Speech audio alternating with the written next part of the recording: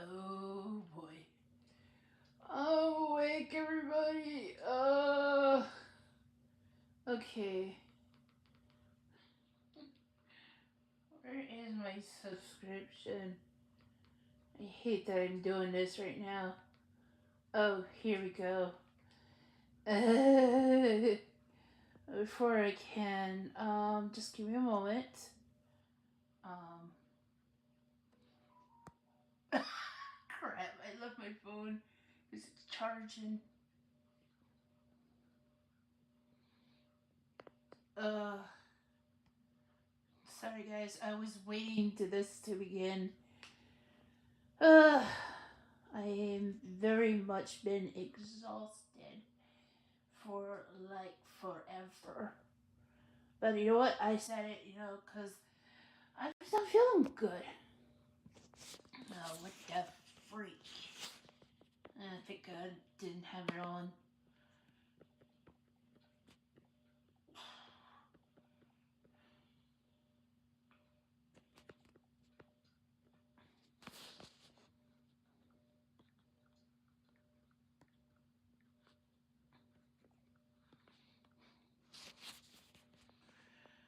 Oh,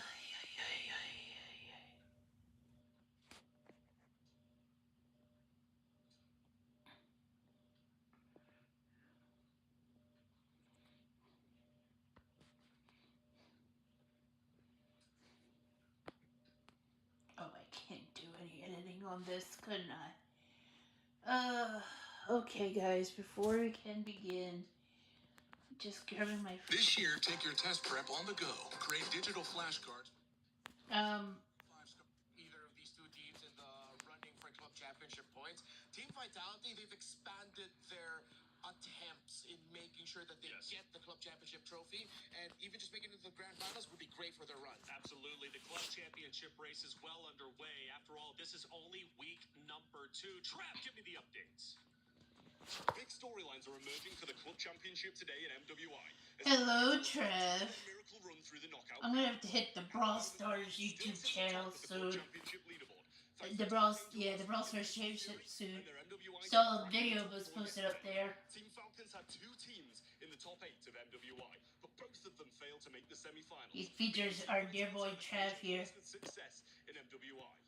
Over in Dota, Team Falcons look to right that wrong and try get to the top 4 today as just one game sits between. I miss this guy casting for Brawl Stars. I'm crazy. I will admit that. I will say that. Oh, Trav, you're such a good dude, no matter what. Still, I miss you hanging out with Eric and Sunny. Probably even Kenny was involved.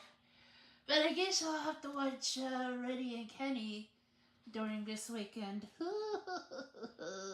After all, we have 2 more days left, but let's take a look at our schedule.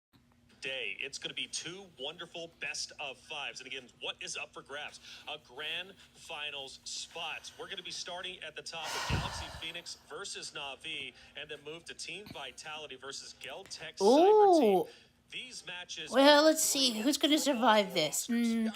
I think Navi and Team Vitality. It's going to be crazy. I can tell. We're in Paris. You're more of a Vitality fan, right? Yeah, okay. Yeah. For me, I'm an Optic fan, a Thieves fan. Do I have to go through a list of who I'm fan of? Opposite. Galaxy Phoenix love to go for the brawls. They're mechanical, and for Na'Vi, it's all about the discipline and macro advantages to play with. I hope that's going to keep our hands nice and moist. No. I should have said that, man. I really do, because when I see the tears, it absolutely breaks my heart, because tears are going to flow. Nobody wants to go on that stage and lose. Yeah, some of the exit interviews I had to do yesterday were heartbreaking. I'm a little bit of a crier myself. I'm a soft guy. Sure you are, these silly boys. You know, you're dealing with women. Women tend to have hormones. Okay? Wow. Was it a little bit sexist? I don't know. crushed in front of you by your opponents. That's right. But hey, for all of you out there, your journey can start now with the Creator Program. And it is a great program. What's up for grabs? All of those things on your very screen. Yeah, that's not gonna happen until I grow my channel, which is stuck. Of course, I'm trying to. No, wait, I have something I released already on my YouTube channel. Let's see. Oh, yes, this one. It's Brawl Stars, but I tried to win the Nori boxes. You should take a chance to watch it. So yeah, I have know where's everything going. I'm surprised that I'm surprised both Team Falcon's female teams got eliminated. And so, and meanwhile, oh, god dang it, maybe I should mention this. You know that Team Falcons has a CDL team, right? Called Riyadh Falcons. They just like they sent Los Angeles Thieves to the lower bracket. I was like, you kidding me? That's it from us. Thanks, guys. Oh, I missed the interview. Oh. If I had. I don't know why I'm doing this. You know, I'm going to say this. If I had a team built out of mostly of women, I just need an org to back us up.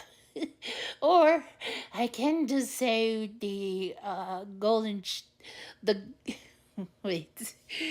No, wait. I was said the wrong thing. The Sunshine.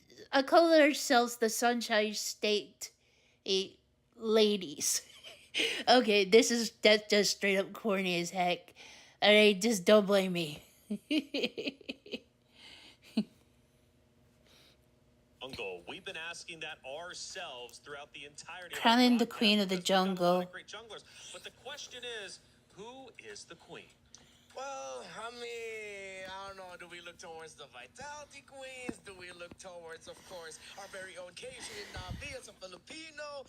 Fa has been fantastic. Kiyoe, the Ice Queen. So many great junglers in MWI. And look, this match is all about who is ready to rise above. Only one team Rise above. finals. Let's hone in. And the stream's going down. God dang it. Navi, who has been phenomenal. Now, Navi comes into this 3/5 of the roster, you know, of course, won way back in the day. They're looking to get back into the championship circle. Have you been impressed with the run so far? I've been impressed. I think I was a bit disappointed at the group stage performances, especially for Navi. You know, dropping a single game, dropping that series against Galaxy Phoenix. I think left a lot of Filipinos wondering. I like this. Navi Philippines are as good as their 2024 counterparts because obviously there were some roster changes here and there. Now for Navi though, it really seems Look like at these girls. run of losing early but then adapting and learning through those So mistakes cute and though. stronger and I don't know. stronger. It feels so weird to say that, but you know, I see those who are cute. That doesn't mean I'm like trying to be weird about this. If you understand what I'm trying to say. First time appearance here on this kind of stage, but then they got better, they improved, they got sharper, they reclaimed a little bit of their old form, and I love what I've been seeing from them so far. They're Oh, a talented roster for sure. They might have started off slow, but that 2-0 victory over Team Ray Young last night was dominant, and they never lost control. It was fantastic. That win was just... They were able to dissect the game of Team Ray Young. ooh, completely neutralizing it, Galaxy and then closing it out Phoenix. so well by Let's just playing see. it slow and disciplined. Absolutely, but Aw, obviously, look at them. Not going to go down without a fight. It's Galaxy Phoenix, and this roster. Oh, by the way, if you guys are wondering, Again, we question. thanks to my me having an iPad, I can zoom in. She's been unstoppable. So kind of Opponent's crazy. playstyle has always revolved around fighting, and as the years pass on, teams from Cambodia Somebody's having a good time. clear with fighting. It's the antithesis of the Filipino playstyle. They're aggressive and they aren't afraid to take risks. It's all about taking risks, right? It's all about living in the moment, playing Dang. chaotic. Sometimes, yeah, it doesn't look like the cleanest I wonder what phones they're playing on. Is it Red phone? Or is it Samsung? Maybe it's time for Galaxy Phoenix. I know it's not. I know it's not an iPhone. Oh, just a dork. So Galaxy Phoenix, though, as an organization, as a team in general, making it to this point, is it a surprise or was it expected? It is a surprise and a pleasant one at that. The Cambodian region has always been so passionate about MLBB and MLBB esports, the competitiveness of it all. So to see their women make it this far, I gotta keep up hitting the dang side. And Miracle, I was hearing that this is now a true dark horse. Oh god, I gotta watch the process of Optic. They met luckily in the first round of the knockout stage. So right now we have the dark horse, Galaxy Phoenix. Can they beat Navi Philippines, make it to the grand finals first, and show the world that every year of MWI it's going to be a surprise? Just Nana got her And I like followers. surprises. Now, Navi doesn't want any surprises today, though. They just want to move forward, and they want a chance at the championship once again. I mentioned the club championship points. Trev did as well. Now, Navi is currently in first place. That is a big deal. Last year, they finished so Navi making it the grand finals not only increases the amount of club championship points Navi will be getting, just being guaranteed a second place, but first place would be, what, like 1,000, which is quite significant for the Navi org. They're banking on this win, but they've got to get through Galaxy Phoenix, the dark horse roster who is looking to make history. And let's face it, they already have made history. Now, winning gets a lot of attention as well. Why is winning such a big talking point, specifically for the Gold Lane? Well, for me, it's because she's literally only played 2 heroes this entire MWI. It's her very dependable Claude, and the fact that her Harith is also great too. We were talking about it behind the scenes. If it ain't broke, don't fix it. It's so dependable, and now we need to find good lord, unlimited. it's an awkward spot. You don't want a bad After you guys won, you definitely deserve it. awkward spot right now for everybody involved, right? I mean, for winning, it's like, all right, if you keep on leaving the Claude open, I'm gonna pick it up. But the fact Good for that you guys. deal with the Claude, pick it I up know we shouldn't show that, but oopsie. that's My gonna bad. be really, really cool to see the drafts here. Whether or not it's going to be full-on winning weak side, play around the jungle again, or will we see finally a winning on strong side pick? And we're about to head to the stage in just a moment's time to get the ladies on the stage, get them ready to go, and then head into map 1. Again, it is going to be a best of 5. We've spoke a lot about Pha, the king of the jungle, and how good she's been. We've been praising her name since day 1. Screaming it out here. Hey, but is she really going to be the queen of the jungle? Let's find out. Hey, the stage is set. We're ready to go. Let's bring the competitors up there. Okay, dude, you're so not welcome. Ladies and gentlemen, it is time for day 4 of MWI. Well. Such a good brother to see you on. Goddamn boy. Sorry, my rude. My bad. Being so rude. In our 2 semifinals matches, it is about to be a movie. Damascus, what do we have today? Hey, look at this. Damascus is Rowan from Fun doing some Brawl Stars stuff. I think I still follow him for that. Actually, I don't know who's going to end up hosting, him or Bonnie. What the? No. No.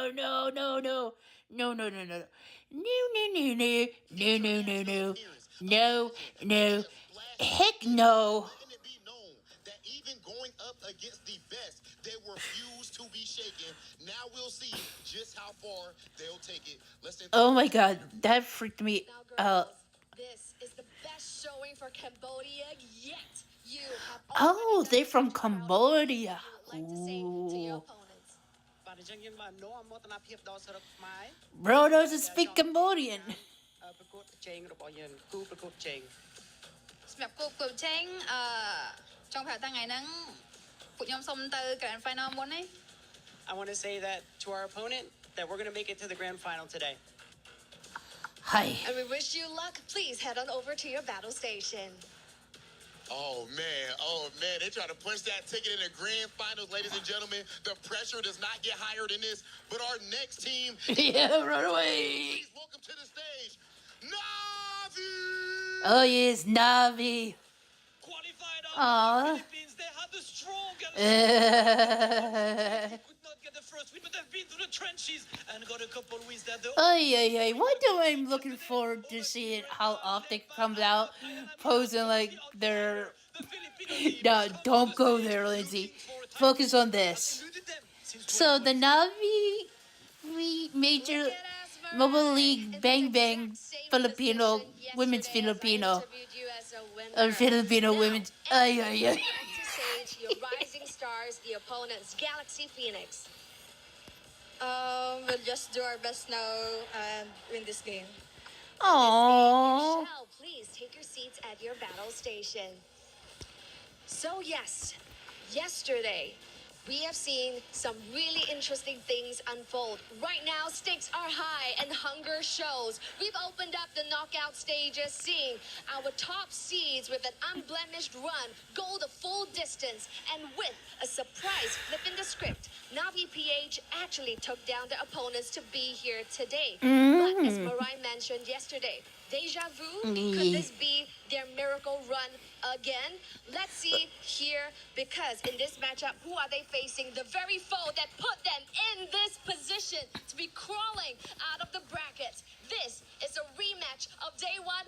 Over to you guys at the casters, and welcome to the knockout stages semi-finals. So good. I see they're getting out revenge. Cheryl, Damascus, Hollywood Rob TV looking phenomenal up there, and so are our competitors. The ladies have taken the stage, and things start to get real. It's the knockout stage. It's semifinals. Winner moves forward to grand finals. The loser's not done just yet, but they won't have a shot at the championship title. Boys, let's break it down even further. We've talked about storylines, Queen of the Jungle, but now let's dig a little bit deeper. I want to talk not Ayanami, who has been out of this world. She's a phenomenal competitor, and from what I'm hearing, she is her.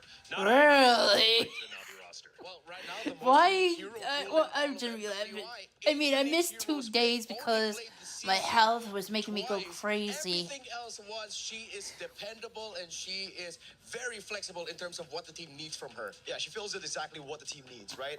Yesterday, they needed someone in the XP to deal damage. They wanted to play utility jungle just to take away from their opponents straight up. They are able to understand, to read the game so well, and it just takes away the weapons from their opponents. So right now, I think finally, they get some time to read Galaxy Phoenix. The first time they met, it almost felt like it was a Na'Vi from last year. Oh, yeah. Up against Game and Gladiators, where they lost as well, where they just weren't expecting some of these weapons to come out. Fully aware of it, now that they've gone through those reviews of the VODs, I think they'll know exactly who to target. Fa on those assassin jungles, and maybe punish Winnie on that hero pool that we were talking about. Yeah, I got to throw. Maybe I should talk look into K- playing K- Mobile Coach League Bang King Bang. Salman. He did admit that the ladies did have a bit of nerves during day number one, and after they got through that, they regained their confidence. It was like that moment from The Lion King, remember who you are. And they remembered who they were.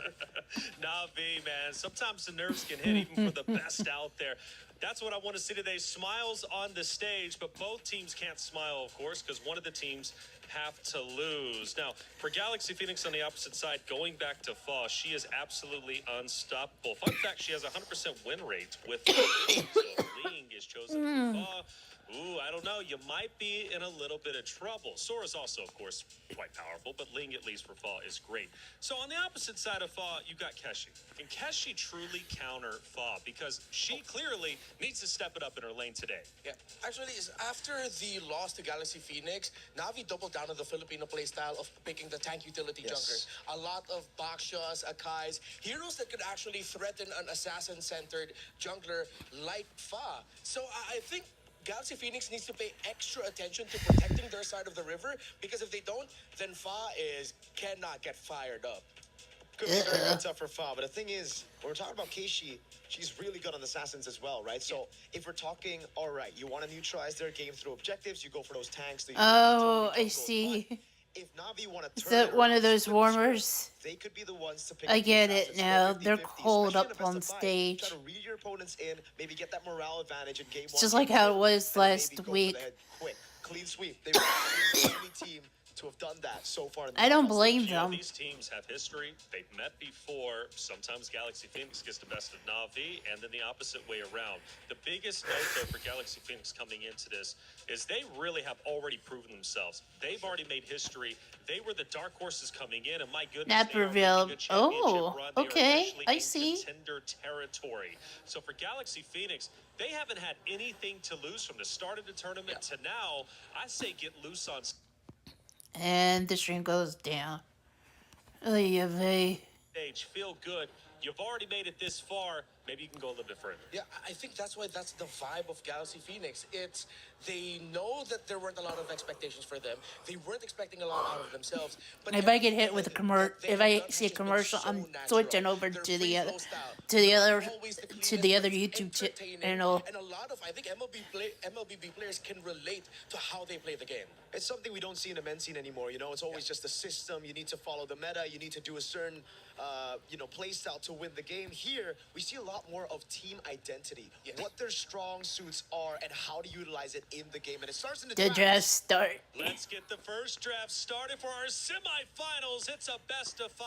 This is just map 1, but nobody wants to fall behind. You want to dominate your map 1, end up ahead. It makes you feel a lot more comfortable. who's Trust me, doing what? especially if you don't have to be forced to come back. Boys, let's break it down. All right. Firstly, Flying Clouds.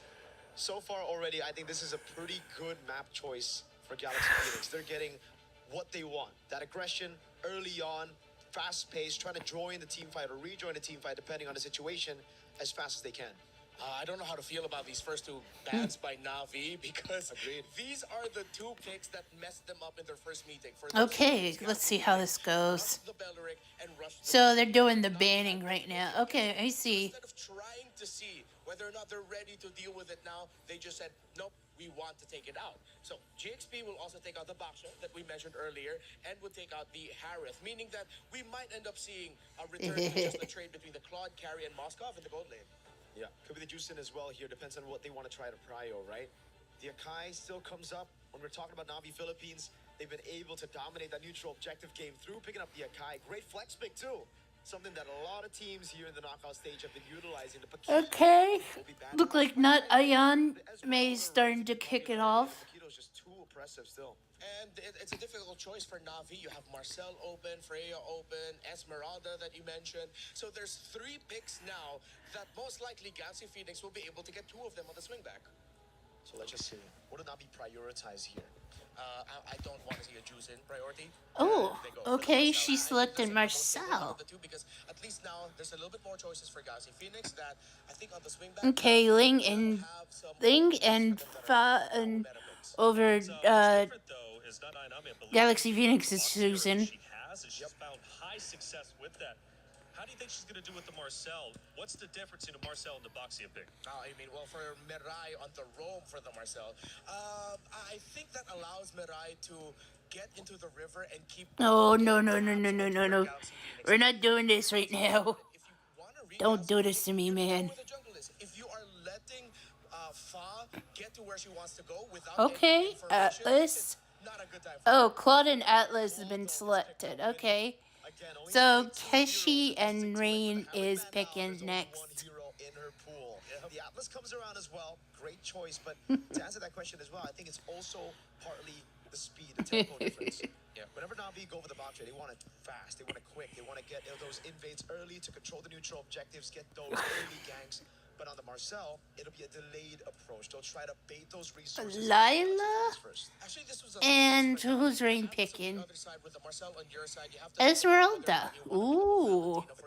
Just so you can get that utility. Okay, Sophia's picking. To give the golden hour to Galaxy Phoenix if they want to pick the Valentina. So they said, you know what, let's see if we can give it difficulty at the center of the map. We'll pick up the Lilia instead, and they get the power pick of the Esmeralda. And I understand it, on the Valentina, you deny it away from Galaxy Phoenix, you don't give the golden hour away, you get a Fatal Links to play with as well. So who's Sophia's picking? Right now, it's all about survivability. That's why they build on the Marcel. They're doubling down on sustain, on delaying fights, and playing the long game. Just because they know the Galaxy Phoenix tendencies, assassins. Yes. They want to go on assassins. They want to get in, get out real quick. If they can lock them down in the team fight for a long period of time, this looks like the comp to do it. Uh-oh. No junglers yet for either side. Let's see if Galaxy Phoenix No, can get here. And yeah, they do. Akai. Akai. And might not be the best pick right now. I feel like the Valentino would have been much better, even though the difficulty would provided the roam mid. I like the idea that Okay, they have the golden hour so with them. That guy could have been something now else, it's but let's being see. banned. So going so far, from what I'm understanding, the side of Galaxy Phoenix, they want a quick game. They want to finish this strong and fast. Now for Na'Vi though, they're okay with postponing. Yeah, they're keeping it doing low. They another wanna play the ban. slow game to So I counter guess the the aggression Tillies of have to Galaxy choose Phoenix. two Now, more. for the last two heroes to be picked though, could that change up? It could. It really comes down to picking up the CC in the XP, but the thing is, Na'Vi were the first ones to do it, right? We see the Marat's getting banned out as well, just taking away from Keishi. It really feels like they've kind of swapped their playstyles. Galaxy Phoenix now have gone for the early approach, going for the neutral objectives with the Akai, and I agree with you, Redmar. I'm not a big fan of these picks, not because it doesn't work, but mainly it's because it's just so not Galaxy Phoenix. Yeah, there's something about it right now. It's like, are you trying to show them that you can play the same playstyle as them? But that's going against how you made it so far here in MWI. You showed off your own playstyle. But also, is there a chance? Hey, it's semifinals. Grand finals is right there. They're knocking on the door. Have they been holding out this entire time? I think if there's a time to show it, it should be now. It's a best of 5. You can come into the series slow. So Go in guns blazing with your set picks to try to maybe get a win on some of the uncomfortable picks. You know, frustrate your opponents, deny some of these win conditions away. But again, for Na'Vi, it's the CC ban straight up. They do not want this Esmeralda to lose out on the lane. Yeah, and with them taking that out, the gold lanes for Rian are slowly getting taken away. You still have the carry available, seeing that there's an Akai on the other side. I think Na'Vi has to consider banning out the Farsa of Sophia. That was one of the picks that gave a lot of difficulty. But then if you're going to be stuck with a carry, you have to consider, do I also ban out the Eve? It's a pick your poison type of deal, whether it's the Eve because it's better for the team fights or Farsa with the overall map presence. It's Na'Vi's choice, really. I'm thinking Eve right now. They need to get that carry, man. So many tanky boys here. Up for so many Now, tanky Valentina instead, boys.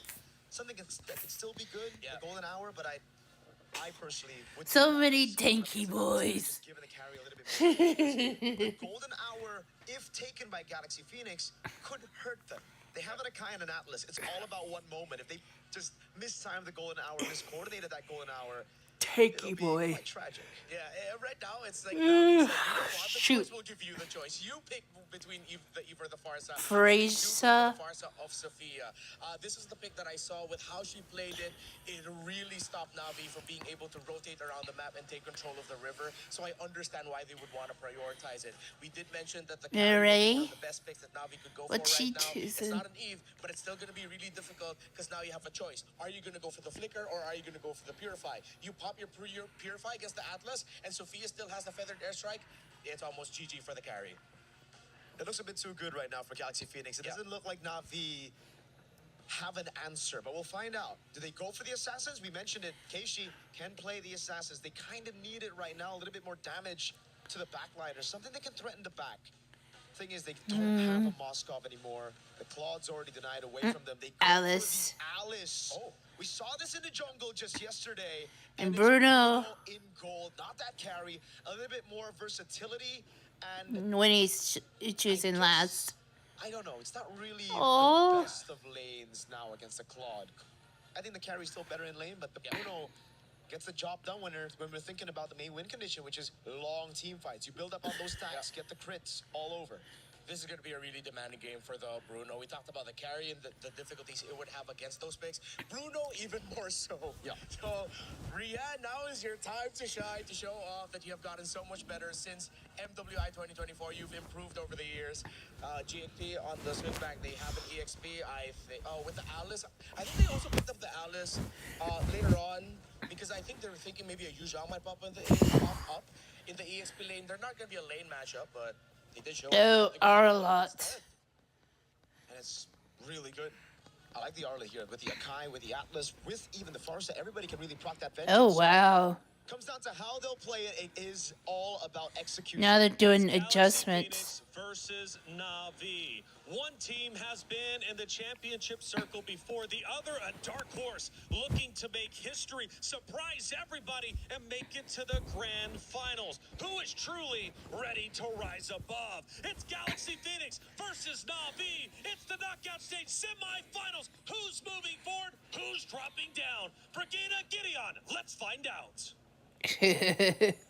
Thank you so much, Reflections. Here today, MWI is going to continue in the semifinals. Is not going to disappoint here. wow. Kicking off this best of 5 What the heck? immediately right from the get-go as we head Jeez, on I into didn't the expect land of this. Dawn to show you who is going to be the best. Both competitors have been set up perfectly by our studio, Brigida. And I don't know about you, but I was leaning over to GXP with their performance, and I know you're leaning into Na'Vi, but one of these teams are going to go home. I really want to say I'm leaning into Na'Vi, but based on the performance that GXP has been showing us, I'm just pretty sure that this is going to be a tough task for them to overcome, to make it back into the grand finals. We're taking a quick look at the emblems right now. Definitely, I have my eyes on the Farsec since we don't see it a lot, but this is looking like a very aggressive type, because even based on the flight paths that Sophia's been showing us on the Farsec, there are just times where she plays it so aggressively, and that's nice to see.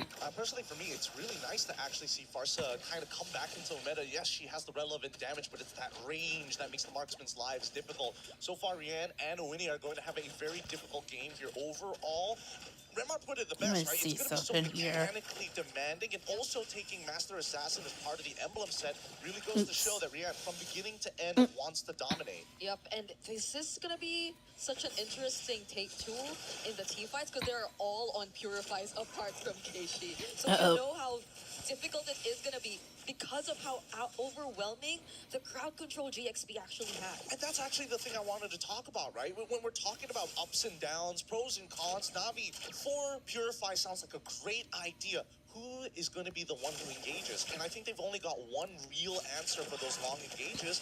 But first, as we see, level 4 about to start, I want to see whether or not Keishi can back her up, because you're going to need not Aya and Nami to join in on those engagements if they want to play the push and pull. Yep. Because I think even the panel mentioned how extended team fights would be the go-to for Na'Vi. Just want to see something before I even allow that. say anything. They tried to steal away that orange camp, but they don't actually take it away from Fa.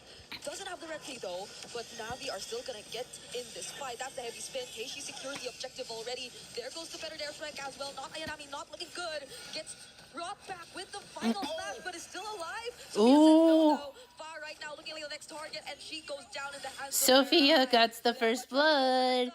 Let's go. It seems like Na'Vi have somewhat equalized the kills in terms of that fight. So close, yet so far. Sophia finds the first trade, can't get the second, keep them in the profit zone. Right now, we're back to the neutral state. It's kind of crazy to see this, to say the truth, tell you the truth. Exactly what we were expecting, especially since GXP are the ones, hey, we have to be... I mean, when I play Call of Duty Mobile, sometimes I go for the first blood. We were asking if GXP were willing to take that on, because it seemed like they were very ultra-liant. They had to really wait for those setups, those timings. But Na'Vi, even before the objective, really tried to force a reaction. Let's see how this goes. Visiting that orange jungle cap. So now we see the rotations from GXP, but Na'Vi, I think the way they've been managing their sides, they won't fall into any traps that GXP will be setting up anytime soon. Well, not yet, at least, because so far, I think GXP has also understood, you know what? As much as we want to be the aggressors,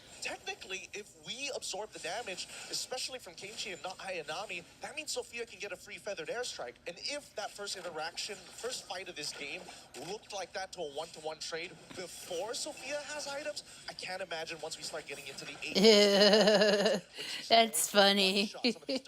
I like the emotes they use, and just pray, just please. Hope that it doesn't the lag. turtle will spawn in That's gonna 15 be, I think, the seconds. biggest problem if Na'Vi decides to switch up their playstyle a bit and decide to play around just creating space for Rian to either find the objectives and the targets, because really, honestly speaking, I think it's just Rian who could pull off all these structured takedowns at this point, looking at their lineup. I think it's really difficult as well to deal with not only the Akai, but Uh-oh, turtle spawn. Let's see who's go. Oh, really? Out of awkward scenarios. But unfortunately, Okay, let's with see. the Atlas, it kind of gives It you looks like the advantage. Navi's So now taking you the have a choice of advantage. battle spell options. But we see the fight now starting to There we go. progress. There goes the Galaxy Phoenix. Keshi got the turtle slain from Navi. To be there. GXP are just trying to run away, but Fa doesn't find that route. That's exactly what Navi wants to do. Break them apart. Make sure that they don't Yeah.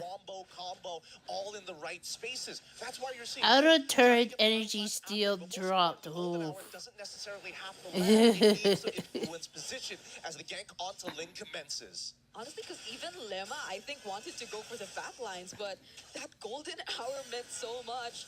Ling against two really tanky members. Can she actually handle this? There goes the stun from the feathered airstrike, but Keiji might go for the chase. Doesn't care about the feathered airstrike. Ooh. Touches the throne of ruin. Yeah, really unfortunate there. But hey, you know, Alice without that flicker can't make those big plays just yet. But here comes the re-engagement from Ayanami's side. So far, Sophia has been doing some phenomenal damage in the early stages of the game. But look at really? He's been stuck up here for a while. Somebody needs to cover that. And Lemma has been struggling so far to just actually get those targets or even just be a bully overall as the Atlas, because Mirai has been phenomenal as well. I think this is what you expect when the Marcel is open, which makes it really annoying at this point, and surprising to see. Actually, the first turret down bot has been already taken down, so this might allow Navi to move a bit more around the map. No. Casualties like that take place. Look, the casualties are going to keep on coming here. They even drop. Oh, they pull it back with a fatal links outside of the golden hour. Oh, another turtle's being spawned in. Because with 10 seconds left on the clock, the turtle is going to show up. And right now, if Keishi can steal it, that's great. But I don't think this is a contestable scenario anymore. Just as we were talking about how they could move a bit more around the map, Turtles spawned in. First to move and anticipate that rotation and switch. Destroyed. As well as not Ayanami. What better way to set up for this upcoming objective? But Keishi as well will be nearby. Oh, the Purifies are already out for Mirai alongside of Rian. And now they're going to 5v5 once more. All right. Not Ayanami trying to zone. We don't see the setup come in from GXP just yet. Lemma with a perfect pair. But there goes the final slash onto Mirai. What about the turtle? Coming in from Keishi, just going straight for the back lines alongside not Ayanami, forcing Sophia and Ling out. Range is trying to deal with the fronts, but not Ayanami. Oh, a killing spree. Oh my god, that's hilarious. No, I don't left this in real life, but this is just for a game. In case you guys think I'm nuts. I'm the only one who can actually stop the feathered airstrike. Somebody else needs to be in position. Well, the turtle's been slain by Fa. So GXP making a high-level decision. If I just break the ankles of Mirai, live from Paris. Ayanami will have to reveal themselves because unfortunately, Alice, very linear hero. You know exactly when she's going to engage. Yeah, there was nothing stopping GXP Sorry. from staying in the fight, but they already popped that Purify from Mirai. And it's not like they had enough time to reset as well, because they had to deal with the threat of GXP just going straight for the objective. But this is a very fast rotation. Let's see what's going on. Not Ayanami and Keishi sense it, but I believe that'll probably create a bit more of space for Winnie, who's kind of struggled here in the bottom lane for the longest time. Yeah, but at least, you know, in terms of EXP, she's not too far off, right? They're still level 10 to level 10. I mean, obviously there is a death in the end, but on that top side, they're not slowing down. Navi's using the macro well and even making sure they're soaking up EXP in the mid lane. Oh, the damage coming in from Winnie is actually starting to hurt. Feather's in the face! Right in front of these members of Navi. They were very unafraid to actually show themselves like that. Yeah, I mean, it does mean that not Ayanami has to go for a recall here, but they can look to recontest the position. Now, in the mid lane, we see that at least from Rian's side. And I love the fact that they're trying to show information in different ways. Like, oh, hey, we actually want to put a lot of focus. Wait, hold on. Was that the final slash already being used? No, Ling still has it. But there is going to be a moment sooner or later where we're expecting GXP to start attacking structures. And the one that I'm looking at, mid-tier 1. That's such an important turret to get rid of. Yep. And it's such a big problem for Navi. The way that Sophia has been untouched despite all their attempts, despite Keishi's attempts, and unknowingly GXP taking advantage of that to also cover other areas across the map. So it seems like Navi at this point, you don't really know who your attention should really fall onto. Is it going to be really Winnie or Sophia, who's been winning out huge on this early game and been very dominant in terms of her Lord playstyle? spawned, Because as much as so Mirai what's gets the going on? information, she's just too well protected Okay, on the I card. guess everybody's too I have busy to agree. fighting. And they don't really have too many ways to kind of break them out of it. I'm trying to think of what would the order of the fight look like in order to get an upper hand against GXP. Either to get massive value out of Keishi, but I think for now it's up to Rain. And if Rain gets blasted every single time by the Feather Airstrike and forced to fight early, it might not necessarily be good. Oh, this engagement! There's no golden hour left. Uh-oh. GXP are just gonna go for it. The heavy spin hasn't been committed, but the Throne of Ruins does too. Ling falls down. The Expulator is gone.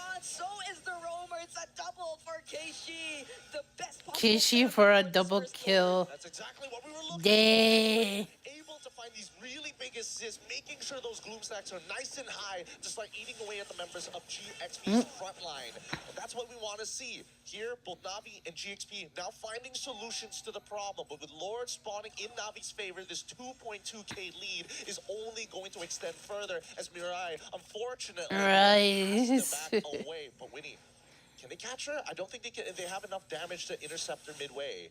Yeah.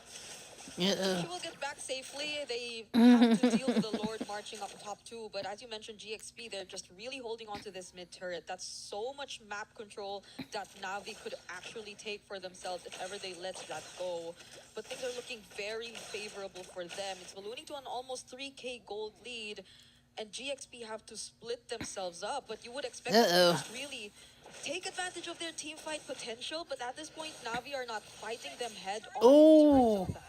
Yeah, I think this is pretty good from both sides. GXP doesn't have full information of where Navi is, so they're trying to probe and prod around to figure out where they are. And Navi purposely denying them that information, hoping that Sophia tries to use a feathered airstrike in a predictable area to clear those waves. Now GXP looking to take that space back in hopes that maybe Navi's just a little sloppy, but both sides are very, very clean. They back away nicely, and despite the scoring 4-5, a 2.9k lead is pretty good for someone like Rianne. Yeah, it's a bit more time for you to expect GXP to actually be much more equipped to fight back against Navi. I think earlier on, though, we saw Winnie sort of already start to shred majority of the HP from Keishi and not Ayanami. But the thing is, they don't really have enough time over to Winnie to just deal with these targets one by one. If she ever does go in with a blazing duet, she has to be sure that it's perfect. But Navi are the first ones to go in. The heavy spin catches Mirai though. There goes the vengeance coming in from Ling. They try to take them out one by one, but Keishi, does she go in with her response? Another final smash coming in. They drag Keishi back under the turret, but it's actually Mirai who finds Really? Tower damage is 11,000? Jeez. This isn't Jeez. over just yet because Fa's going to be the next one to fall down here with not much of an issue overall. This was how many flickers? 3 flickers. The Fatal Links comes in. Final Slash is going to pull them under. I don't think they're good. Oh, wait, hold on. The Feathered Airstrike might be good for something as they walk out even with Okay, she got a double kill. the damage from Sophia. But is it gonna be enough? But No, not yet. abilities, They need to get to the mid. They need to get to the side. too much to deal with. Sophia just using the wings by wings to move around. Ling trying to go for a re-engage, but that's gonna be Keishi immediately making her way out. All right. So the mid lanes are actually playing a significantly huge role in this game. Rain making sure those front lines wanting to do the exact same thing Sophia does without having that same backline threat. They're attacking Lima. They're attacking Fa. If Ling walks up too far, then you know they're trying to go for a Lord full-on spawned. engage. But let's look at the items because again, Ling playing with the War Axe of all things, trying to make sure that she's more of a bruiser in these fights rather than a dedicated tank. But on the opposite end, the infinite scaling of Mirai here, man, that Thunderbelt is going to stack up fast. The Rose Gold Meteor even for Ling, like the way she's just probably after those setups and being one of those members to dive in and be in their face, but Navi are trying to already poke down this Lord. The waves up top too have to be dealt with. Oh, but Fa actually finds one.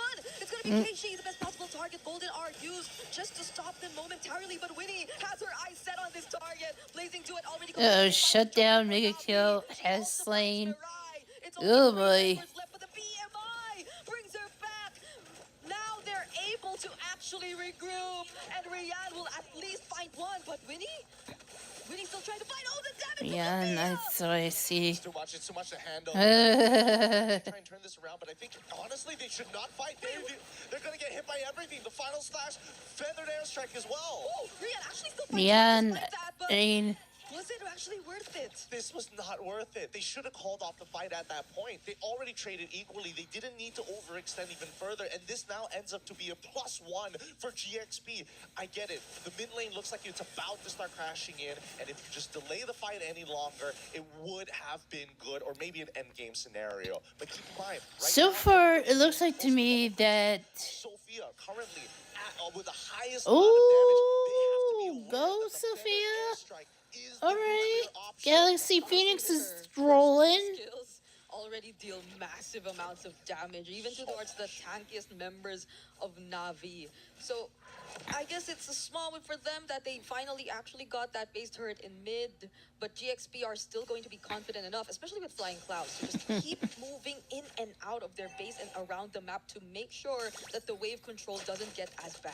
Speaking of wave control, we can already see that GXP, they don't want first position on this Lord. They want Navi to sit on top of it. But this allows Rain to actually start setting up those gloom stacks. They're rushing it fast. 5 makes the attempt. Oh, can Fa actually make it in time? Though Heavy Spin already committed, and she does! The Retribution, the Lord falls into the hands of GXP. Fa's got the Lord stolen. Uh-oh. It's finally a shutdown, but Ling takes down not Ayanami. Keishi's a bit too tanky to be dealt with, and Ling is just trying to run away and survive. Yep, that War Axe is coming very handy here. Look at the spell vamp. Keishi now, once again, is going to try their attempt to slow down these waves. It's a wet noodle fight. Oh boy, it's a wet noodle fight. A wet noodle fight, my dude. I don't know why you would say that. Been working on the outer turrets that are left. Oh my god. Well, we did expect her Too to make it funny. out of that. She just walks back to the turret, but they still have a Lord to deal with, and possibly GXP could really even out the map control at this point. Yeah, I'm pretty interested to see the items in just a little bit here, but for now, GXP just maintaining control. Full item build here, and even boots being sold by Winnie. Wants to get the extra little bit of power with the wind toss. Uh-oh, here comes the Lord. But interestingly enough, we're seeing that Sophia actually opting to go for a wishing lantern here on top of everything else. I would have imagined that the lightning truncheon would have been the go-to, noticing that I don't see any Athena shield, just radiant armors, maximum, or oracles. Definitely destroyed out. Waves coming in mid. But Navi 2 are prepared to take this on. All purifies will be available, but the feathered airstrike is already enough to zone them all out. Fortunately, their wave clear seems reliable enough because they have the Lilia, they have the Bruno, so they're able to push GXP out and they don't get any base turret. I'm surprised that they didn't want to try and force something. Their composition with the Farsa is particularly good at sieging against their targets, right? They can just kind of push them away, maybe, have Ling stand in the corner and make it look like, oh, I'm you guys back into the team. Just their presence alone should make Navi nervous, right? Or force the action out of them. Yeah. So far, at least two, I think Navi. Let's see. Don't really get to Damn. Galaxy. In the sense that it's more Galaxy Phoenix went completely crazy because of the Lord they had to use after getting him. The game, that might be a bit of help because it's either they just really want to block off certain entry points or want to add to how they don't get to further chase, which I feel don't make it as targeted in terms of approach? I think the hard part about it is because before this we had like multiple outer turrets, so it's easier to kind of like funnel them into the jungle. But now that we have a little bit of a free form on the map, GXP, they want to play their traditional front to back while still having potential flankers like Ling. Navi, on the other hand, I'm not so sure because Mirai's position is very flexible overall. They don't have a dedicated anchor, and I think the closest we can get to that quote-unquote dedicated anchor Lord's been is spun them, again. because even Rain with the black shoes, where are Who's they gonna go end up? fight Right for next to him? Yeah. So Looks except for like this next objective, Navi I might believe be. This is an evolved horde. Can't believe we're almost 20 minutes in. Hey, these girls, they don't want to lose just yet. They want to show the best possible performance in a best of 5. You have to, especially as you're already in the semi-finals. So we'll see how they deal with this. Waves definitely have to take priority first, especially in the far lane. But Keishi and Rian, I think they will be trying to start things off a bit. They don't get a bit of vision for not. They're forcing. Is that why they're forcing everything now? But Fa is starting to feel a brunt of the damage. Gets caught into Golden R, but gets to walk away. Mirai now has to purify out, but Keishi as well as everybody. Oh boy. Time to clean house. Let's get rid of a Galaxy Phoenix player. I think that's what's going on with Navi. Oh no, they missed out the opportunity. They forced it a little too hard, and now Ling will try her very best to just delay the fight. Oh, and they managed to find a trade on terrain. What the heck? From Ling, now 1v2. Doesn't get to spot any minions, has no choice but to walk. Will she use the vengeance of the Lord? Sophia repositioning out, but Rian has 2 minions by her side. Keishi will be here too. Immortality already blown. Mirai goes down. They don't want to risk it. Oh no, she just shoots her cooldowns. The next wave is already here. It's too late. And now it's Navi taking game number 1. Ooh, Navi got the first victory. Man, this was a high-level game, both sides. Map 1 goes to Navi. Everything into account, from movements to body language to Navi, most importantly, I think Filipino women's. Purify timers, how long they actually are. Even if there are 3 seconds left on that cooldown, you can still force that fight. It's moments like these where the lines get thinner and the level of execution must. Yeah, that is a victory for those girls. After a very unexpected run, now the momentum really seems to be The on their replay. side. It really was good. Personally, for me, I don't know if any one of these teams are going to need that extra motivation, that extra push. But this is only our very first game, and it's this intense. It's only going to heat up from this point onwards. We're going to be throwing it back soon over to our studio, as our ladies are going to have to go back to the drawing board and figure it out for game number 2, right after these messages. Yep, that's fine with me.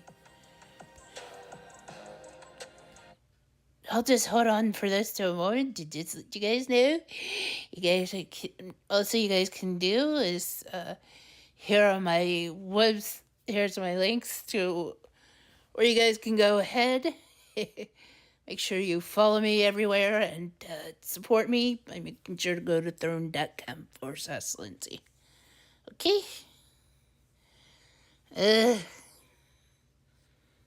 So hopefully that would work.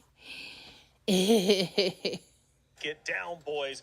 Bryn Mawr going into it, the hero selection was a big talking point, and we knew that they were differing styles. Now, on the one side, for Galaxy Phoenix, they wanted to go in hard and heavy. They wanted to fight aggressively. For Na'Vi, though, they were okay with things being a bit slower. How do you think it worked in execution? Well, it worked out well for Na'Vi early on, but again, because they got their comforts in the Farsa and Claude, I'm talking about Galaxy Phoenix here, they still looked pretty much within their realm of comfort. It's just that you can see the moments where they miss the explosiveness of Fa, something that allows Fa to be a little bit more of a damage dealer and a carry. Yeah, that's why I'm going to go with the opposite round and say Galaxy Phoenix, it really looked like it's just not a composition they're comfortable with, right? Because, all right, we do have some components where they're doing well with. Winnie on the Claude, obviously up top as well, but Fawn the Akai, not even a neutral objective win is, I think, a big miss for GXP. Well, a lot of great moments throughout. And there goes the stream again. first moment, and this is right before the Lord. The first Lord ends up spawning up, and we have an engagement between the two. You can tell, obviously, it's very close in score, but at this moment in time, I believe it's Galaxy Phoenix with a slight lead. Yeah, again, the way that they initiate, it really seems like they're trying to build an opening or get an opening for Fada to walk up. It's still that. It's still that storyline that we have to go back to. And I think right now, even GXP know that. They are starting game number 1 in this best of 5 with a gamble. Can they utilize Fa on the utility jungle? Because if it worked, now it'll create a lot of confusion for Na'Vi. Now that it didn't, they have to go back to the drawing board. I think Assassins again. Renmar, let's take a look at our second moment from the game. This will be the Yay! second Lord What to the take place. heck? Well, GXP was able to start it off well here, but this is where Rian was given a harsh reminder of if she does not watch her positioning and the formation of Na'Vi is too tight around their Bruno, it's so much easier for GXP to fight into it and find their targets. Rian needed to go down in every team fight that GXP fought, and in that moment, that was crucial because What the Na'Vi heck? didn't watch their footing. Bro's For the taking third over Lord fight. for the This is what boards. set It's Na'Vi the up for a videos. victory. They Oh go in hard. boy. At first, it looks like they might be in trouble, but then they flip the script. And this is where I think I'll be, I'll double down on the statement that I think Fa's just So weird. uncomfortable on this pick. She starts off with a heavy spin so early on, instead of just playing around the neutral objective. We get to see a pattern here and there through the 3 clips. GXP, when they win, they go in straight up. They get all their damage onto the right targets, and then it's done. If at any time Na'Vi are able to prolong these team fights, utilize their sustain, it's GG, especially with the Bruno in the late game. Well, Renmar, we take a look at some of the stats from game number 1, and it starts to tell the story. It was a long one, 20 minutes, right? But it was Na'Vi just edging out GXP. So one thing that Na'Vi needed to get right with her team fights is the placement of Aya Nami. Look at her damage taken, almost 200,000. That's because she's the one trying to disrupt GXP's formation, because Keishi and Mirai are staying back alongside with Rain so that Rian is well protected. If Aya Nami was a little bit too close to the team, that's what we saw in Lord number 2. It was easy for GXP to break them. But as long as they get their 2 separate Jeez. fights, Aya Nami in the back, the rest of the team with the Bruno, it's all good for Na'Vi. Yeah, and I think if you just look at the numbers, you look at the damage taken numbers, and it's like, all right, pretty similar both sides. The thing is, though, on Na'Vi's side, they have an Alice, an Esmeralda, Whoa, and a I Marcel. see. All these heroes can go back and forth really easily, regenerating all of their health with just a few abilities. On the other side, it's not really the same case. GXP on the Akai, the Atlas, once you get... There goes the Once you get chunked, once you use that big stream research, again. you're out. Have a standout player here from Galaxy Phoenix, a 10.88 KD. To me, coming from the games that I come from, seems hugely impressive. 50 kills, I assume, coming out not only from this game, but also multiple games. Yeah. So Galaxy Phoenix clearly has a top slayer. Yep, that's Fa. Fa needs to get back into the high impact heroes. Agreed. The impact of Akai is different, but that's more of a Filipino play style. That's right. Well, Moonton is doing a lot right, and MLBB has been ignited on the stage during the MWI. The most talented ladies have been competing, but that's not all happening at the Esports World Cup. Nope.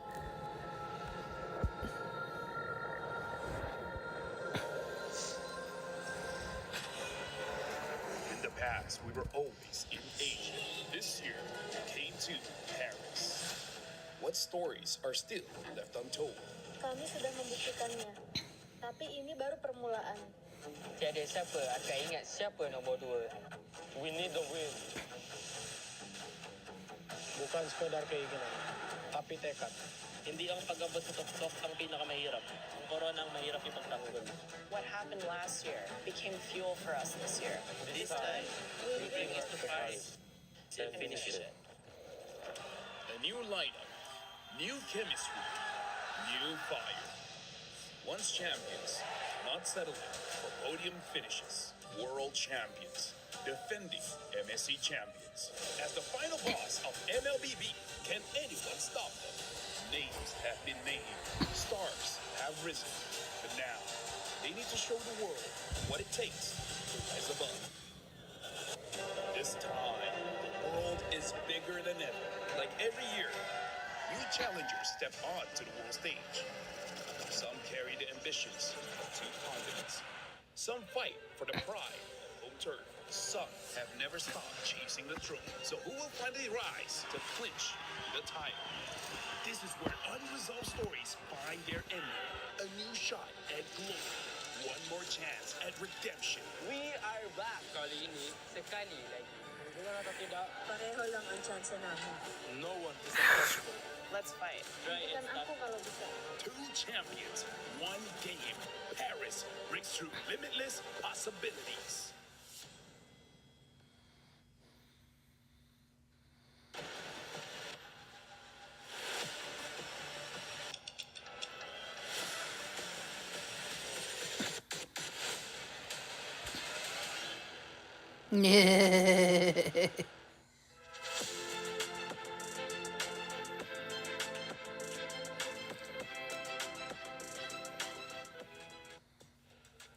Like I said, the Esports World Cup, we have a lot happening. This is just the first for MLBB. The MWI has been electric, and we are nearing the end. Tomorrow will be grand finals time, but you gotta get through your matchup respectively if you want to make it to the grand finals. Who's it going to be? Right now, Na'Vi currently has a 1-0 lead in this best-of-5 series, forcing Galaxy Phoenix to answer back.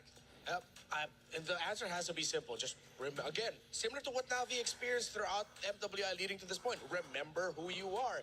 I don't mind if a team tries to get out of their comfort and tries to do something different, because you need to show that flexibility, especially at this point. But it felt a little bit too far from what they're used to. But Miracle, honestly, even though their hero selection was too far from what they're used to, speaking in regards to Galaxy Phoenix, I felt that game 20 minutes long. It went a bit back and forth. I still felt they did incredibly well. So if they go back to their bread and butter, I think this matchup could be very difficult for Na'Vi. I think so too, because the way they did it, the way they flexed that hero pool of theirs, they also did it in a way where it denied a lot of the big picks, like the Akai away from Na'Vi, who, again, have been thriving around these Akai picks, these high-tempo, early-game compositions. Thing is, though, Na'Vi know how to adapt even with the Assassins. I think they're coming into this tournament thinking about the Assassins already. So if we can see them go and improv their way into a Game 1 victory, having their picks denied, I think they'll do pretty well here, even if Dangerous grass. those Assassins. We go from Flying Cloud now to Dangerous Grass. And it is going to get more dangerous if ever Galaxy Phoenix does decide to go back to Assassins, and if they tweak their drafting priorities a little bit. That Atlas and Akai pick, I love it, but it felt like they were just trying to block off Na'Vi from being able to get something that they want instead of playing around what they want themselves. Again, it's not the worst composition in the world. At the end of the day, they still got their comforts in the Farsa and Claude. They allowed Ling and the EXP Arlot to do what she does best, but that little missing sauce actually ruined the dish. Exactly. It's not that it's a bad composition. It's just not GXP, especially now in MWI, where we've been talking about how each team have their own identities. I think we need to stick a bit more to that, especially now that they're behind in the series. Na'Vi, comfortable, banning out the Marcel, knows it's a crazy pick to let go. GXP, they take away the Phobias and the Baksha, so it's more on the same kind of page. They still want to take away these early game dominant heroes from neutral objectives away from Na'Vi. Seems like we're going to be getting a potential rush for either a Paquito if the Esmeralda's gone, or a Freya for GXP, which would be a little bit more towards the GXP playstyle for Ling, although no Freya game just yet for her, but if I'm not mistaken, it does constantly get banned out by their opponents. So the Guinevere gets banned out again, Na'Vi. Wouldn't be too surprised if they even ban out the Beleric together with the Guinevere, but I think at this point it's okay, right? You can let one through. You've already banned one of the other main components. The Harith gets banned out, and honestly, this might be a GXP first pick Claude, knowing that usually when they do this, they need the Claude to be picked up. If they don't go for the Claude, I think Na'Vi are going to be very happy taking that away from Winnie, who's only played Claude and Harith. The Beleric still gets banned out by Na'Vi. They just don't like Lemma on these kind of ropes. It's a great playstyle for GXP as a whole once they get that Beleric.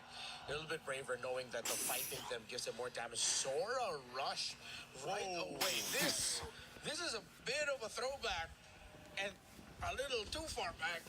Yeah. The Sora first pick. It's been good so far in this tournament. Yes, it has been. And at one point, it had So 100% Ling win chose rate Sora. yesterday until No, it's Vitality not shut that Ayami down. and But Ling with Keisha Sora picking. could be pretty deadly. Excuse me. They can have, I mean, plenty of answers to the Sora, right? They can go for the CC and the XP wins out in lane against the Sora. They could go for the Arlet that does well against the Sora, the Paquito as well. But Claude's been chosen. The Claude Then from Winnie's hands, and you Keisha ask the question to GXP, what does your gold lane play aside and from the Claude and the Lilia. Parrot that you Lilia, banned yourself?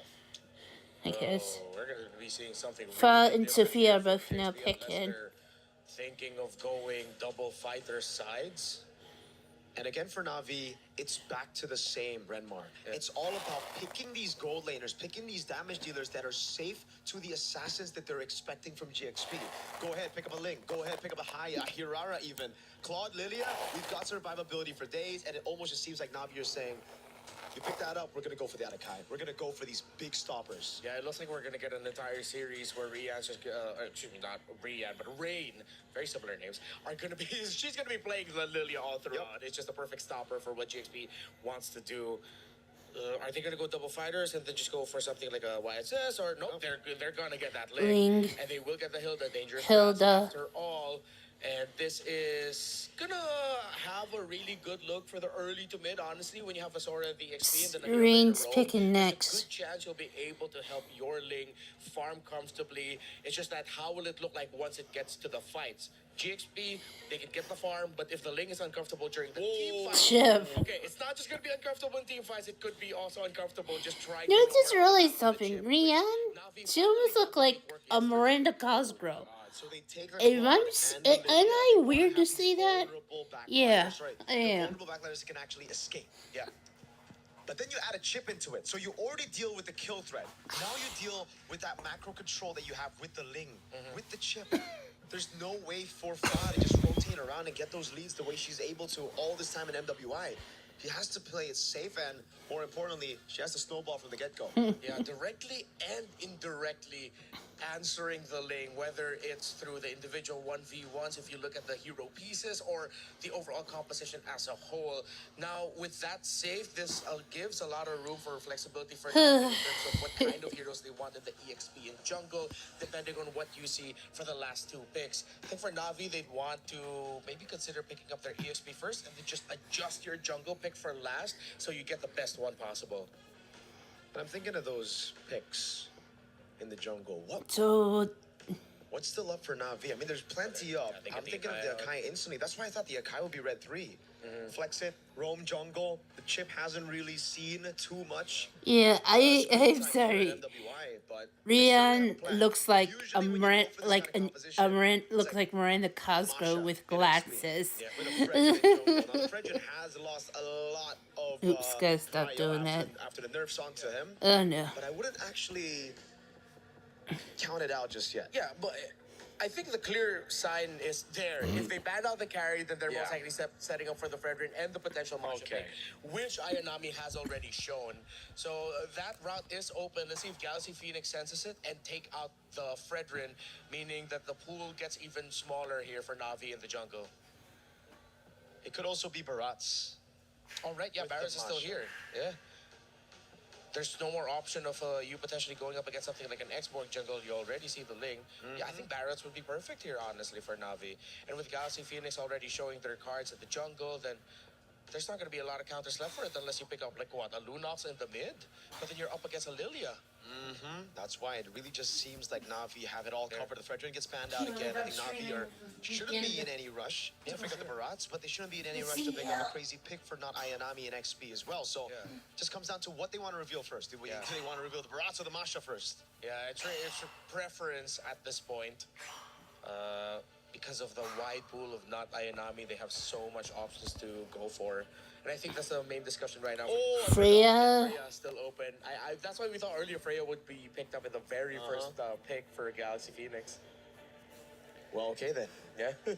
I wouldn't even be too surprised if they just go Bruno's been and picked pull a crazy Leomord Freya. It's been a while since we've seen Leomord. by Winnie. Those nerfs has hit him, but with this And kind of Lima, composition, she needs to just go pick. all in. Leo Freya, then you add the chip there. I think if you want macro, would I be too mad at the low you pick right now for GXP? Team fighting wise could make it difficult once they get out of the chip portal. Plus the Freya's there for the constant pulls. They go Selena. for Sophia on the Selena. They ran for comfort instead. It is very mechanically demanding to make this work, but it's one of those things where if the arrows hit, it's great. If the arrows don't, kind of GG. I wouldn't even be No. too mad if they just run So it back Rian's on picking. the Alice jungle again. Yeah, that could work out too because of the very dive, very close to mid-range nature of the composition of Galaxy Phoenix for team fighting. Alice, the Throne of Ruin, is going to tempo of the team fights that could give them for their Claude and their Lilia. Yeah, just lock them down for the AoE damage that comes through. And it's the Bowman. Oh, Bellman?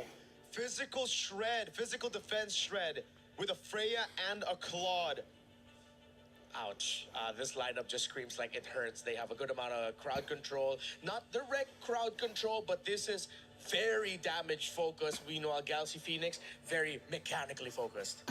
Ooh, I like the sound of that. Mechanically focused, the underdogs must once again fight back to protect their tournament life. They've still got a bit more leeway since it's a best of 5. Not much if Na'Vi can take this next map and lead 2-0.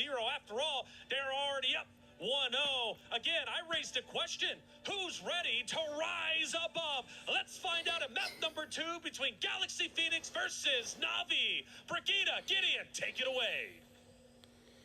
As we head on into the land of Dawn, the first statement has been set. Na'Vi take the first match here as we look towards GXP's response to that. How do they turn things around? How are they going to adapt to this upcoming game? Because right now, the draft doesn't seem to be in their favor. And here at number 1, Rain and Mirai are already telling Lima that first blood is already in our pockets. Oh, this Lilia on Na'Vi has been doing so much. Ever since game number 1, another sudden potential kill if only Sophia gets to walk out, but no. It's an early 2-0 for Rain on this Lilia. Too early, and honestly, the fact I think Ling's trolling Navi. She got the emotes and she's trolling. to be that woman who takes them all out. Even Mirai, confident, doesn't even have to flicker, recognizes that, Lima, you don't have the base damage. I'm a full level ahead of you. And how does that change the conditions for GXP? Because you're no longer on equal footing. You no longer have to anticipate whether or not the early comes out from these arrows or not, because they're already at an advantage. Mirai will get out of this. Still some glooms left. It's tough for the mid duo of GXP. It already feels like Rain is asking the rest of her teammates, just hold my earrings. Oh my god. The absolute trolling. I just didn't realize the emotes are so cute, but it's also trolling central.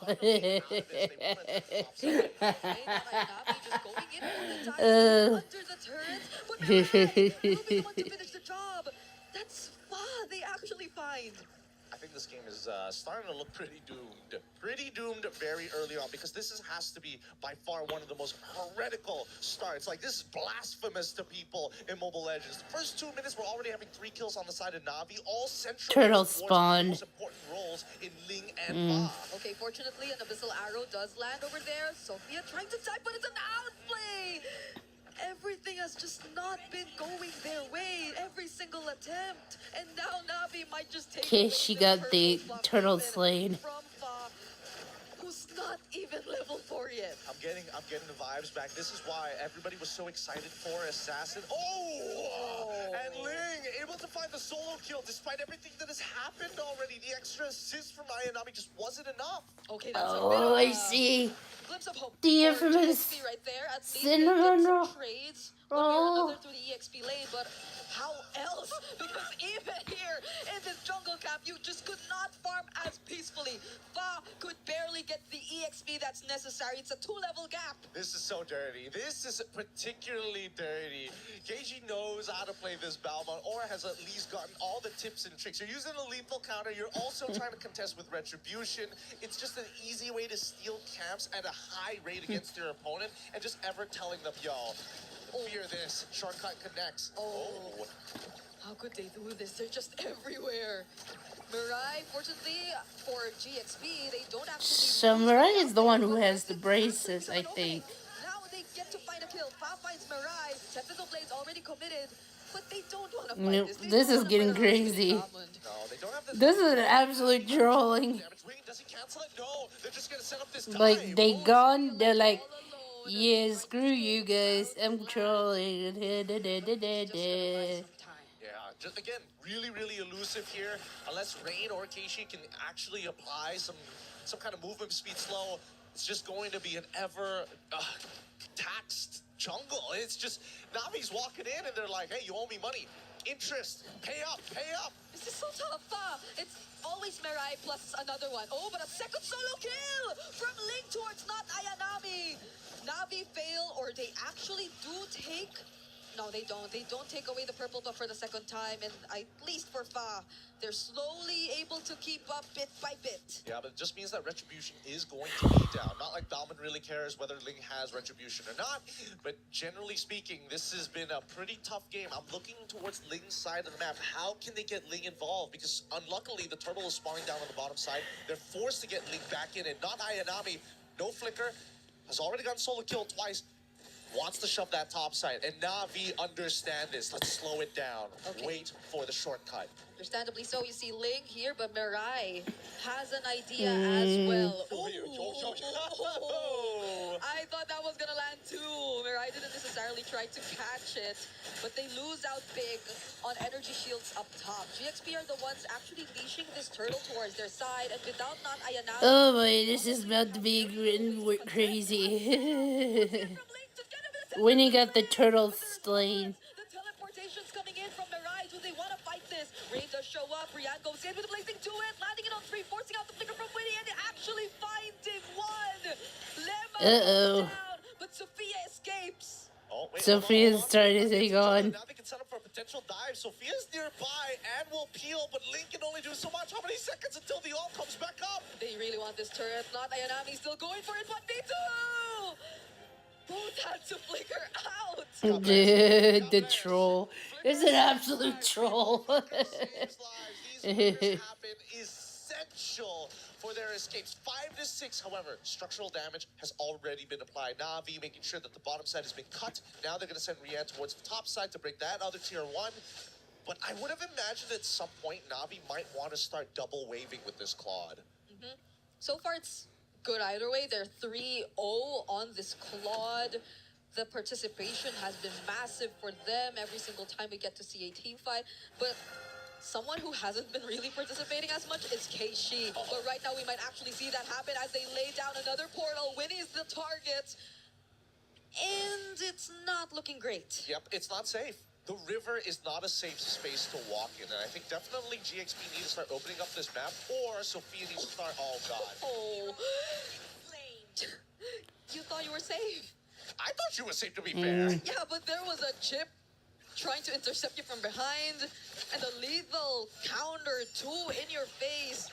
There's not much you could expect from a Hilda at this point, no matter how much she tries to open up the map. Na'Vi are just at the most unexpected places possible. Yeah, I think that GXP, unless they get some clean wombo combos like they did in their previous fight around that second turtle, it's not gonna be easy. Definitely not. Like Kaz is probably gonna get solo killed. Turtle spawn. Take some prolonged fight against them. So at this stage, oh, another shortcut. Winnie again! Oh my god, this is so crazy. The first time we see her on a Bruno, and she has to go through all of this. It's just constant pressure. Constant execution. Oh wait, they don't actually take it back. They realize and recognize the top side is actually where a majority of the resistance is coming from GXP. They should have the purple buff is up. Okay, she got the kill again on the turtle. Now they are forced to just get back. There's the abyssal arrow, but that's just about it. Na'Vi are not really gonna stop the pressure from coming. They're gonna try the ult next on towards the back line. However, Ling unfortunately can't. Seems close to distance. Didn't want to commit the flicker as well, but they've got battle spells out of Na'Vi. And honestly, at this stage of the game with a 3.8k lead at 8 minutes, it could have been a lot worse. Yeah. At least if you look at it from the perspective of having a Ling on your lineup, you could play around the map a bit more, but just how could you? If Na'Vi keep forcing these kinds of fights and just surprises all over, at least for now, fast, trying to stay composed by doing exactly what we I mentioned. think But this is gonna be. it's just a bit too quick to. I think Navi's gonna expect what's get about this to happen one. from GXP. Yeah, just a little too fast. And now, here we But, go. Godfrey's into it. Oh, cloud shift, though. Oh, the cancels. Hang Now on. Triad having to get away from that. Not Ayanami left all alone against 3, and she could not take out at least one. Rain eventually shows up with a flicker. Gotta use the Winnie bathroom. too.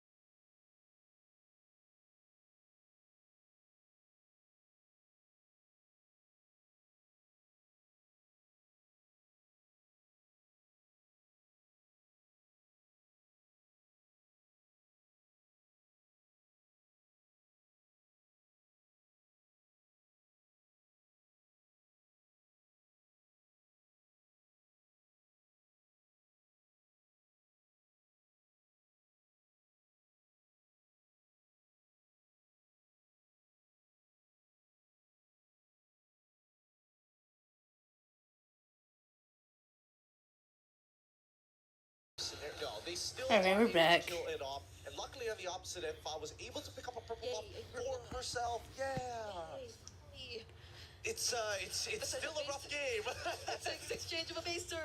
Yeah, it's like, man, not the best in the world, but hey, we take what we can get, and luckily the team, they really need these minions. Like, splitting the gold at this point of time is probably not ideal. Like, Fire understands, you know what, even though I don't have as much gold, it's important that I stay even in EXP against Keishi. Yep, and these placements, these traps are becoming more and more important. Fortunately for them, they have that tool, but I don't think they've been able to maximize it as well. Oh, Fa! She tried to take that away, but it was still Keishi who got it. Yeah, they're still gonna be dancing around for a little bit, and I don't know if they've checked. No. Fifth time. They didn't check, Winnie! Fortunately, they had the flicker, and Ling was there too, ready to protect. But that's the thing, they forced out the flicker. We only have about 12 seconds before the next Lord. I mean, they're conditioning them, right? They're conditioning them every single time, and I think that GXP need to start setting some real protocols here. This has happened way too many times. You cannot expect we need to always have her flicker available. And now Navi is in such a powerful position. They're going to have only 2 members actually deal with this lore while everybody else is on guard duty. Not Ayanami holding the bottom side, Mirai just standing there. Look at this, look at this. She has the immortality too. I think Fa will be okay though, yeah. Especially when you have iframes, you're just so unimportant as a priority target for a gym. I could not figure out a better way of saying that. You just don't want to deal with that, right? You want Winnie, you want people who can get punished by this. Arguably even Lima as well, but that's only if that flicker is down. And knowing that Winnie has been losing her flicker consistently every single minute it comes back on, I think that so far Mirai is ready to start trading. Maybe even not even hiding, just flickering into the middle of them. And just putting up the portal right then and there. But that forces out the Tempest of Blades from Fa. Won't even be confident enough to deal with the cut as well. But Lima, together with Sophia, are decently dealing a bit of damage already towards Mirai. I think that's a bit of a win. It is a win, and I don't think Navi is getting as much value as they wanted to, right? They now desync the ways that they were trying to prepare. Mirai finally loses immortality. Oh, but every single member of Navi just jumps in to make sure that Fa goes down and doesn't Really? get hold of her purple buff yet again. The chain CC was a little too good, or maybe the 50 points came up a little too late. Either way, Navi is going to be starting to crash down on every single one of these inhibitors. That's a bit too expensive of a kill for GXP, but Navi are not going to risk it just yet. They're not going to try to go for the end, and they will fully respect GXP right under their base, but there is another wave coming in mid. It's going to crash really, really soon, and that's a lot of space created. Ling only finding one, but Rian only has her eyes on the turret, and the lethal counter!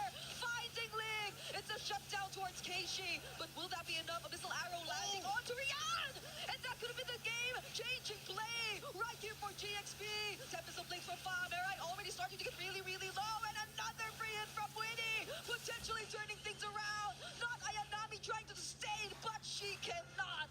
Oh my goodness, I can't believe it. As Renmar mentioned, the arrow, it just needs to hit. Once that arrow connects, there's so much more you can do with it. And this time, despite GXP showing just a sliver of hope here, Navi have already taken out 3 of their inhibitor turrets. The macro is going to be a little difficult to play once the next Lord spawns. And Navi, they don't mind it. You got that first shutdown, fine. That's on us. But look at this replay, right? The conceal, Mirai making sure getting pushed out of the way, but this engagement coming in from Ling initially was looking good until they got executed. However, you see the mistake come right about, oh no! They timed it out before the arrow was about to be thrown, but even so you can tell the frustration on Navi's face. Yeah, but it was just a pixel away until we weren't able to see it. But you know what happened at that moment. It was an unfortunate sequence for Navi, even as they just tried to really attempt for an end angle. And now let's see how they play around with their positionings once again, because they have been placing these traps around the areas where Mirai is really expected to just show up, even throwing them out just to ensure that they will have enough information. So that's GXP really playing it safe, but is Fa gonna be safe up top? She's having to deal with not Ayanami. I mean, Falcon, unfortunately, just literally cannot 1v1 this Freya. Not without that Bruno. Not like how we saw it earlier. And worse yet, Navi, this is what we call the chokehold. Like, how do you even win this scenario? No matter what you do, I can catch you with the shortcut. And which they're about to see right now. Tempest of Blades used right before the portal gets laid down, and Mirai will no longer try to go for the chase. But that was really smart from Navi as well. Okay, wait. Fa, not gonna fight that. They can still technically chase this for a little bit, but the more attention Fa is able to bring to them, the better. Okay, that's BMI and Rain alongside Mirai trying to go for Fa. They're not letting him return or her to return to the base. As not Ayanami, Mirai, and Keishi too are just dealing with the waves. Fa is down! And the portal gets laid down. Now the rest of the members can catch up and just go for the siege. The Lord is still up. Sophia trying to jump in. It's Mirai who she's actually targeting with the blazing duet. And now it's Winnie using the wind of nature. But they do not care. They're after the base. Lethal counter, and that's the end. Oh, tough one. Really, really tough one. Well played here by Navi. They played one solid game overall. They made sure not only from the drafting section they had answers. Oh, now we get the second one. I think that's over. That's how you set up for a rear naked chokehold, man. No getting out of those ones. You barely farm. And I'm not even talking about a single player. I'm talking about both of their carries, both Fa And even Winnie on the Bruno. I knew Morgan those was girls going would to play a win. different hero, and Navi have dealt with it so well. It's so well, but at the same time, we need to see more. Right now, Navi is looking like they're setting a very high standard here at GXP. It's either they need it or they're going to drop that game. We're already at match point, but now we're going to be throwing it back to the studio right after these messages. Mm-hmm.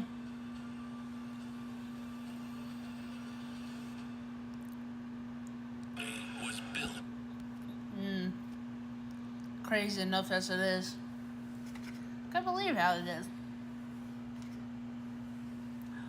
Wait, guys, don't forget to subscribe to my YouTube channel. See here? Hope you guys can understand. Oh no. Domino's best deal ever. Not the commercial. Oh!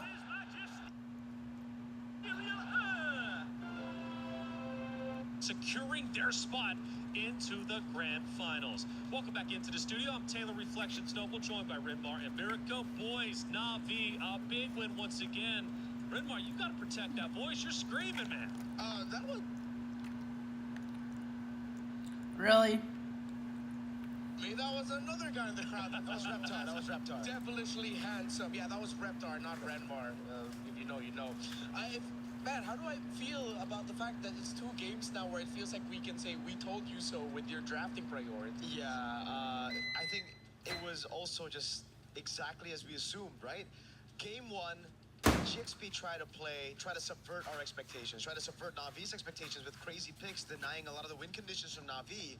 The gamble didn't pay off. Game 2, they went back to their assassins, and Navi had prepared for those assassins. The Claude and the Lilia picks were so good. So how does Galaxy Phoenix find themselves now? Because it's 2 back-to-back hero selections that they didn't do well. Obviously, the coach on the back lines is doing everything he can. Yep. But Galaxy Phoenix, they are knocking on the door of dropping down to only play for 3rd place. I feel like there's a bit of an overthink on the side of Galaxy Phoenix. There was one ban in the first phase, that Aerith rush ban, which we thought meant that they were setting up for either the Freya because the Phovis was gone, or they would pick up the Claw themselves.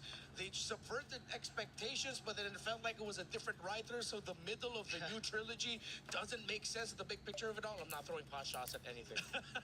You know exactly what you're talking about. Yeah, we do, Miracle. Let's take a look at the stats, though. Ooh, we get a bit of a different graph this time. Yeah, we get a total gold. It's a gold chart all around. It's just Navi taking control of the early games through the Bauman. I think it's just classic. Then we see a bit of a slight movement over there on the right towards GXP.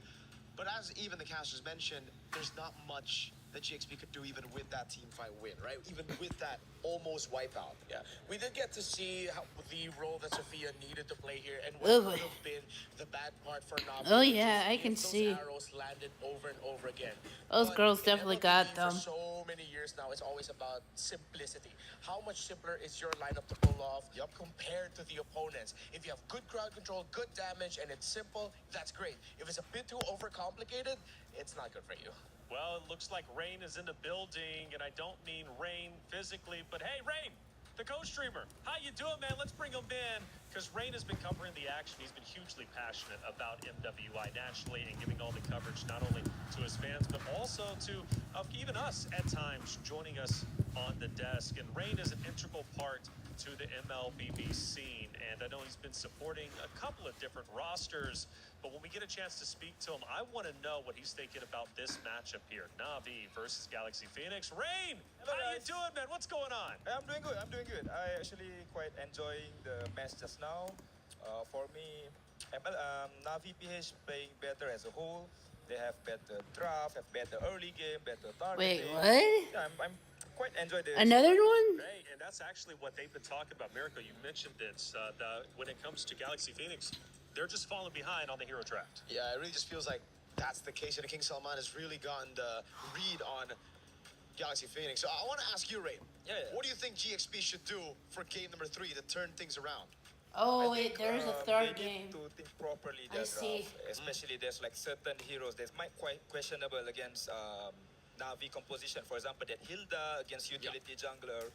And also, because in terms of when we're saying about mechanical skills, right? I think GXP have that quality that can fight Navi PH, but overall as a team. Because right now, overall Navi have better targeting, also better wave management, and also good early game. So these three things, GXP need to fight them.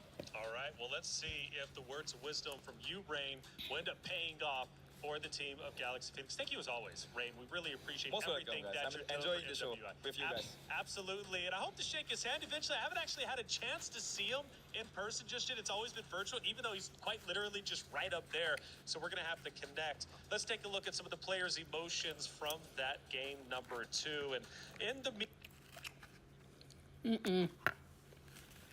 room, that makes sense. Get everybody in a little powwow, discuss some strategies, get out there and fight. They have to keep up the discipline, though. We've seen them in the similar position in the Southeast Asian Games gold medal match against Team Malaysia when they were representing Team Philippines. They fumbled that. That hurt them.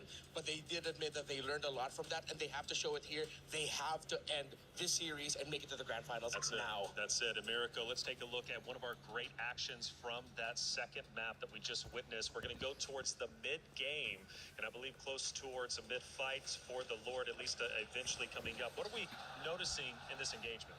I think right now, it's just the fact that Navi are just so calm and composed, right? They don't need to go for the neutral objective. They don't need to send the Freya over because they have the shortcut. A couple of times, though, it did happen where GXP were just quicker and they were able to just pull the trigger. But at the end of the day, it's kind of the same story we saw from game number 1 as well. It was Navi just baiting all these resources with their front line so that their backline could come in late with the shortcut and clean up. But Renmar, Galaxy Phoenix did show some life. It was a bit later on in the game, but they successfully defended their base. It didn't amount to much in the overall scheme of things, but they were still fighting till the very end. Yeah, it was a preview that Selena of Sophia, which did already get to have a great showing in MWI, arrow after arrow, and this is a rare moment in this series of Navi slipping on the discipline, not respecting the gap closing capabilities of Ling on the Sora. It was able to get taken down by Navi, but once that arrow hit, bang, and it landed on Rian as well. So you know that the Selena comfort is there. It's just that, again, overall, this happened way too late. And the street. I think it's just the early fundamentals built up again. Something that Ray mentioned too, right? It's the drafts. Now, what specifically in the drafts should they fix? It's not just the Freya picking up these prio picks, but it's also setting up for the Selena. If you're already planning for it, you need someone with mid prio, someone that can clear fast in the roam, like a Cho, instead of a Hilda. Well, as we head back to the stage, the ladies once again get set back up to go toe-to-toe with each other for what could possibly be the final round. Navi wants to close it out now 3-0. Galaxy Phoenix, however, need to reverse sweep. Not an easy task across any esport that you're playing against here in the MWI. It can sometimes be an impossible task. Galaxy Phoenix has already achieved the impossible, being the underdog pick, making it to this stage. But is that enough? Are they satisfied with their performance so far? Or do they want a little bit more? As far as the fundamentals go, I understand Galaxy Phoenix is losing the hero picks. But do their fundamentals look good enough to where if they can, in fact, battle Navi in the hero selection, do you think they can actually take down this Navi roster at least for one more map? Oh, definitely can. We've seen moments, especially in game number 1, where it was more prevalent, wherein it looked like Navi looked uncomfortable fighting GXP. There were certain angles that they didn't take into account for, didn't realize GXP. I don't know how to feel about this, but this is going to get crazy as heck. Makes me wonder, how come GXP can't do that consistently? If they can find that consistency, then the fundamentals will show. You did question Sora for the side of Galaxy Phoenix. Do you still question it now? Yeah, as a first pick, I don't really like it. Especially with the Freya up, with the Claude up as well. Something that's just integral for Winnie. You know, something that's just so important. I'm going to play devil's advocate, though, for Renmar and say I don't think GXP have the fundamentals against Navi. No, fundamentally, they are worse than GXP. What they thrive in is chaotic skirmishes where they can rely on their mechanics. Yeah. I'd say mechanically, they can go toe-to-toe. Maybe they're even better than Navi PH. And down goes the stream. That's just one more map against Navi. You made it this far. Make the most of it. After all, top I hope four these is a girls massive can go for accomplishment, 3-0 but clean making sweep. it to grand finals, lifting that trophy is even bigger than you could possibly imagine. Map number 3, a fresh opportunity. Will Galaxy Phoenix take advantage? Are they still a little bit too reactive with the bans? Exactly.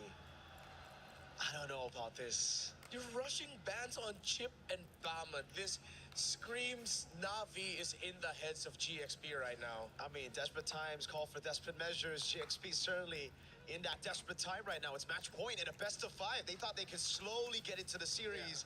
So far, it's just been a wipe. And Navi have been fast and they have been ruthless. If it gets to the point where you are just fielding some of the best meta picks all out there in the open, trying to overload one another of choices, and maybe that's where Galaxy Phoenix is just leaning onto now. Let's have a lot of choices open so that we could miraculously find a way. They're even banning Xborg first. Are they going to try to take a page out of the book of other teams where they're trying to go for the Mathilda Barretts right away? That's too much. Even so, if it's not the Barats Mathilda straight up, I think it's going to be the Baksha, an Akai maybe. It's going to be a utility battle. And again, we've just spoken about this. Me personally, I don't like it. I don't like it when GXP play the slow, fundamental game building on neutral objectives. I like it when they fight. I like it when they have a composition that relies on their strength, which is team fighting, which is brawling it out. They go for the Baksha. They're going to try to go for speed, tempo, early game. But Na'Vi, we've seen this plenty of times. Atlas Akai into the Baksha. Shut the Baksha down with pure CC. If Navi PH go for those 2 picks right away, then most likely Galaxy Phoenix will have to respond with a Valentina. But Navi Oh my God. relentless. They focus on the Lilia and they get the glue. So If I was the girls, I would girls on Galaxy Phoenix. I would start banning the ones that they already just played. Played simple, really. With the Lilia, this allows them to get mid-prio and be really annoying so that Lemma and Sophia will have a hard time rotating. Ooh, like I learned this from playing Brawl Stars. I really like the picks now. It's kind of crazy to mention this, but it's true. Was all right. I didn't really like it at first, but then Na'Vi responded with just Lilia and Glue. So that gave GXP an opening to punish them. The Alice pick is great for the Glue. The Farsa here as well. Really good poke and some more range that they didn't have in the previous game. If Navi PH want to play around a solid formation around their mid laner, then they around the goal laner, maybe a Moscow with red 3 would be warranted. Or you make it up with red 4, you just take away the Claude if you feel like the Claude won't have enough firepower to deal with what could be a very fast scaling Baksha Alice Farsa together. I'm okay with that. At the same time, you take away a pick. Oh, but instead they still go for the carry. They wanted that melt damage, all that damage that you need to deal with a Baksha and Alice together. So now they should probably take away the Claude and the Moskov. Yep. Should be the Claude and the Moskov. There's already too much magic there. I think it's fine to go for the Harith, to go up against the Harith with the carry and the Lilia anyways. So for Na'Vi, it's just back to basics. It's back to, all right, now what do we go for in XP and jungle? Is it the safe 2 double frontliners here, or do they go kind of crazy with it? Because it could just be a Barats Mathilda on Navi's side as well. Chomp down on the Baksha, don't let him get on the red trees, and then win out through playing for your backline.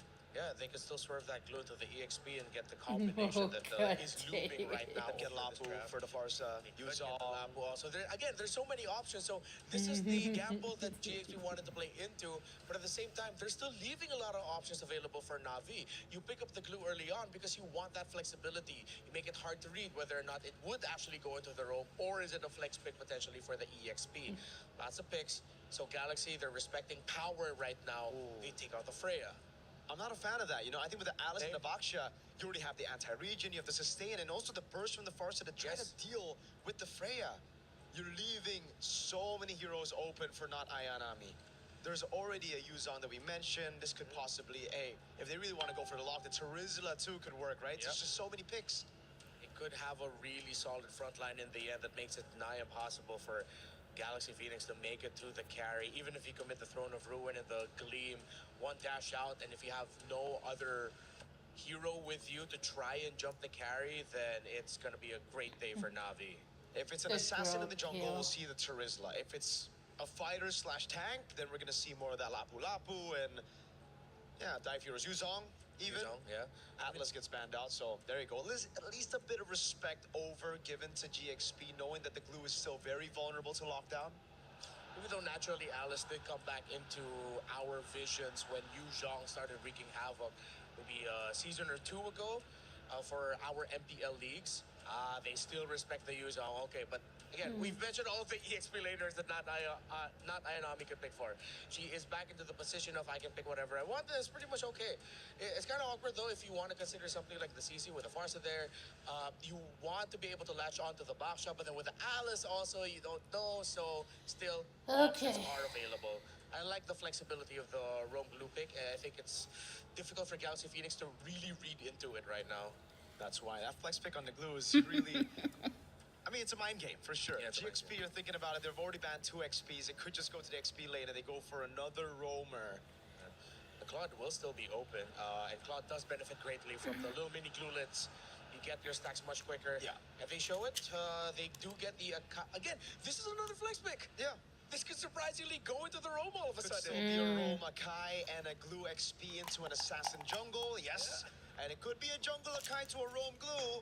To then something in XP, or again, it could also just be a damage in XP with the roam going glue, glue going roam. Irithel. Okay. Huh. I am not a fan of that. We've seen some Irithel performances here, and she does hurt, especially once she gets Berk as her first item, Berserker's Fury.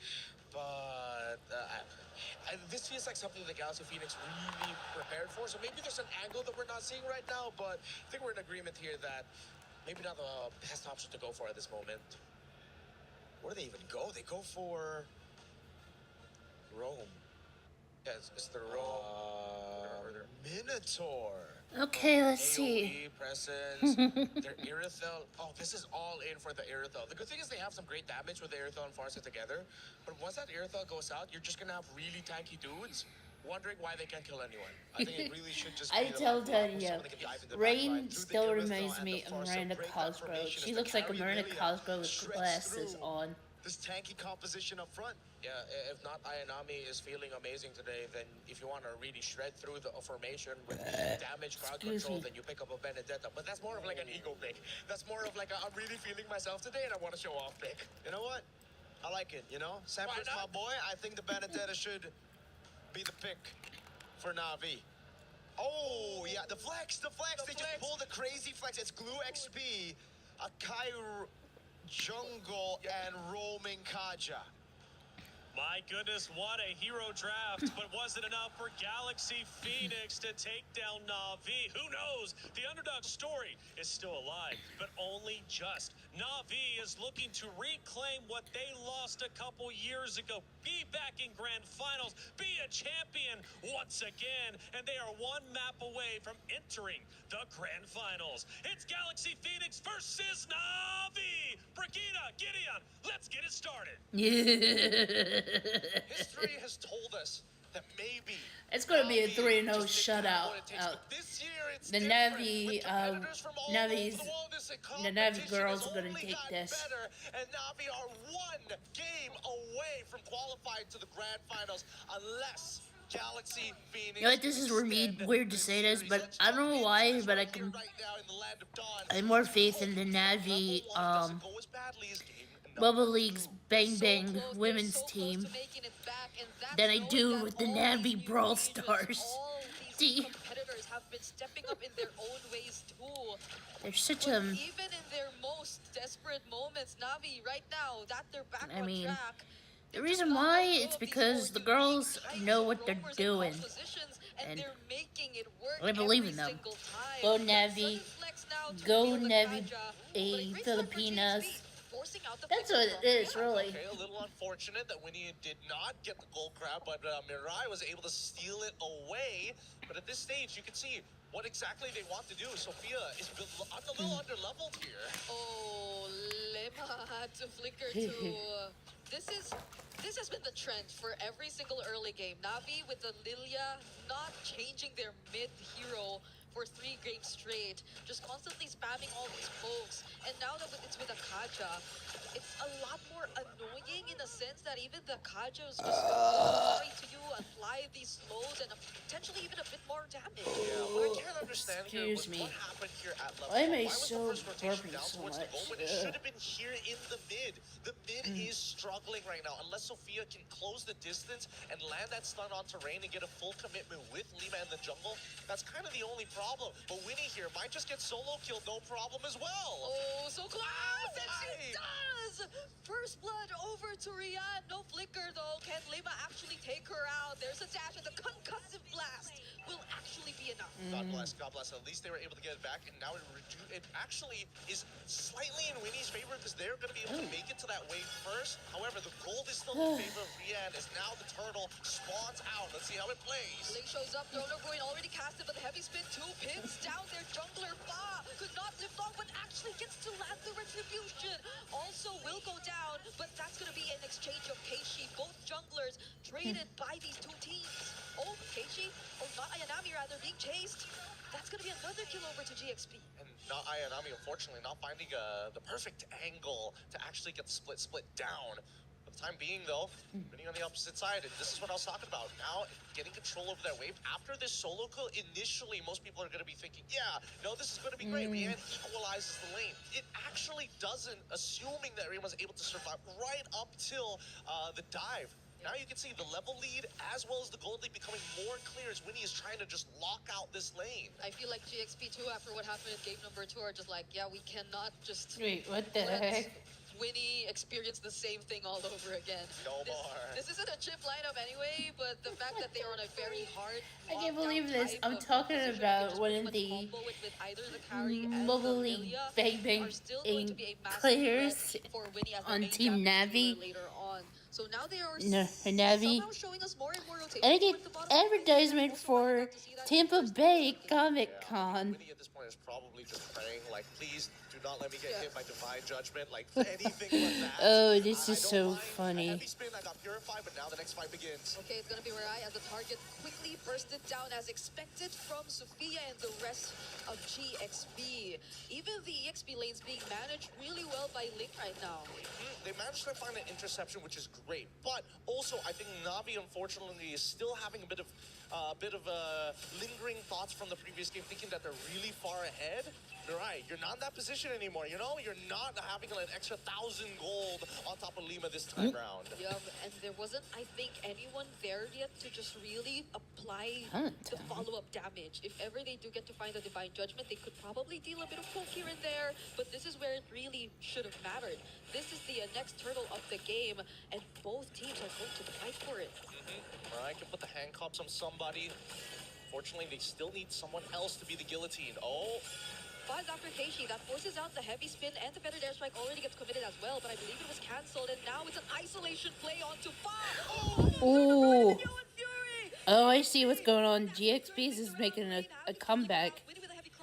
It might be going for It's a 1-for-1 trade so far. Both junglers are down. that counter engage coming in from Ling to save the day right at the very end. However, Rian still 2-1 score, trying to keep back up. And despite what happened in the early stages of the game, manages to get enough of a care package, some economic aid to stay even.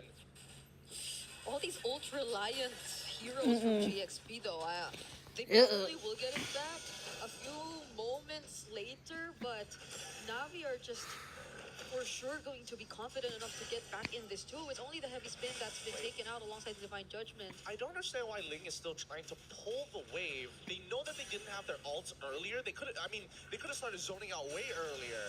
They knew they didn't have ults. They also knew they didn't have the battle spells. And now they're giving up the space over to Navi. Yep, because Navi are back. Heavy spin is back, and the turtle gets reset all over again. But it's going to be an attempt from Ling, which doesn't land onto anyone. And look at how not Ayanami's just trying to go for the zone.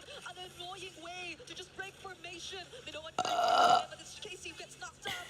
Fa still finding the retribution. They get to isolate Ling, but they might not Excuse me have again. It's GXP finding more kills. Unfortunate indeed. Honestly, Navi played as good as they can to kind of get out of this situation, but that first initial whiff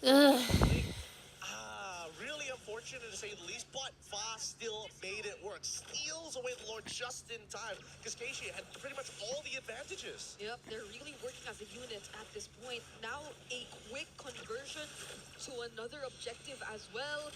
GXP are just focusing so much of their resources towards the bottom lane, even in that entire sequence where it feels like they barely paid attention to the other parts of the map, just as long as they could win it out in that turtle fight. Yeah, and now they just want to keep on progressing it, right? Oh. Divine Judgment, that's gonna be one. It's a shutdown on Sophia. I think it's a great start if Navi, who slowly wants to get back in this game. But some of the bad habits are starting to show. The way that GXP is opening up the map is honestly getting them killed more often than not. Oh, good flicker and a pull! Oh, what a timing! He still gets brought back. Uh-oh. Now it's another kill for Navi. It's both mid duos. Yeah, Lima tried to use the Minoan Fury as a means to not get displaced because of the anti-CC, but just did it a little too late, unfortunately. This punish is good, but that battle spell, I don't know. If you're already gonna flicker anyway, you might as well just let it happen. And Nara Yanami will just get it back real quick. We're looking at the gold difference right now. Not much in terms of the gold lane, not much in terms of most of the lanes. It's really in the macro that you kind of feel what GXP wants to do differently. The turtle will spawn. To Navi. But at the same time, it feels like both Navi and GXP, they've sharpened each other enough after these past 2 games. They're really picking up on the bad habits. Look at this. Oh, once again, we find another isolation. Sophia gets caught here by not Ayanami, but we'll get to wing Turtle spawned. under the turret. Can Ayanami still find the kill? It seems like it's a no, and then Fa gets dragged back under the turret. Oh. An unfortunate sequence for GXP. Really sad, but well played from Navi. They are not going to take this sitting down. They're going to make sure that they're being tall and proud when they take this game away. It's 6-6 so far, and Navi are in full position to take the Lord as well. Divine Judgment is not up, and Split is still on cooldown. This is just so interesting to me how Navi are able to deal with either the utility or assassin comp from GXP. Right? I totally agree with you, because again, we're seeing many different sides of Navi. Usually, we see a lot of, big personalities, but a very linear and clear idea of how they want to play a game. Navi, not only have they shown how tall they are, but they are showing how wide this team composition and the styles of play that they have in their pockets are. Oh, they're going to go for a green. What? That's the Minoan Fury and Yeah. the Ruin, but the heavy spin. Okay, they're tied right now. Sure that GXP are not able to push forward. Rian joining in the fight too might make a huge difference right now. GXP lose a little more in the process. Navi's taking over. Take my That kitas. was a pretty good idea initially from Navi's side. I think there was a little bit of hesitation from Rihanna. Let's pull up the item list. I want to just get a double confirmation on whether or not the Trinity has been complete, and that's why she would have to commit to her full to ensure that excuse at least me. they get a trade back. But without the DHS, it's going to be a lot harder. Sorry, I'm burping because I can't help it. They're having breakfast. Hoping that your passive is going to be Oy. They're gonna burst it down real quick. They do not want another instance of GXP just potentially trying to fight back, considering what you just mentioned.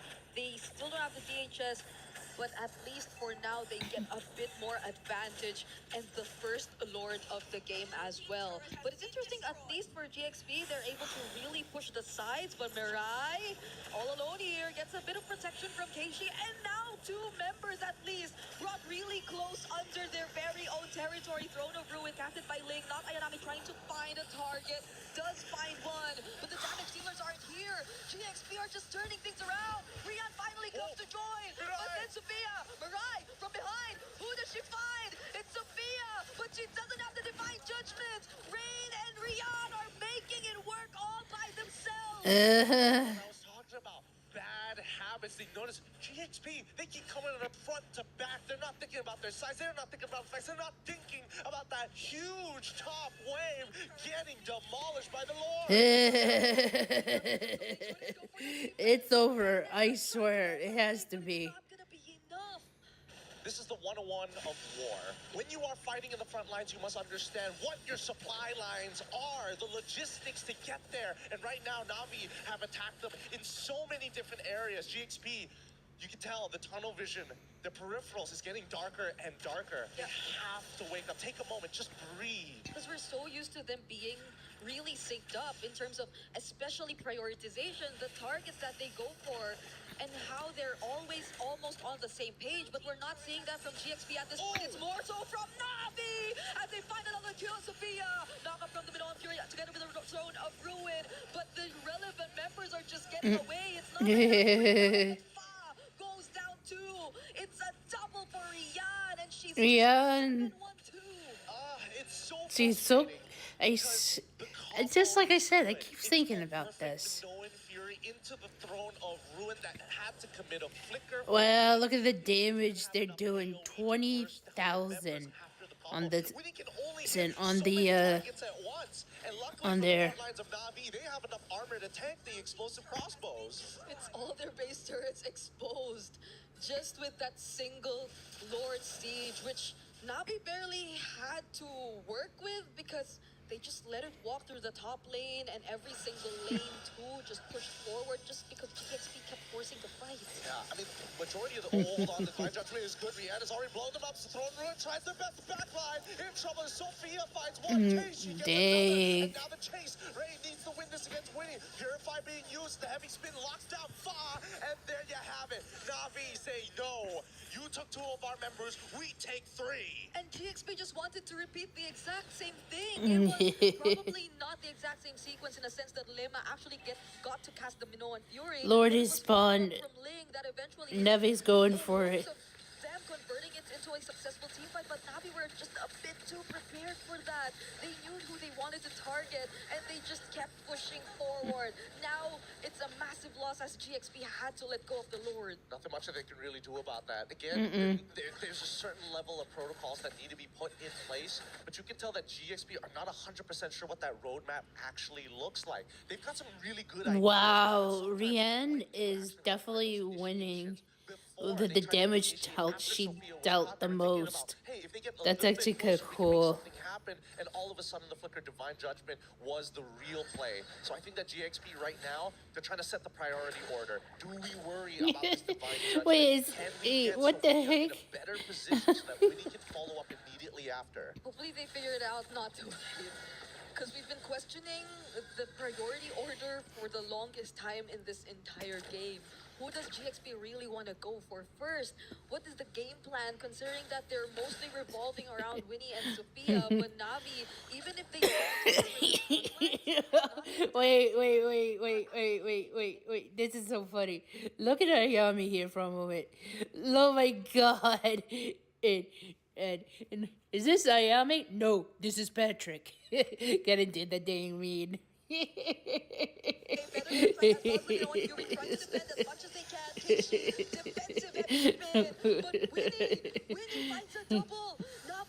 All right.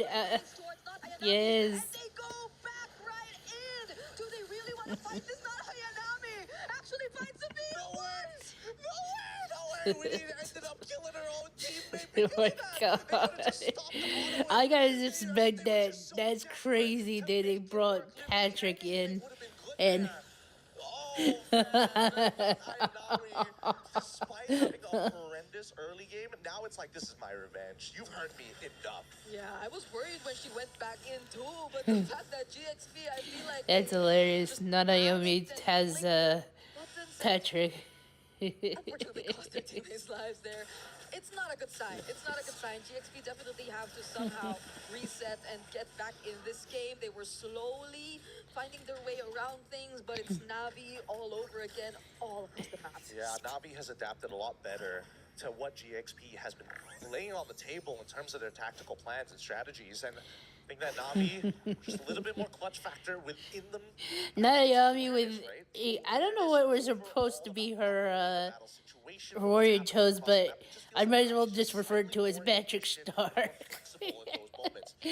That's crazy. Step 2, step 3, step 4, and they've been changing the order up, but it still feels a little clunky. What could be the best order at this point? You really expect it's just either Lema or Link. Does someone have to be left behind to at least be some sort of Oh, but here we go again.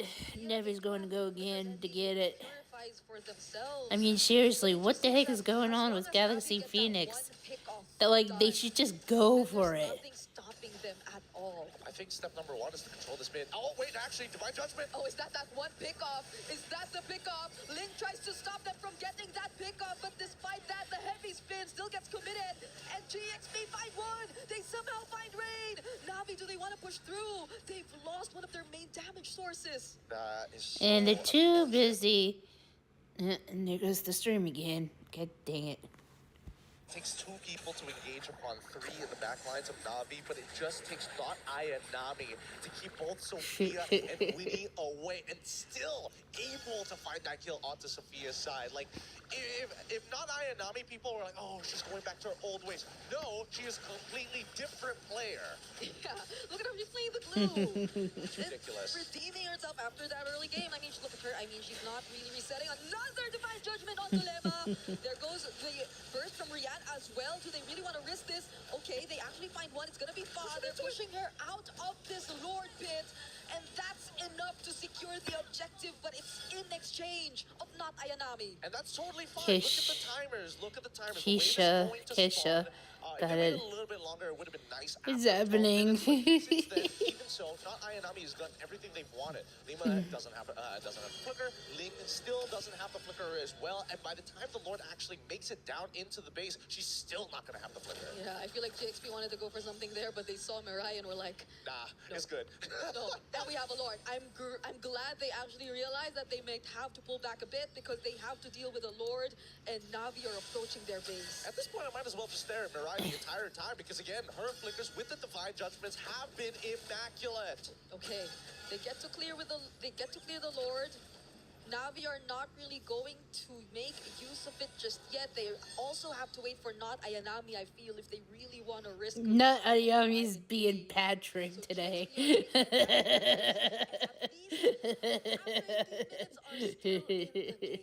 Would you say? I would say that Navi understands their composition, but they're also giving a lot of respect to GXP. Yeah. Like, despite everything that has happened in this game, GXP was going even with Navi, despite the score leaning into Navi's side for at least 8 to 9 minutes. Now here in the late game, despite having an advantage with that long lane already wide and exposed, Navi still ain't pressing the matter. Yeah, the combos you get to see from both the Farsa and Irithel, I feel like Let's see where this goes. Of what it could bring to the table when they immediately bursted down Rain. Because Rain typically on the Lilia has been always very aggressive. She's been showing up on the front lines, a lot of help towards not Ayanami. It's one of Naruto's toads. So they might want to pay attention to that because that'll definitely change the way they approach their team fights for even just a bit if they don't want GXP to find an opening.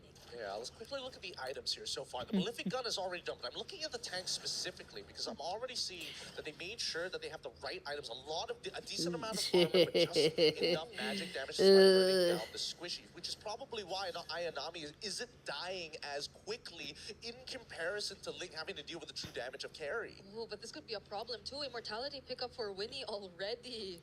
Just letting go of the boots and understanding that she definitely has to be the one to survive in these fights. I think Sophia's also building a winter crown. Very soon, so they'll have more tools to survive if ever Navi does go for another surprise divine judgment play, which puts a lot of responsibility on Mirai. She has to be very particular. I know she has been, but even more so now when it comes to who she uses the divine judgment on. Yeah, that's the thing, right? So far, Mirai not only needs to use it defensively, but more importantly, have to be very proactive on the map because you already have the fleeting time. You might as well. Here we go, Lord is spawning again. Chance. But if that window and you don't have that follow up isn't good enough, again might even up the score to 18. Yeah, the punish is very much possible. Oh no, not Ayami. I mean, Patrick's being attacked.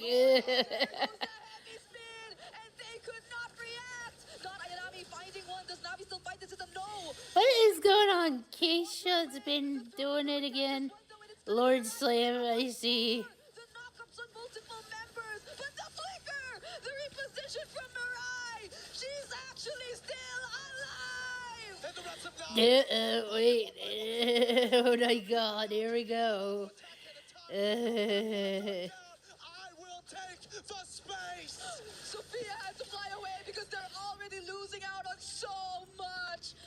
Down the front lines. It's just Ling who could serve as that front right now. Unbelievable peel coming up from Navi's side. They've created an endgame scenario. Winter Crown is already purchased, but the situation is dire. All waves collapsing at once. So wait, they're going for it. Yep, here we go. Here we go. It's over. It's all over. The immortality and the sweep coming in for Navi. What a game. What an absolutely disgusting game coming out of Navi. Not only have they shaken off the rust of day number 1, they're coming in here saying, no, you better remember the name. It's going to be at the grand finals. Find their way back to the grand The girls finals. got it. I knew Navi was going to get it. Unbelievable runs. Not being able to meet expectations, especially when The they first Filipinos started out here in was MWI, dominated. but look at where they are now. And you watch their entire history, from their inception to their success to missing out an entire year to be back here in 2026 to redeem the names. This is going to be an impressive storyline, but let's quickly look at this replay as these fights go on. Desperation got hold of GXP. They saw they lost the Lord. They needed something back desperately, and that's a great mentality to have. But at high level play, you got to count your losses, and you can tell it's devastating, but at the same time, hey, you know, there's always another year. This has been a great showing from GXP. Let's throw it over to our interview up on the stage. Hatia's congratulations right here to Navi Philippines. They have clocked in their ticket to the grand finals in an incredibly convincing 3-0 sweep. Congratulations once again. Now, for you guys to reach here, definitely it has been successful thus far after the decider bracket, but you know, what are certain struggles that you guys faced? I think the first we play in this stage is kind of shaky, but yeah, we made it here. You guys made it here even though it was a little shaky. So yes, now you get to enjoy the fruits of your labor. We would like to invite Galaxy Phoenix to please pass your tournament key over to Navi Philippines. Galaxy Phoenix, you did Cambodia proud, but your journey ends here still with the best finish for Cambodia. Well done. Your journey ends. Thank you. And now, wait, I still have tons of questions. I know you're excited because Galaxy Phoenix, they were the ones that put you in this predicament, in this ordeal. They sent you down to the brackets to crawl out, and right now you're here in the grand finals. You know, what were the adjustments made that you guys did to face them today, the exact same foes? I think we just play confidently. That's all. You just played confidently. Oh, she got a cute accent. I don't know why, but most of these girls and guys sometimes have cute accents. I'm so happy because Oh, like I see she has some pimple patches on. we're in stage now, and also I'm so proud to my team because we made this so far. And the Philippines is really proud of you as well. And final question, can we, you know, the fans of Navi Philippines and the fans who are watching you guys back home, can you tell them confidently that this is Navi PH in its competition form, the championship form? Guys, please support us tomorrow because we're gonna claim the championship.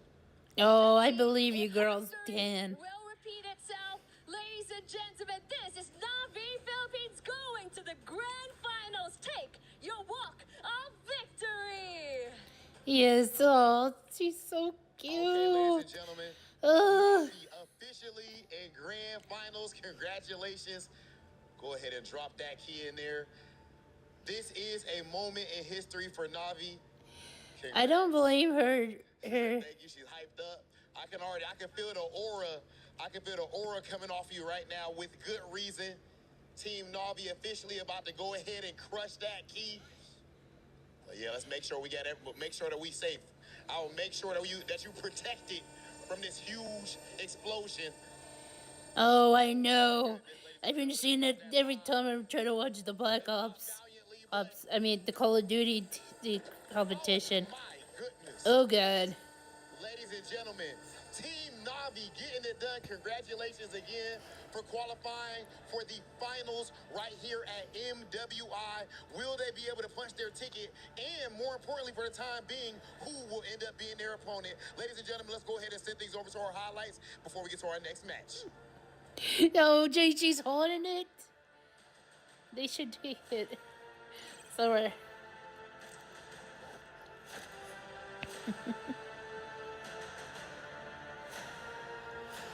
Ace said this is gonna be crazy.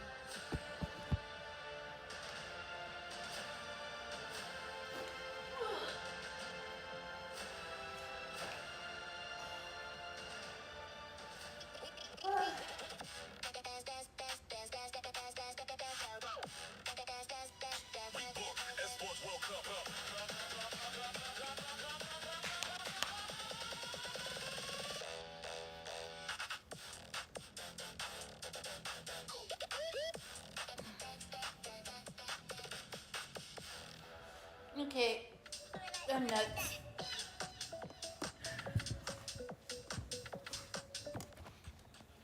And the first semifinals has concluded. Navi gets a clean sweep 3-0 over Galaxy. Those girls Phoenix. definitely should be praised a lot better than the Brawl Stars team. Grand finals, a big moment not only for the org but also for this roster. I can't believe I'm still roasting the Brawl Stars Now they have roster. a chance to reclaim the crown. Sorry, boys, but two or three players that were part of the roster in 2020. about to get on. Dude, I mean, I think we could all just call it here. We assumed the right things as well. We got the analysis right. Game 1, 2, we got it. But even in Game 3, where they went for the overcomplicated drafts that we were criticizing from Galaxy Phoenix in Game number 1 and Game number 2, they still were able to make it work. Fantastic performance from the Navi girls. Let's take a look at our first action of the game number 3, and it is going to be on the right-hand side here. We got a lot going on. What's happening? Yeah, this was the little I trade knew I that had faith in those Miracle girls. pointed out to me. It made me fully realize, yeah, in terms of the fundamentals, it's Navi. How they were able to drag this out, the push and pull. It looked really good for Galaxy Phoenix, but then this is where the veterancy comes in and just the raw fundamentals. The fact that they were able to come back into this, Rain and Rian being able to work together to get Winnie down. That's why for me, I'm just not a fan whenever Galaxy Phoenix tries to go for these kind of compositions, you know. Yeah. So build the lead from the start of the game, just getting those neutral objectives and relying on discipline to end the game. They're a team that needs to rely on that chaos, on that team fighting. Miracle, let's go to yet another moment. Now we're towards the tail end of game number 3. The Lord is about to be slain, and they are looking to push up to take over the base. And I think this just shows you again that chaotic nature that GXP wants to play with. Unfortunately, they were not facilitated with the right heroes to actually pull that off. They went in for the play, but as you can see, it just doesn't feel like they have the right resources on the Baksha as well. Just thinking on these targets instead of zoning people in the back gave Navi so much more of an opportunity to get away, to kite back. As Renmar mentioned, the back and forth.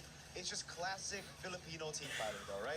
What Mirai did there was just an ankle breaker of epic proportions. The fact that she not only ankle broke, Foul was trying to chase her, but technically ankle broke the entirety of GXP because they got tilted trying to chase her. Those are 10 ankles. It's hard not to be tilted, right? Yeah. At the end of the day. And for our commentators, hey, we were watching you. Let's see what they were getting into during those tense moments.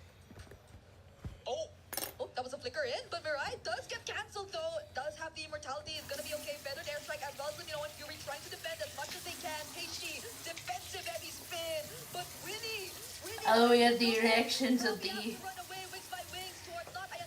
casters. right in. Do they really want to fight this? Not Hayanami actually finds the team. No way! Winnie ended up killing her own team. They could have just stopped autoing. But they were just so desperate to make it work. Literally anything would have been good there. Oh man, not Ayanami. Despite having a horrendous early game, now it's like, this is my revenge. You hurt me enough. Yeah, I was worried when she went back in too, but the fact that GXP, I feel like they just panicked and clicked their buttons and unfortunately cost their teammates' lives there. At first, I thought Gideon was a little bit too still until he exploded. It's always great to see Brigida as well, because I'm used to having her up here for the analyst desk where she's poised, you know, nice and calm. Up there, she's exploding with energy. Yeah, and that was an explosive play. I mean, what Ayanami did there when you're up against a team that loves to team fight, Drew is the perfect tempo breaker hero, and the fact that she got away with it too, oh, that felt criminal. It was beautiful to watch. Well, two great organizations are still in the tournaments, Navi and Vitality, which means the club championship race is now starting to heat up. But we've got Trev to break it down.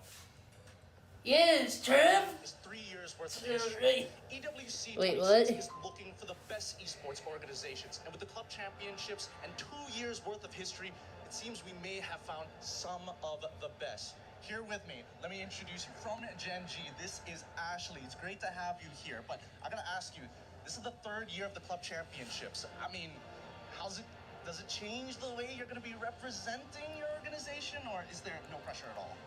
Well, as you guys know, this is my first time representing Gen G, which is a huge opportunity for me because Gen G was one of my top dream organizations to join, and to be able to represent my home country, America, as well as my root origins, Korea, it means the world to me.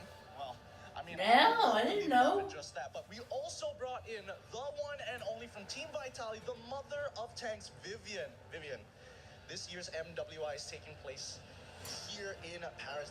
Does that make this tournament feel just a little bit more special? Sangat spesial karena kita turnamen di Paris, di mana tempat timku berada, tim Vitality.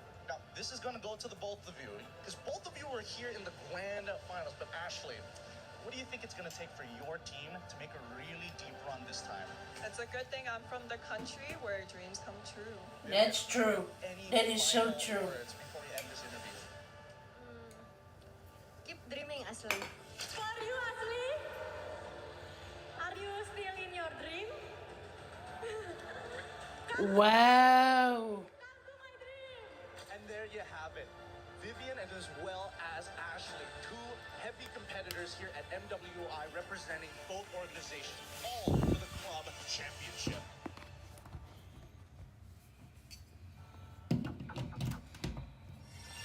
That is so wild. Yep, I gotta use the bathroom, guys. Sorry again.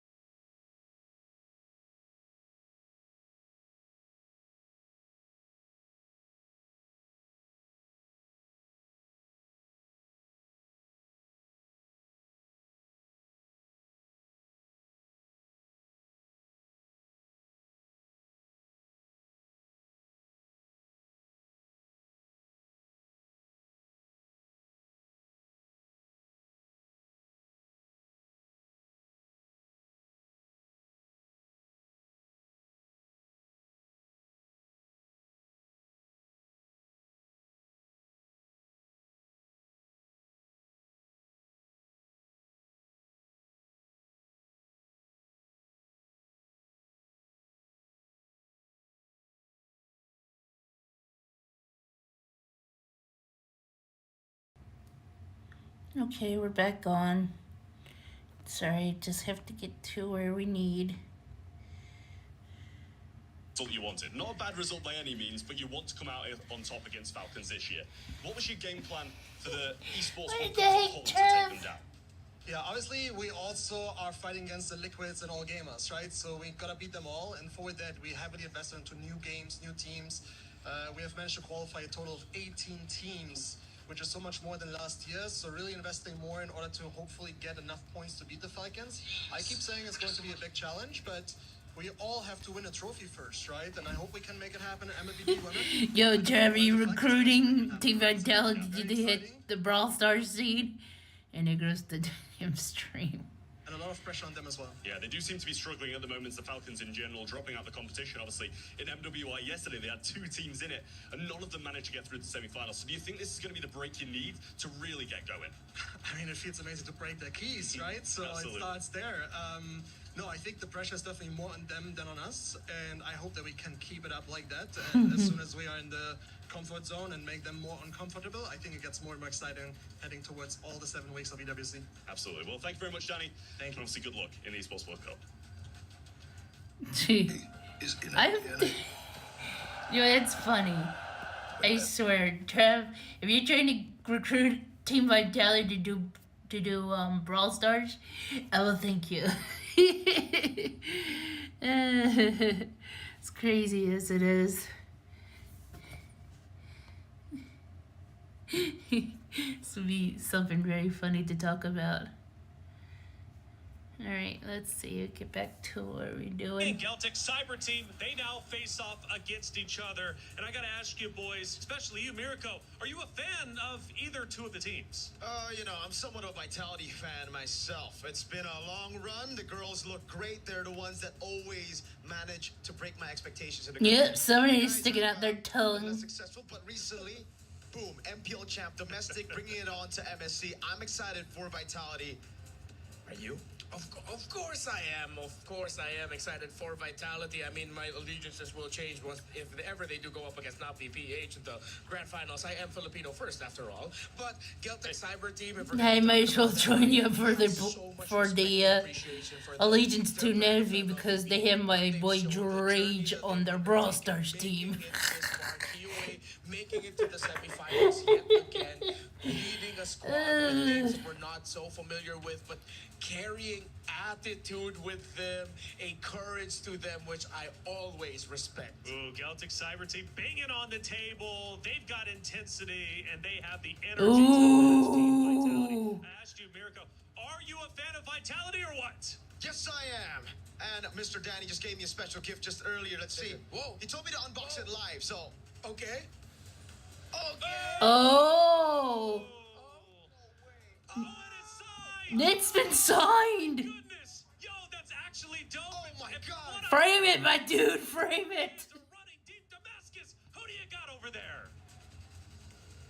Tail on the vibes! I immaculate right there! I can't even know if... No way! The Vitality! Yo, what did Team Vitality just watch Optic doing this? Yo, that is wild! Yo, man, that is crazy! Team Vitality's crazy! Yeah, they just stole that idea from Optic, man. Yo, somebody go tell Hector Team Vitality is stealing Optic stuff.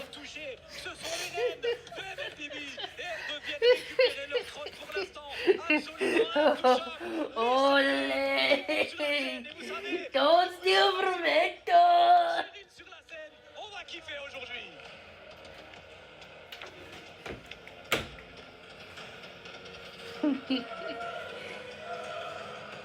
Dang, those girls get a lot of support. You guys have anticipated even before coming.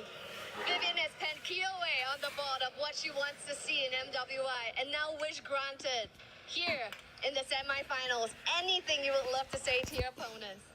Please don't make us sleep in the middle of the game. Locked and loaded and ready to go. And with that, thank you so much. Please head on over to your better stations. Team Vitality is clearly ready for a battle, ladies and gentlemen, but as close as they are to their dreams, there is a team that is standing in their path and hoping to achieve their own. Please, welcome to the stage, Galtech Cyber Team!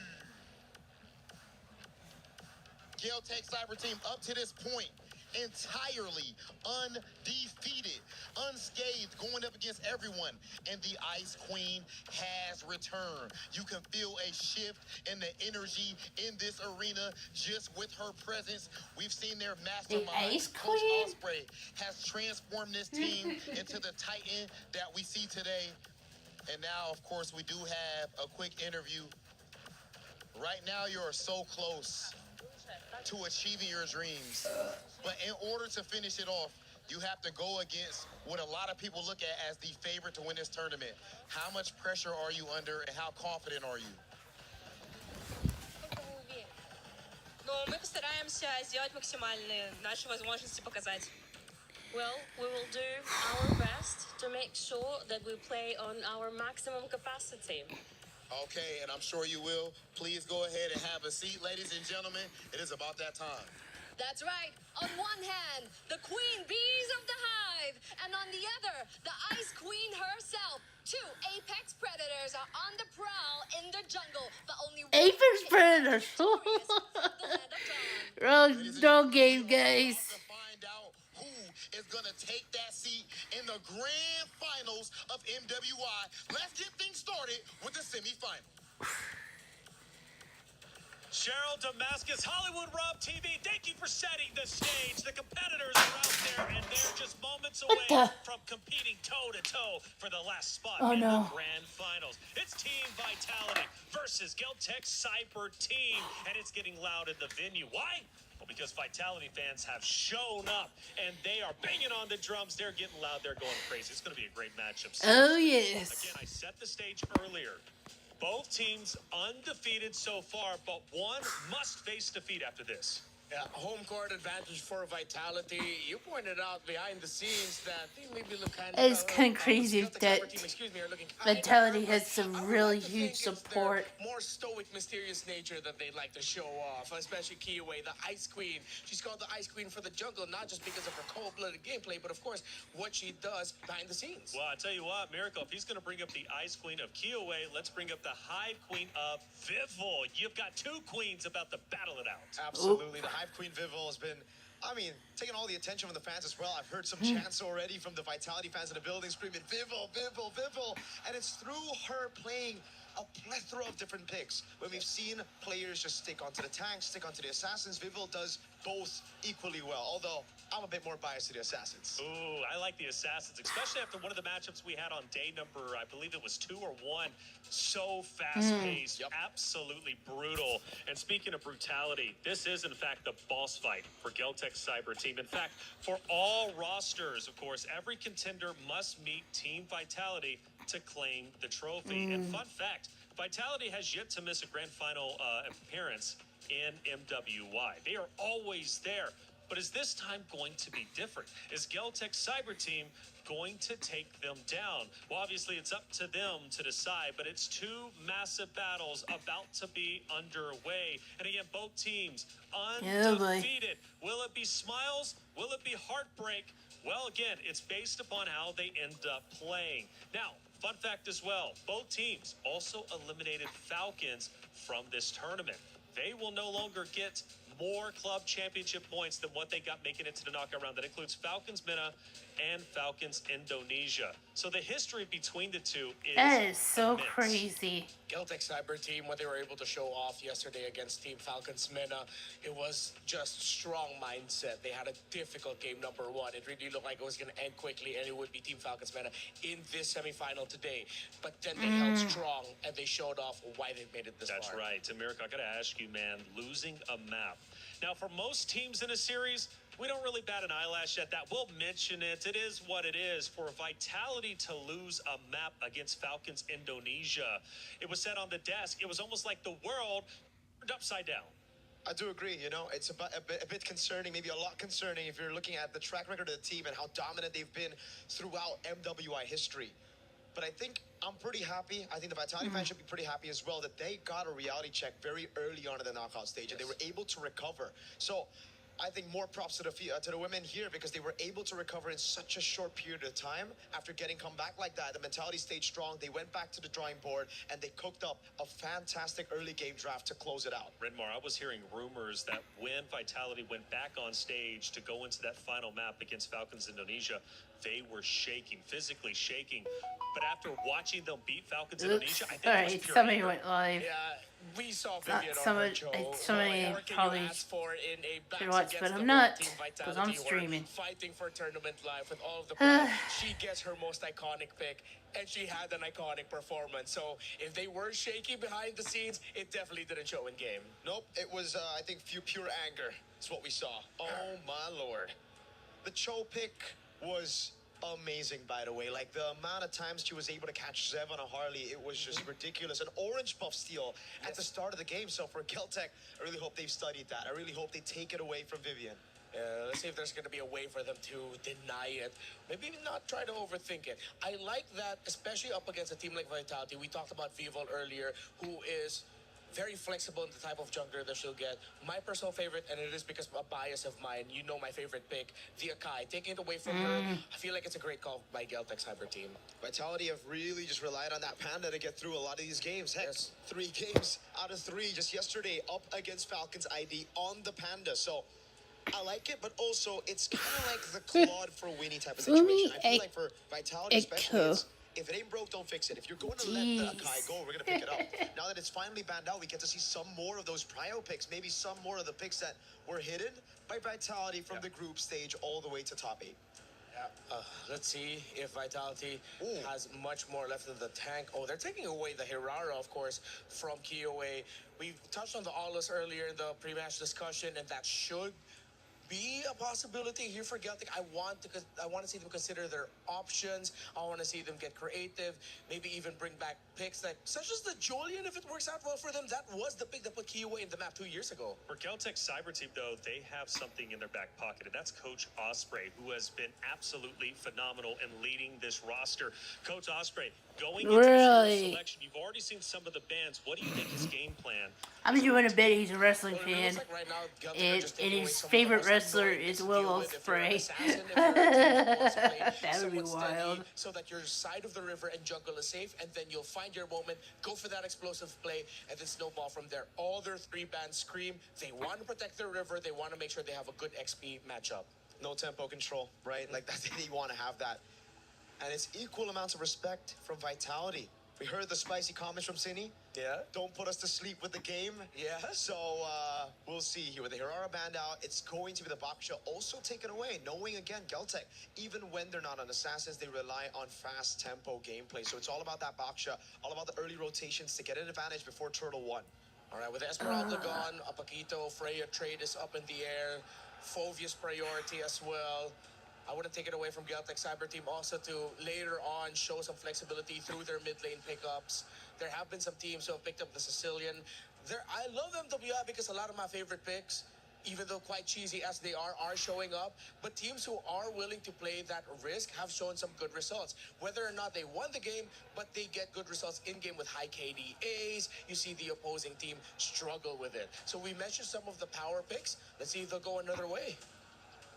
Geltec Cyber Team are taking a while for that first pick. Valentina as first pick for Geltec Cyber Team. Okay. I think they're looking way too closely at what Cine could potentially show up in the mid lane with. Either like an Eve or a Farsa. This feels a little bit of like an overthink. But then at the same time, so you're trying to turn off the possibility of picking that up. Fumi Echo reminds me of somebody. Possibly a Sora as well. Who does she remind me of? Oh, I know who. Maki Ito. Oi. she was the most craziest Joshi wrestler out there because she knows how to fight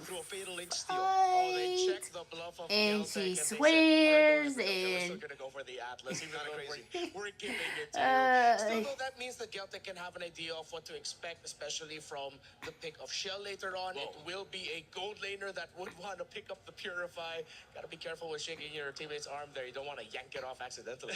You know, I said they looked nervous coming into the venue, but after that little ordeal, I think they look just fine. They're feeling comfortable. They're in their zone. Yes. And Geltec Cyber Team is ready to take on the previous champs. There you go. Carrying the Belleric picked up for Geltec Cyber Team. Now, this could be the opportunity for Vitality to go for the Eve again. Yep. Could be stolen by the Valentina, but I feel like they picked up the Atlas so that they can overwhelm the Valentina with as many big ultimates as possible to kind of like make it difficult. Yeah. But now with the Belleric there, this puts a lot of pressure on XP and jungle to have the mobility because Team Vitality are going to be going around the map much quicker, which plays so much to the playstyle of Vitality. Quick, fast rotations, dominate, and don't give your opponent any breathing room.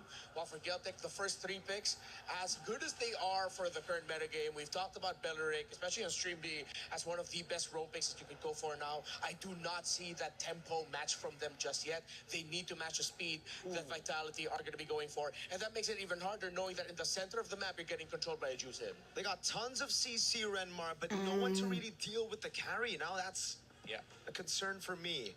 Vitality have utilized the Freya to beat the carry before, but it's a different kind of Freya.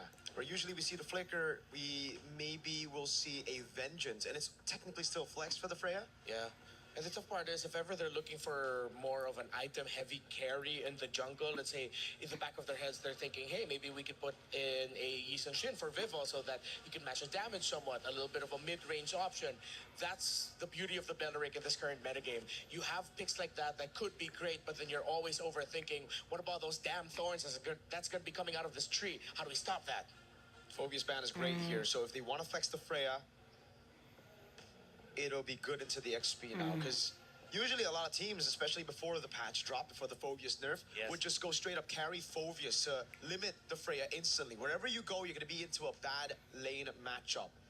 So now for Vitality, I think they're going to have some of their prio picks banned out, mainly for Chell. Those weak side picks should be taken out as, again, they've already banned the Phobius. It really looks like they want to put the Freya in XP. Geltic. Unless it's set up for like an Arlet pick or something, Yeah, right? I'm trying to get into the mindset of Geltic right now, seeing that, they take out the Phobius, you don't have the EXP counter, but it still wouldn't be too crazy to see a world where in that Freya still somehow ekes it into the gold lane. Maybe I'm just missing a pick to fully add the evidence to that idea, so let's see. Because even if they go for something like, I don't know, Alice in the jungle, you're still lacking the damage, the biggest problem. Even if you put Freya into the gold lane, you won't have the damage you need to take down that carry. You'll have a lot of dive. Maybe that's what Vitality's thinking about? Maybe we go back to that discussion we had earlier about the Hive Queen and how I personally like her on Assassins a bit more. Yeah. We haven't seen that too much. Only one Hirara game, and after that is mainly just the Akais. But with the Juicin, a utility mid, with the Atlas and even the Freya, I wouldn't count out the possibility of a Ling. A signature, old signature of Vivo. Yeah. A Hayabusa to walk up as well as they try to get a lane bully to get carried low. A winning lane in gold. There's no hard crowd control just yet. Exactly. Okay, so Geltic read the Yi Sun Shin and still want to take it away as a option. Even though they have the Belleric with them, they're still, you know what, play it safe. You mentioned the Assassins without any hard crowd control, single target. Lancelot would be all right. Get those iframes up. You can extend team fights to the point where you're uncomfortable and they might lose their position and you suddenly find Tokyo wide open and that carry left alone. So let's see if Vitality, what's the decision gonna be? Coach Casius thinking about it real hard here with Cine, discussing the possibility of an assassin pickup. No marksman in the jungle, but it will be the Moskov picked up first. They will indeed move the Freya into XP. And now the big question is, will Vivo finally get her hands on a damage dealer, or will it still be tank?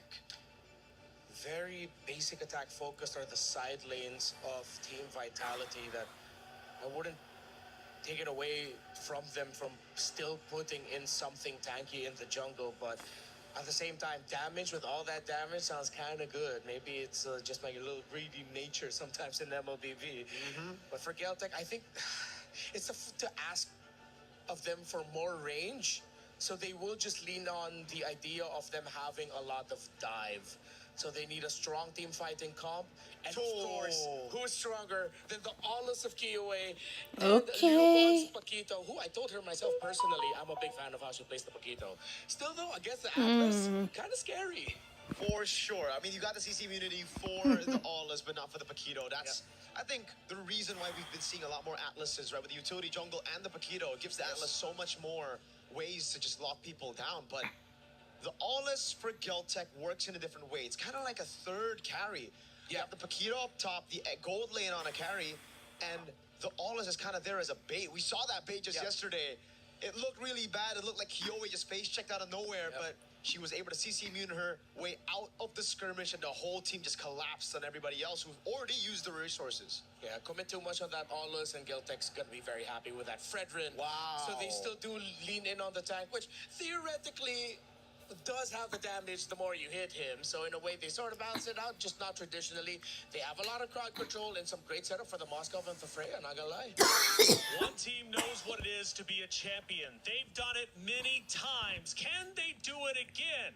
If so, they've got to get through Geltec's cyber team. To be the boss, you have to beat the boss. It's the battle of the undefeated Team Vitality versus Geltec cyber team for our last spot into grand finals. Brigida, Gideon, let's get it on. Thank you so much, Reflections. We are looking for our second grand finalist, and it has to come down between these two teams so far. Geltec have fought so hard for so long, and now they face up the current defending champions in Team Vitality.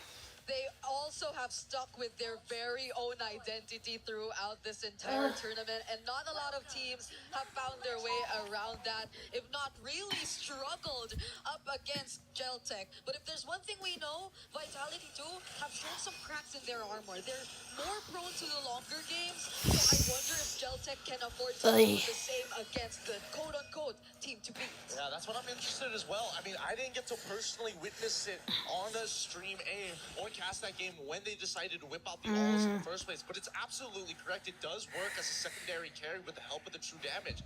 Now, luckily, they've actually made sure that Aulas is a little bit more auto attack reliant to get his damage out. But that's where the curiosity comes through, because when I'm looking at the side of Vitality, as much as I love the fact that they've got Fatal Links, there's just so many, like, quote-unquote micro CCs to deal with. Your CC immunity is, like, great, but there's a limit to it. Yeah, and how could they really time these engages as well? Because I feel like GCT has a very melee type of lineup who really just wants you to close in on their opponents, might just be willing to fight you directly instead of them trying to find a workaround around, let's say, the angles or potential entries. So let's see what the timings are going to look like, because even now you're seeing how Ginny's not having the best experience in the mid lane. Yeah, I mean, that's not surprising to anybody. It's, yes, you will always get that first move. So what? What can we do about this? And now, at least from GCT's perspective, you know what? Since we do get that first move,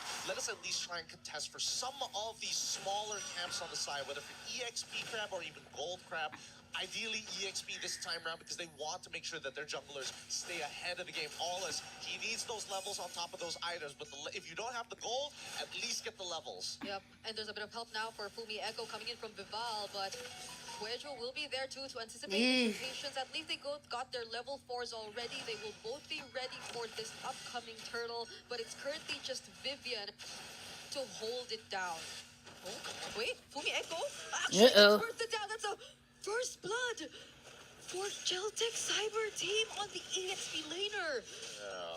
That was a little weird. They didn't get the ult, but now they're going to look for the contest, and now the fight breaks out. City in trouble! All alone in that moment, and the Fatal Links copied by Geltec. But Geltec's starting to fight. Secure the first objective. Can she get out of this? The taunt won't actually make it. Fumi Echo jumping in.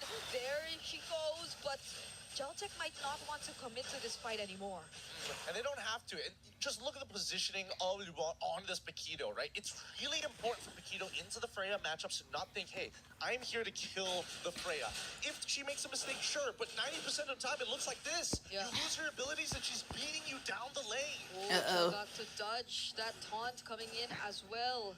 Potentially Oh boy. another advantage for Geltec because so far they've already gotten some sort of advantage in the XP lane. Gold lane 2 is looking like they're starting to put a bit more attention there. It's the perfect amount. It's not enough to completely dominate, but to make the lane obsolete with the help of that first kill going off to Lubon. Man, Festival of Blood already active. You're getting a lot more spell vamp. So no matter how bad the trade is, as long as there's a fat wave coming to your side, first item War Axe as well, there's no way they can make that happen. And there's nothing interrupting Geltec from doing what they want to do across the map. Like, Kyoe is just able to accomplish the farming that you really would want to get in for the Olos. Vitality, on the other hand, it's more of like us expecting the more proactive approach from them this time around, but at the same time, Geltec just don't seem like the best targets to do so. Cleaving App's already committed. Rapid Try it forced out from Kuejo, but Vivian's already very low to look for anything further. There was a moment there, but both sides, it's like the Wild Wild West. You're waiting for that bell to drop. And once Delta's gone fucking crazy. swell, they're going to start unleashing shots at each other. It's so dangerous because you can see that whoever accidentally uses their ult first is probably going to lose that fight. But even so, without the axe cleave, Kyoe has no clean entry to get on into these neutral objectives. And that's something that we have to keep in mind here. Kyoe has a lot of things to worry about, so they need other people. Ideally, maybe the Belric. I would say maybe even bait with Lumon on this Paquito to try and get the first motion from Vitality. Yep, so it doesn't all come down to them being scattered by Fumi Echo, also just surprising them through the entry to the factory descent. But as it's looking right now, Conceal's already coming in for Geltec. They're on to Vival, but they decide to change targets. It's actually Vivian right now looking for one. She tries to set up two, but the Purify is actually going to be available. But Vivian is actually just bursted down, both with the damage coming in from Tokyo. There goes the Retribution from Kyoe, securing the objective, but they are going to lose Tokyo in the process. It's Fumi Echo trying to get trades. Double kill for her, and that's the disengage. Communication is starting to break down here. Paquito ended up chasing away City, but finding the kill eventually here. And that's the important thing. They're still getting these trades, but I think the better decision this time around was actually to still peel back. You cannot afford your win conditions, that late game scaling and true damage from Kyoe to go to waste. The same can be said about Tokyo. So both of them have to be the ones remaining. Everybody else is dispensable. Yeah, I thought it would have been really bad because Vivian was literally trying to go right in front of their face despite her already being shredded down. And mind you, it's just 6 minutes into this game, but you already have to see the amount of damage that Geltec are able to do. These are just basic attacks we're talking about, but oh, even Chell is struggling by just a bit. Crimson Beacon in! SOD will land onto Liubon. Does Vivian want to go for the setup? Doesn't have the Fatal Links, and now it's just gonna be Guejo. But even then, she's also gonna be able to escape. And finally, a moment to get that breather in. That's the thing, right? When you are so close to the grand finals, simple mistake could just be due to desperation or just getting a little overly excited. They have to stay in the perfect median. As we see, Fumieko trying her best to clear this wave. She was willing to put her body on the line for a tier 1. It's like she even skipped the minions and literally went forward, but that wasn't enough to really push Geltec out of the turret. So now they're able to at least get trades up top because I feel like that's also something they saw coming. But so far, Geltec, it's a surprising way that they're able to deal with Vitality in the early game. And I love the fact that they're so hyperactive. They're not allowing Vitality to have that moment to be like, okay, let's look at the information, dissect it, and then come up with a plan. GCT, they're in your face. You make the choice now. Whether it's good or bad, at least make a choice. And look at where they're positioned. Currently, the control they've shown in the river is insane. It's Vitality who we're seeing struggling to actually get control of majority of the map. Look at this. With the lead developed by Luba on this Paquito, that top side already cleared out. Chell just gets the golden snap, but it's really not going to be enough. Chell kind of far behind here, and Vitality, they're trying to slow down this turtle take. Yeah, at this point, they're just really trying to mirror, but Cine very low now on the Jusin with just some punches here and there from Liubon and the pokes from Sonchike. Vival, how is she even going to find the right entry? Sonchike taking the Fatal Links as well. Bumi Echo does have the Valkyrie Descent, but it's Vival who wins on the retribution. Vivian just trying to get away. Cine 2 very low on HP, but Sonchike finds the trade on Bumi Echo. Cine will have to go down. It's a 1v1 right now between Liubon and Chell, but Chell might not want to fight anymore. There is going to be some respo from GCT. And they get something back at least, but they connected, and Sonjige almost one auto attack. No, Chell gets out with a flicker just in time. So close.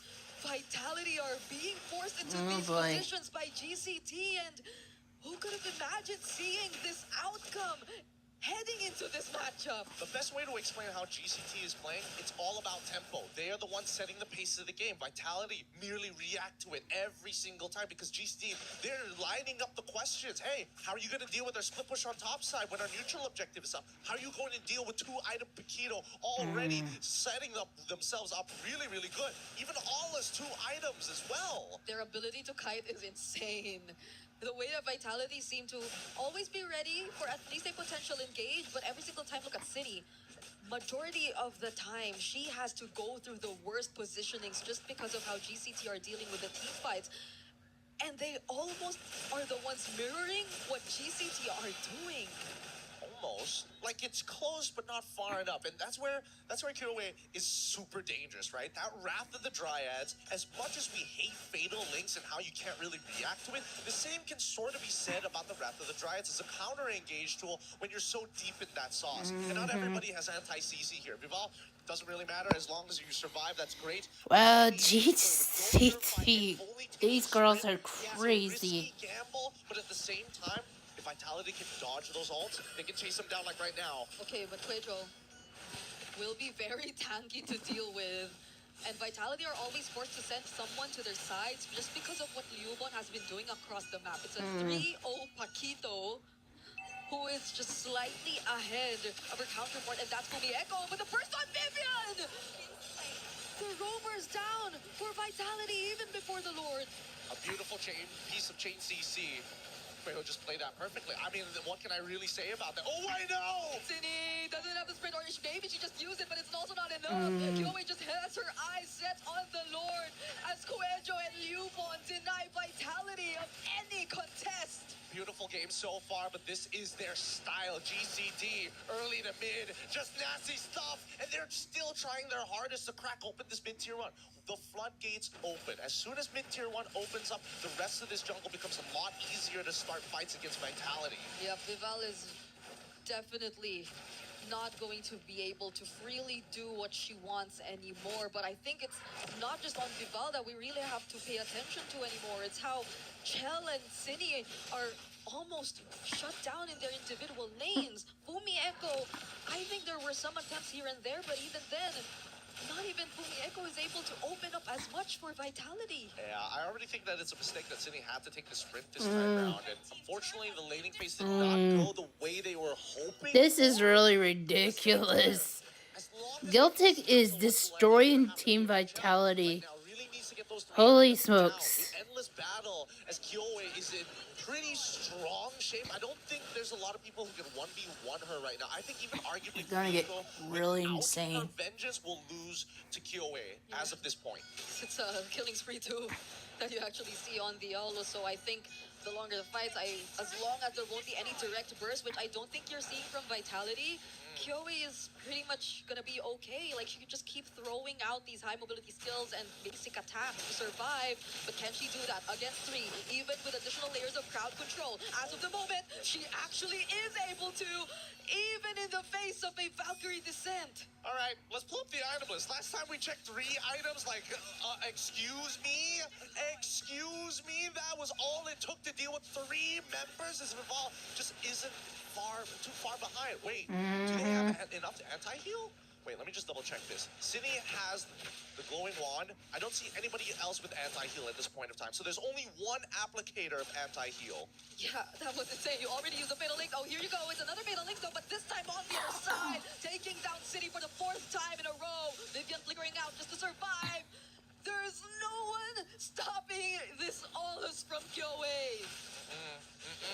making it real tough, and now they also net themselves an inhibitor tower. Beautifully done by GCT. Vitality are not even going to look for a fight there. At least they sent Fumi Echo up top to somehow manage and trade, but it's not enough. It's a 7k goal lead already in favor of GCT, and Shell had to prioritize the wind of nature more than the damage. I think right now the biggest issue is the fact that GCT really took advantage of the miscoordination of the mid trio specifically, right? Like, something has been taking a lot, so much so, and I would have imagined that the mid duo at least would be communicating more with each other to be able to like peel one off of the other, but they have completely separate roles in the team fights. Yeah, and it's not the best of hero synergies either.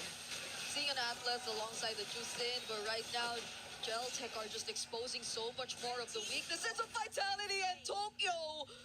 My goodness, Vivian had to pick up an immortality after that. All right, true damage is already in, and the Trinity build is done. Currently with 7.4k lead GCT.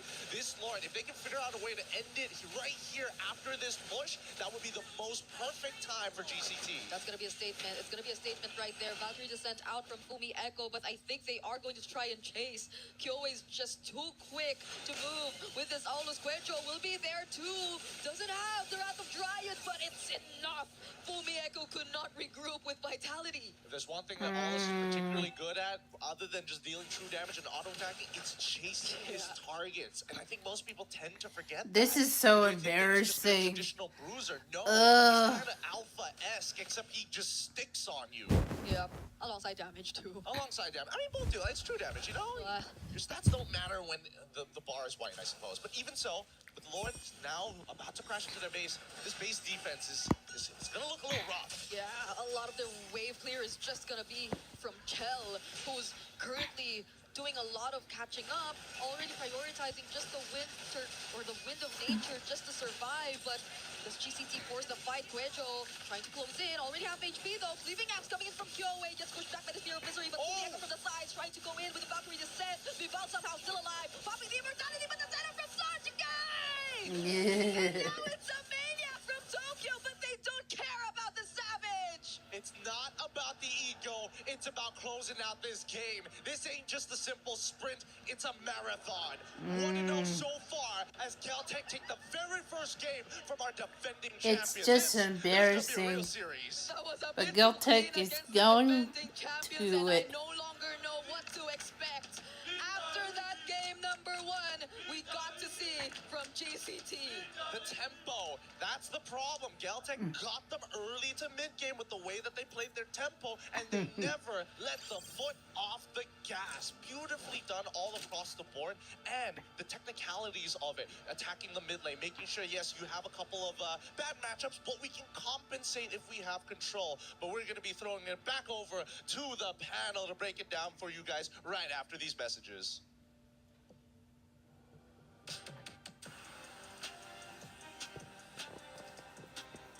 Yeah, I hate those girls frying.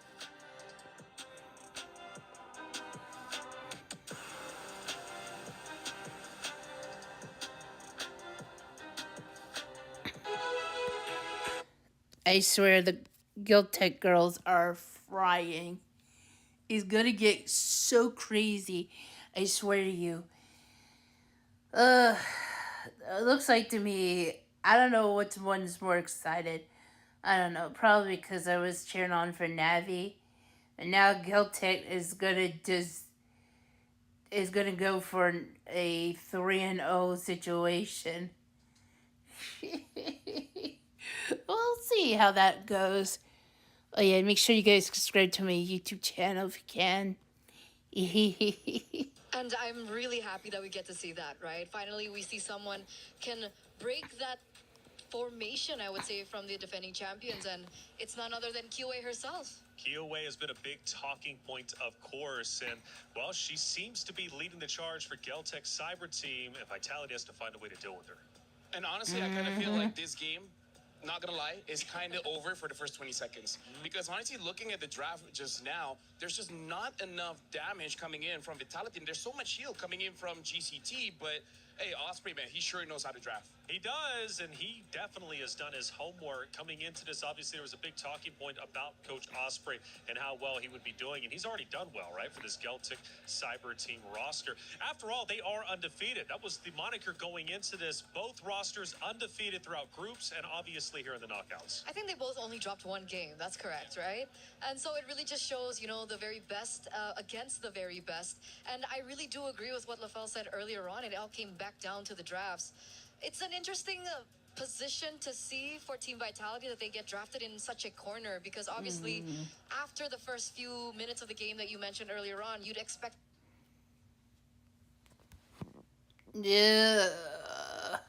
Echo on the side lanes on a hero that is so OP like the Freya to actually be able to carry it through, but unfortunately I think they were just really falling behind on rotations. So could you imagine a roamer like Kuejo dealing more damage than Freya or Fumieko? No. Fumieko only did 29,000 damage. Kuejo did 35,000 damage in that game. And part of the reason is because of her passive, where you attack me, I hit you back. But the problem is, you attack me so many times and I just don't die. So you take all the damage. Tough stuff coming out, obviously, for Vitality. They've got to find an answer, and they need to do so very quickly before the series falls away. The Vitality fans, though, are unwavering in their Yeah, maybe the Vitality fans should hold off with the drums. Because otherwise, I think that's jinxing them badly enough. Because after all, there's only one person, one or can do that. That's Optic. Optic Gaming. They're comfortable, they're great. And even for the side of Vitality, a couple of smiles. One of the highlights, LaFell, yesterday was the fact that Vitality, even though they dropped the map to Falcons Indonesia, during the interviews with Rose, asked, like, what went wrong? Just need They hits, dude. recognized what their Hits, faults Drake, were, bang the and they drums came with in to fix Maniac them. and But did they truly fix them? I don't know. Map 1 was tough. Because for me, I think this is a very easy thing to fix, because they everybody noticed knows that the jungler was it's hit. the So I feel like just pick up your green jungler wall. earlier. Don't get to all the way to the red 5, and then Green you have no other choice than a wall. Fredrin, and it should be fine. Because Indonesians, they like to fight. So when they have a draft that don't have enough damage, I feel like game number 2, not going to happen again. Eternal, let's look at one of our in-game actions, and this will start to tell the story of what ended up unfolding throughout that game number 1. Truly a phenomenal game indeed from the side of Geltec. And Eternal, I can't even imagine what we're going to see in this moment. Okay, we're 14 minutes in, so it's already a little later in the stage of the game. You can see the Lord marching down on the bottom side of the map as well. And unfortunately, at 14 minutes, it feels like Shell just really didn't have the damage yet. Either she was lacking behind on the farm, or she just really didn't have her items down. But you could see her being the only person to clear on her side. There's not really much that she could have done in this moment. But what I found really surprising was this SOD hitting and her actually going into that. And that's huge, because in the interview that you were referring to yesterday about them taking accountability of their mistakes, it was actually Shell that was like, you know, okay, that was my bad on my part. And I felt like in that particular clip, we see Shell kind of faltering as well in terms of her decision making. What about Cinny? Now, Cinny has been a big talking point for the side of Vitality. What I'm hearing, she is the IGL, one of the more vocal figureheads on this roster. What is Cindy's game plan? What do you think she's telling her roster going into this match number 2? Because she's going to need to get her team behind her. Well, honestly, for game number 1, it looked like her role for that one is to control. Make sure that the front lines was disrupted. But in the early game, we can see that she didn't have enough time to really farm her own lane. So I really feel like in game number 2, I think she has to be a bit of a carry role, because I feel like in that game, all the weight is on Shell's shoulder. And I think going up against Geltec Cyber Team, that should not be the case. I feel like 2 or 3 members need to do damage. Fumieko could, but she was disrupted so much by Kyoe on that Aulus. A lot of true damage, she couldn't do much. I agree. I think for the moments that we find Vitality in a position of success, even though we've been talking about Vivian so much, even though we've been talking about Vival so much, it's usually Cinny that holds a pivotal role, but based on the hero that she's given. Now, we were talking about it during the game as well, the fact that Jushin was nerfed out. So it's a little bit more difficult for her to do the playmaking role. And so when she's given a hero like something like the Valentina, that's a little bit more creative, a little bit more, you know, difficult, like with a higher skill ceiling. Maybe that's why Valentina really first picks, right? Maybe. Steal it away. So what do you think hero-wise? Because you actually said it was lost within the first 20 seconds, which I've started to learn from the both of you and everybody else here on this MWI team. Man, the hero pick and bans really does make it or break it from your roster. No matter how good you are, you fall behind in the hero selection, you're pretty much done and dusted by the very beginning. Where did Vitality fall behind? Because you're convinced it was over before it even began. Honestly, Eterna, I think this is showing the growth of the female scene here in MWI because before this, Vitality was so strong. Even with bad drafts, they can get away with it.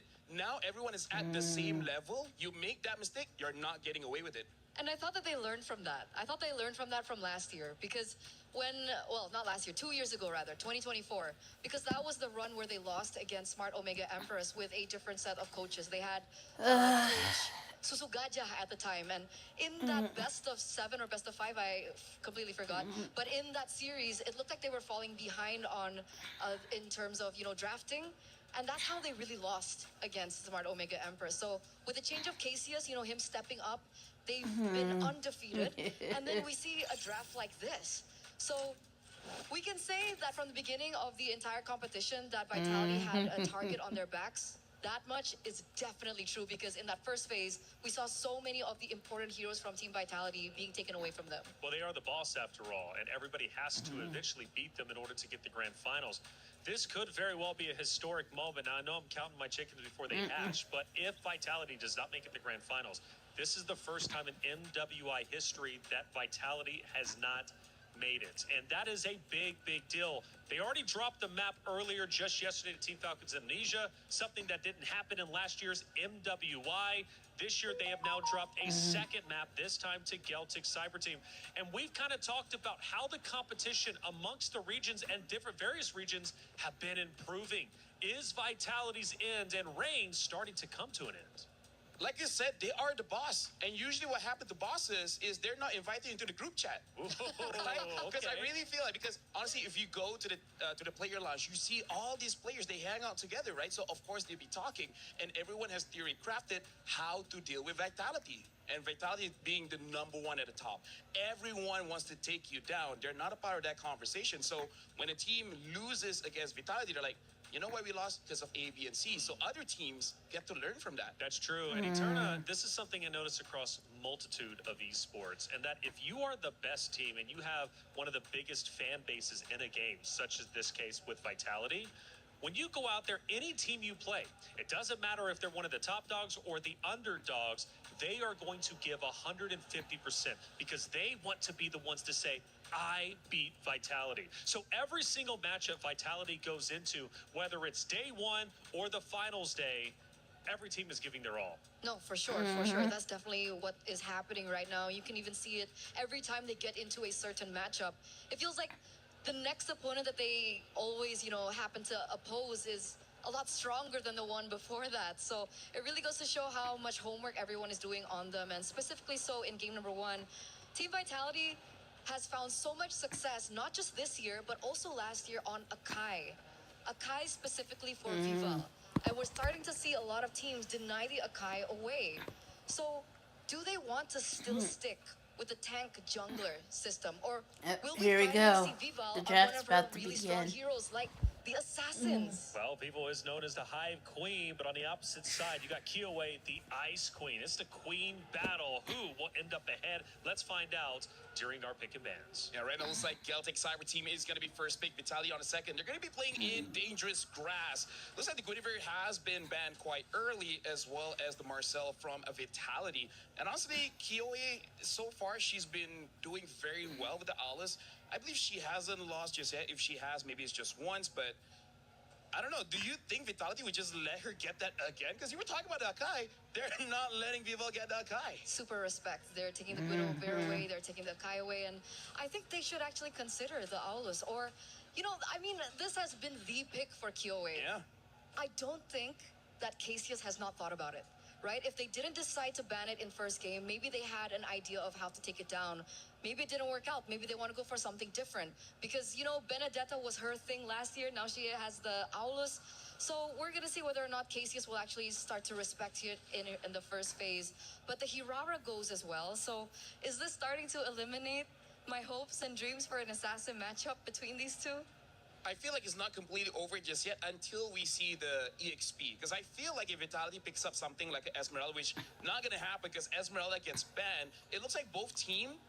Actually, Turner, I think this is smart, right? Because both teams are opening up the Paquito as well as the Freya, kind of forcing Vitality to just pick up tanks. And maybe Kyoe just prefers that because Aulus after the revamp is very interesting. He has a way to cleanse crowd control, and when he uses his ult, he has damage reduction, making it so that he can basically fight forever, which is great against tanks. So maybe this is just Osprey's way of saying that, please pick up tanks, that's what we want. Oh, but no, never mind. You're going for the Boxia. Interesting. It could still be flex. You know what? You're right. Definitely it still could be flex, but I think for Geltec's cyber team in particular, Koejo really hasn't picked it up so far. So we're looking at the idea that this should be jungle, but just for those of you guys back at home and for those of you guys in the venue as well, just keep your peels out for that possibility. Team Vitality, though, earlier on, we did see the Valentina being prioritized by Geltec. For Vitality, do they want to take the Valentina for themselves here, or do they want to look for a winning lane of their own? Because I feel like that's what they really lacked in that first game. I feel like you still, personally for me, I would actually pick up Carry as well as Freya. It's very honest. You're showing your opponents where each other is going. It looks like they're going for a different route. They do pick up the Carry, because Carry, as of right now in MWI, has been amazing in tournament. And now the Atlas probably just want a little bit of control. And maybe they're saying, no way Geltec is going to pick up Freya, but I kind of feel like Freya should be picked up here. I feel so weird about this, though. I feel really weird about the gold lane matchup and how, volatile it is. Like, obviously, there's an argument to be made for Moskov and the Claude. And the carry is great if she gets going. But I feel like in the grand scheme of things, the Claude has a little bit more value, especially in these team fights with his AoE damage. But it looks like they prioritize the carry instead. Geltec as well understand that with the choice of the carry, she's a little bit more, low range, so she'd have to really dive into these particular team fights. They also see the Atlas on the other side. I think Beleric is a good call, and they again take away the Valentina, just really putting Simi in a position to think, all right, you're really good, but what happens if you don't get a hero that can really accommodate? I feel right now Vitality needs to get lane winners. I think that's the biggest problem, because right now they're kind of winning the mid trio, right? Boxia, Valentina, Beleric. They have Atlas. That's a good start. The problem is, they only have one slot before the other bans come through. So I think Coach Osprey is attacking that mid trio again, making sure that they don't have enough damage, or they don't have enough tankiness, where at least they pick up the Eve Atlas. Honestly, pretty solid. Exactly. That's what we were waiting for, right? That mid trio. You talked about it as well in game number 1, and it's definitely true. And that's the adjustments that we're seeing Coach Redmar, sup JJ? really go through. Oh, so that's where he went. Hey, they love MLBB. They do. They love MLBB, and we are here for it as well. So coming into the second phase of the draft, the Yves has already been taken down now. Viva, what does she use in this regard? Honestly, the draft is so flexible because they haven't picked up the EXP laner yet. So I feel like Vitality is actually considering whether they do want to use some kind of damage dealer in the jungle. Because right now, if you're looking at the tanks, there's only really Barats as well as Balman. I think Balman is a pretty solid choice here, but, can they use it? Because jungle? Yes, because here's the thing. Balman isn't great against crowd control heroes. Unfortunately, Valentina as well as Beleric has a lot of crowd control, so maybe not the best for Balman. Do you think they're gonna go something crazy like an X-Borg? If that's actually not only bad. if Baxia goes into the jungle, that's definitely an option that they can take. And I think, back in the day, we had the option of Alpha. Yeah. For me, if you see Geltec's gold laner, and it's not like a burst type of gold laner, I actually think you can go for the X-Board, because Valentina has burst, but with the Eve, I think you're not going to lose mid lane that much. So maybe Geltec won't have enough damage to burst down the X-Board. So honestly, not a bad idea. Which is why maybe they take out the Claude, right? Other than the laning phase from carry. Velman ban, by the way. They do still eliminate that possibility with perhaps the reasoning of denying that burst potential from the gold lane. The Balman does get banned either way. So even with the Beleric, they don't want to take the risk. They don't want to take the gamble. So I think in my head, X-Borg, or do they want to play a little bit risky? And do they want to play something more damage-oriented in the jungle, like an assassin or a YSS, despite going up against something like the Beleric? Honestly, I feel like YSS is probably the safest one, right? Because if you pick up the Link, it's strong. But going up against Valentina, Boxia, as well as Beleric does not seem like a good idea. And honestly, them banning out the Moskov, does this not feel like they're setting up for an assassin? Yeah. They're banning out the Claude, they're banning out the Moskov. I feel like worst comes to worst, maybe a Harley. Maybe a Harley, but that's going to be a final pick. So we probably will see an EXP first. I kind of want to see something like a Yuzong, because they need some kind of dive. For? For Vitality. That makes sense. That makes sense. Really great follow up. I think Fumi Echo would do amazing on the Yuzong as well. She's been very active, and that's the one thing that I really need from Team Vitality. Fumi Echo needs to be given a hero where she can create crazy plays, like something like the Lapu Lapu, something like the Alice. Arlet as well, one of her power heroes right now in this meta. But we talked about the YSS earlier, and they're like, nah, we're gonna deny that first. So, Vival, what you gonna do? I feel like we spent so much time with Osprey in these years. We called 4 out of the 5 bans, right? We called out the Akai, the Esme, the Bauman, as well as the Yi Sun Shin. It's like a good friendship. We haven't seen each other in 1 full year, and yet we still know him. It's like us. So now Vitality, here's the question. I feel like to be safe, you do pick up an EXP later. The problem is, most likely you're gonna get countered, right? I feel like the Alice is difficult because there's a Boxia. You gotta be careful of that. But they still go for the Alice. Man, we call out the heroes. So now Geltec. I'm thinking Carrie is, Harif is not bad. The other one is Bruno. I don't know, I'm kind of feeling like Harif here. Imagine being Sonjika now, though. She's like, which ultimate do I pick up? Do I pick Alice's? Do I go for real world manipulation? Do I go for Fatal Links? I feel like with this draft, I think it's best to take the Eve ult. Because picking up the Alice, I think you're gonna die fast because of that carry. And it's really great because you want to outrange the carry. You're really great. Thank you. You are too. So now You too, Geltec. Reflections. You too, Reflections. You know what? Thank you. I gotta say, when we look at you, it's like looking at us back. Me too. Is that right? Yeah. I feel like I'm seeing myself. We see ourselves. By the way, Bruno gets picked up as well as the CC. This is pretty smart because, again, Geltec, they have like a singular style of the draft for this one, which is, let's win the lane, right? Bruno wins against the carry, CC wins against the Alice, and then Dimitrio, amazing. Which is not great.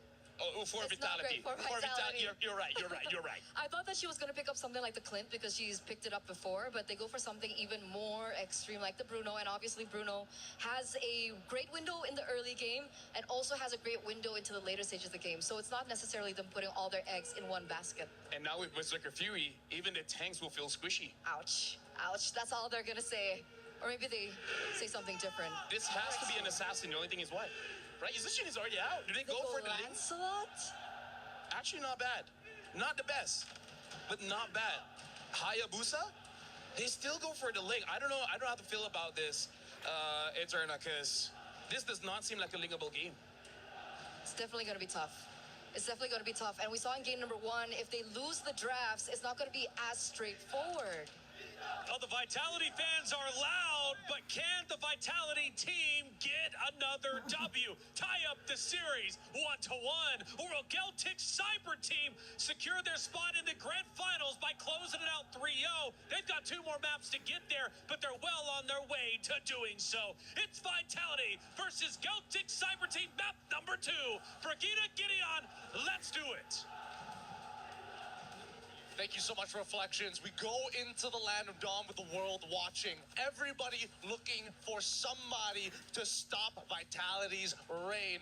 But with the fans here and how much energy they give, they can only watch and bear witness as our competitors hit the field. They cannot let any other feeling take over. I know we might be worrying by a bit just looking at how the Link could potentially be playing into this game, but you have to give out all your energy because if GCT gets on the momentum, it's gonna be tough for Vitality here. Keep in mind that, truth be told, as much as this might not be a linkable game, as long as Vival is able to take out Tokyo, there's a really good chance that Vitality still win the team fight here. There's not a lot of big damages, nothing that really leans into what they want to do. There is anti-synergy on both sides. But for now, at least the laning phase is going smoothly. So they went for a very specific win condition if that were to be the case. It's not a lane just constantly going for the kills all over the map, but more on making things difficult for one of the main carries of GCT, which is looking to be, once again, just the Bruno. But Kyoei seems to be on to Chell at this point. Vivian does show up though, but they're not really gonna go for the fight. Yeah, this is more of a punishment on the GCT side. Like, look at the tax on the HP, right? Getting a lot of the regenerates out of them, while Chell barely missing any EXP or even gold in the lane itself. Now, Newbon, this is the real question here. The fact that they panned out the... Wait, hold on. Oh, Vivian does find Tokyo, still has the Purify, but Vival shows up. And right on cue, you mentioned it. This might be the game plan. Yup. Again, the laning phase going really, really well. They got to be worried. Like, GCT need to recognize and remember that Ling, similar to Fanny, you take trades in lane, you better stay at least above 60% of your HP. Anything lower, there's a good chance that Vival's gonna show up and dive you. This is why they took out so much of the more safe options in the gold lane, the likes of the Moskov. They just wanted a gold lane that was easier to access for a Ling. But then, right now, we did talk about the EXP lane. It seems like Yubon does have a slight advantage over Fumi Echo, at least for now. This is great. Vitality to understand we don't actually need the first turtle. All we gotta do is see whether GCT wants it more than us, and we're gonna start stealing camps away. Look at that. Minimal. Give it up. Doesn't matter. Link's gonna get a purple buff on the opposite side, and still, unless GCT recognize, hey, after this turtle, we need to go for a fight and invade on the enemy purple side.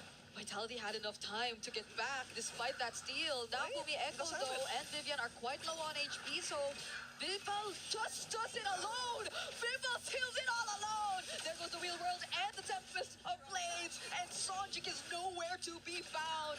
What a macro play by Vitality! What was that? What was that? Wait, I'm pretty sure that Vival didn't even have the purple buff. Yeah, Vival doesn't have it. They didn't steal it. They decided, you know what? They're actually rushing it down. We're gonna walk back over to the turtle and just take him out. They got 2 kills for no trade on top of the turtle. I think that I don't want to say that GC kind of let it happen, but it sort of feels that way. Yeah, they weren't able to really scout out what else Vitality was doing up on the map. I think they realized it very, very late too. So now they're losing out on a lot of resources. Fortunately, they are somehow balanced out in terms of levels and EXP, but that was a good start for Vitality this game. Yeah, especially since GCT already had all the advantages that they were looking for. Well, maybe not on the gold side, but other than that, they had first position, first move. Quaito all alone here. There's 4 members, and Chell decides to go in with the ultimate and the setup from Vivino as well. There goes the Real World Manipulation. The follow-up is just too much from Vitality. Vival constantly finding more and more kills. City gets 2 as well. All right.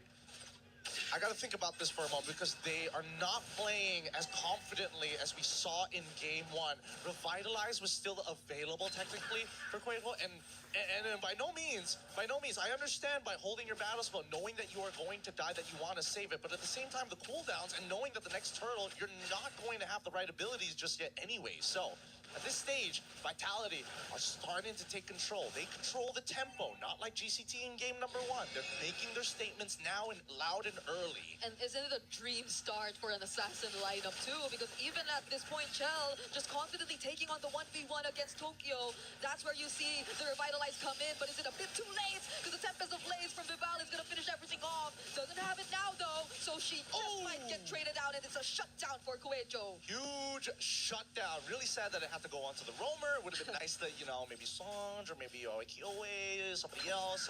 Most ideally Tokyo, because right now Tokyo is taking so much hurt. 0-3, 5 minutes into the game. 2 of those deaths ended up being handed over to Vival. One I don't really count, but even so, it's not the best position for any gold laners out there. Yeah, it's been a bad day for Bruno. I think a lot of Brunos have been going through the most unfortunate of early games. We saw that happen too earlier on, but this time around, hopefully they do get to find some way to get back in the game, because again, it's still a very fast lineup, but just as fast, Vivian finds a target and they decide to pour in all of their resources there. Wrath of Riot 2 burned it down, but it might not be enough. They only find Sonj for now, but the follow-up from Fumi Echo! Look at that Throne of Ruin as Chell also finds Tokyo in the top lane. So much wins for Vitality all across the map. A beautiful chain. Are they gonna dive this? Yep, Lumon, you got it. Oh, got the flicker out of them. Doesn't get the kill, and that's fine. Getting the flicker is good enough. GCT, at the very least, are punching back for Vitality. This is a sweeping victory across the map. Top tier 1 already taken. Another neutral objective while they were at it. Not to mention, just really racking up the kills. 9-1. Oh, that hurts. Chell just walked up straight to Tokyo, and you already saw how she brought her down to half HP. But Vitality have been heavy on the macro so far in this game. They've been very specific on their win conditions. They've accomplished it in their first rotation, and they need not repeat it a bit too much, enough to a point where GCT could read them out. Now it's GCT who we are currently questioning in terms of what the game plan currently is. Well, right now, we just need to see a full-on team fight 5v5. We need to see how Yobon really impacts and influences the shape of the fight, right? Because so far we've only seen the traditional 4v4s and somebody is always late to the fight, unfortunately. And the chain CC on Vitality has been proven an effective strategy now that they've opened up mid-tier 1. They're just going to reapply that same script here in the jungle. Whoa, Vivian decided to take that stun from GCT, but maybe at the expense of her life, or maybe not. But Cuejo has enough damage to do it. Umi Echo holding down 2 members as they also eliminate that Belleric in the back lines. Trey 1 from 1 here. Not too bad. They still have 20 seconds left. Oh my god. Sonj looking at the target, but City picks up the kill. A lot of help here for Vival in the body block. This is just such a fast game for Vitality so far. A really fast game, but at least Lubon going to make the difference here. Try to at least get some gold back. It's a 4.7k lead, one of the bigger leads that we've seen here from Vitality in this matchup against GCT. 7 minutes into the game. So relatively early at the 8th minute, we're already getting a rough amount of 5k differentials. Yeah, I can only imagine the amount of gold Chell has right now on this carry too. Look at that. Rich. 8 to 11 is the gap between their levels. Tokyo, unfortunately, on a 0-4-1 KDA right now, and I feel like at this point, Chell could just confidently take on even the tankiest members of GCT, so that's going to be a problem for Kyoei and Cuejo. Well, speaking of confidence, you can see that Vitality showing themselves, hey, we're in the mid lane. Are you going to do something about this? Because we're walking to the Lord right now, and you don't have much of a choice. Now, the purple buff on the enemy side is spawning in 2 seconds, and wow, back into the same little shenanigans. They're repeating this script. Yep, GCT badly want to contest, and they have not paid attention to the other parts of the map, all the while they've been trying to set up for the entries here in this upcoming Lord, but Vitality are just baiting them out. GCT, could they potentially sense this and try to get them, or try to bite the bait, because they see that Vival's up top, Cuejo's getting bursted down, has to run away, but the center from Son might not be enough because Vitality were prepared. Now it's just the backlines that Vival's really after, because Chell can take care of the rest. Vitality win out big in that team fight. Oh, wait, it's not over. It's not over just yet. They might actually get a little bit more here, but it looks like they've zoned them out entirely. City and Vivian doing a very good job to make sure that GCT don't pull any rugs from underneath them and sneak behind. Vitality, that was such quick movement. Vival, just for a moment, showed herself up top after stealing that purple buff. And GCT were a bit too occupied with trying to get in and follow up with both Cuejo and Sonj because they both went for setups anyway. But the counters from Fumi Echo, the Throne of Ruins, and the real world manipulations, plus Vival just cutting off the rest of the members as Chell clearly had enough damage. GCT had no way around that team fight. Oh, Belleric Raptor Giant's already out. And now, Val, are you going to go 1v5? Are you really that confident with a 7.3k lead for your team? I don't think so, because Fumihiko, he's got it covered down bottom. I think they're very careful now that they have this lead. They've learned so much from game number 1, and they've been playing it relatively simple now that they've already gotten the advantage for themselves. Now most of the Holy Shields are about to come fall for GCT, and I think it's just really playing for Tokyo. That could be the game plan. I don't know. I just saw Tokyo recently just purchase the Berserker's Fury 10 minutes, 30 seconds into this game. That's a really late pickup here in terms of just scaling timers. And in comparison to the already completed Trinity build on the opposite end, and of course, got to make sure you got some mana regen because Chell wants to stay on the map longer rather than having to recall every single time she runs out. Tough though, because that can deal with the front lines, yes, but that Wishing Lantern pickup too from City, so that's a lot of items already packed by Vitality just to respond to the lineup of GCT or to whoever might want to start things off for them.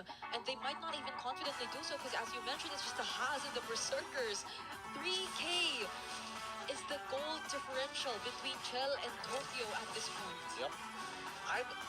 if the math serves me right, I think it should be roughly around the 16th to 17th minute where we're expecting, okay, an bold attempt coming up from Vivian here, but do we see any counterplay? Kyoei does try to go for a counterplay. It's City who she tries to set up for. Whoa!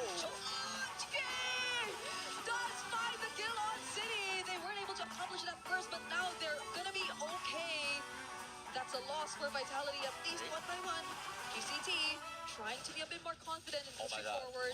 Yo, Fumi! Echo, turn up through it on the bar! And the follow-up from Vival. Now it's Vitality with the re-engage. They're dealing with the front lines first one by one. It's the exact same script for Vitality. The spread of the damage. A triple for Vival and a double for Chell. What a huge engage coming out of Fumiko.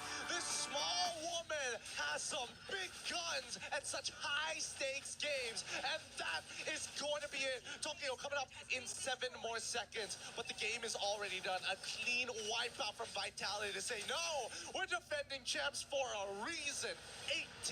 18-3. Just when GCT thought that they could have found an opening, a single pickoff to boost their confidence, Vitality clapped back with the exact same sequence they've been doing to win out most of their team fights in this game. Oh, the set plays here, the hesitation, I think that's what's really the difference here. If a team is not only proactive, but is decisive, that is going to be the big game changer. Because look at this, Fumi was already communicating, we're going to turn this fight instantly. And the backline, Vival, you just deal with them, the rest of us will melt them down. As Chell played a perfect game. Perfect purifies as well. You have too many guards. Chell is too well guarded in this game. We're going to be throwing over back to the studio. Break it down for us after these messages.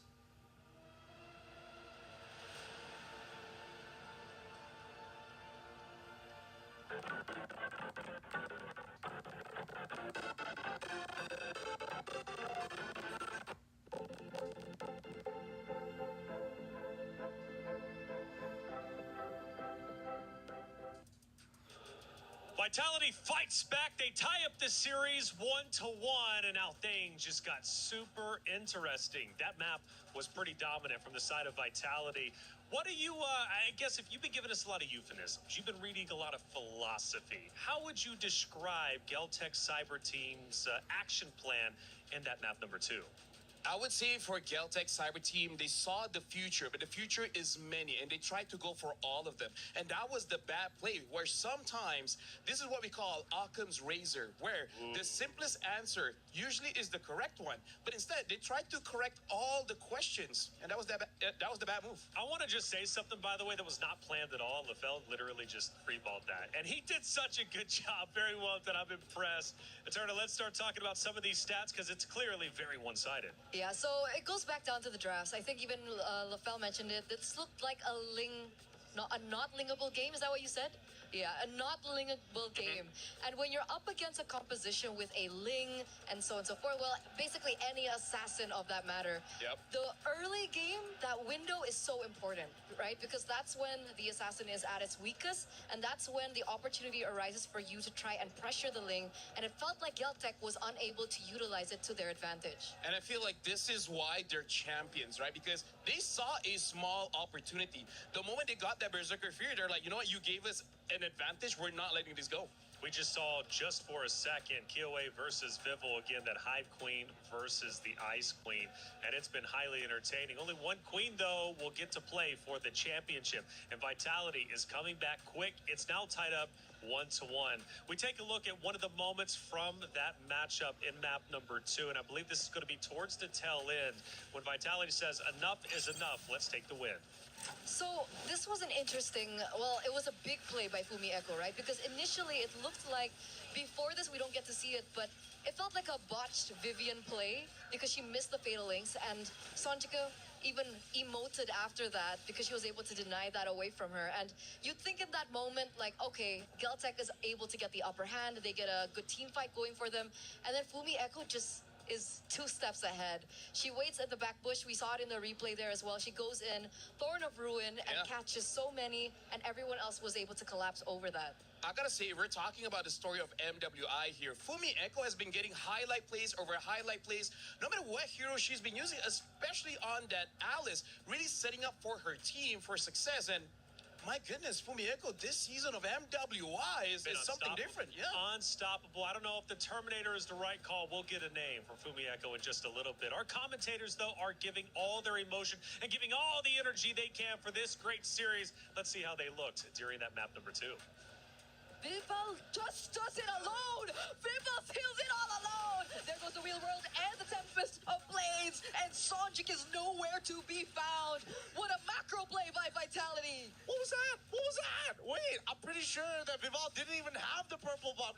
Yeah, Vival doesn't have it. They didn't steal it. They decided, you know what? They're actually rushing it down. We're gonna walk back over to the turtle and just take him out. Again, they're giving it their all. I always love it when they lose their minds. It's hard not to when you're casting over 2 great teams. No, especially, honestly, I was losing my mind as well because, honestly, at that point, Viva already gave up on the purple buff and then tried to go for the turtles. So I'm like, wait, that might be the bad decision. But then, Kyoe as well, she didn't retreat at all that turtle. So that was... See, even Gina was still random. What was that?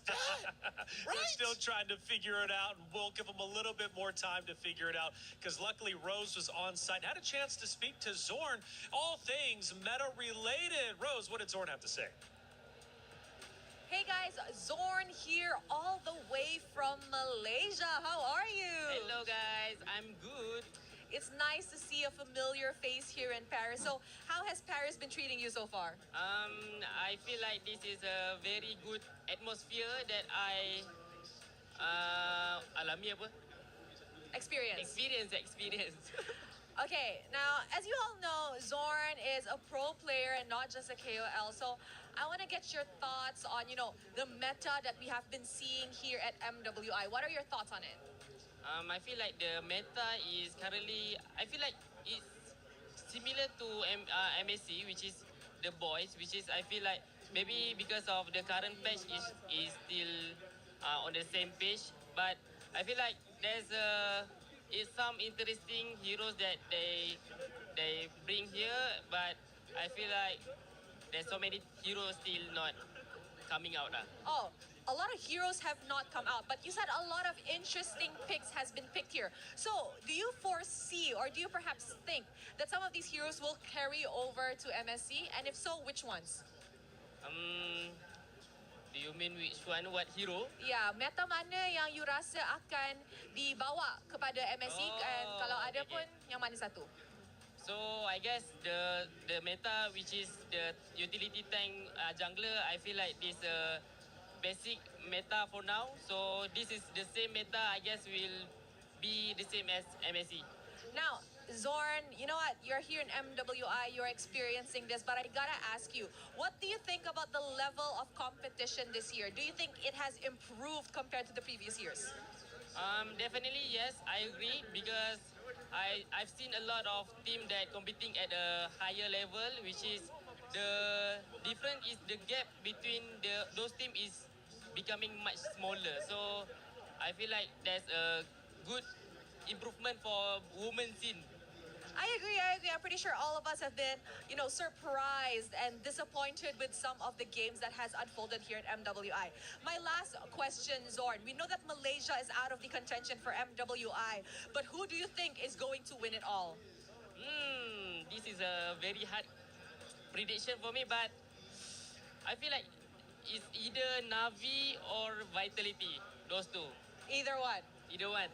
I cannot predict. Thank you very much, Zorn. It's good to have you here. That's it from us.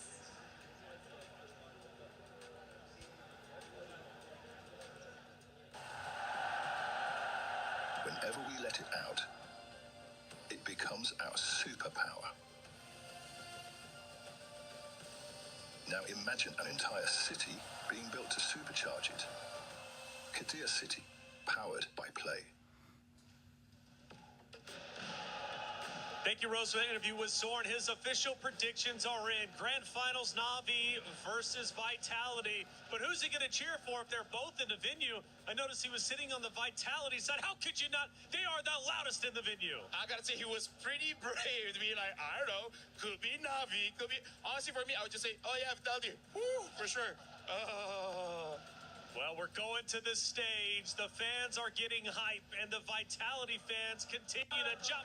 I don't know how they do it. How do they have so much energy? I guess they're not 34 like me. They're giving it their all, and they've been screaming at the top of their lungs, and one name has been coming to the attention. It's Vival, constantly chanting her name, and Vival is about to play once again. Now, I've got to pick your brain, LaFell, because we were talking about the hero selection from before.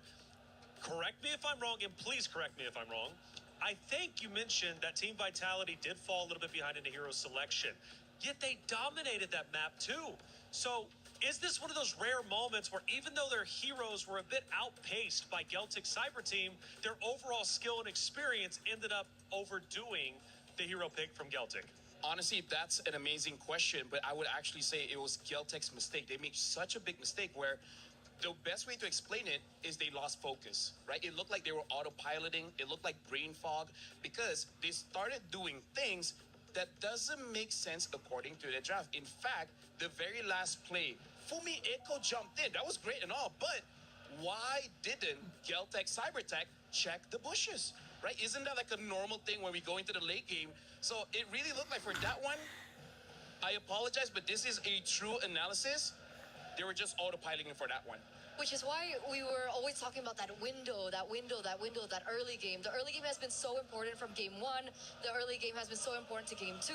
And it was the execution of Geltec in the early game for game number 2 that really lost them the battle at the very end. Like that 10k gold lead that eventually built up by Team Vitality, that was because of the early game once again. And that concerns me because now it's one of those moments where it's like you have the hero pick, you won the pick and ban, but now your fundamentals are starting to fall. You cannot afford that against the final boss of Team Vitality. Going into map 3, they got to pick themselves up. Now, LaFell, though, the reality is we're here at the MWI. We're in Paris, and we are the home turf of Vitality, and the fans are loud. How much of an effect do you think that is happening for Geltic Cyber Team? Because they've got to listen to that. Dude, that's huge. Like, imagine when we just started becoming talents, right?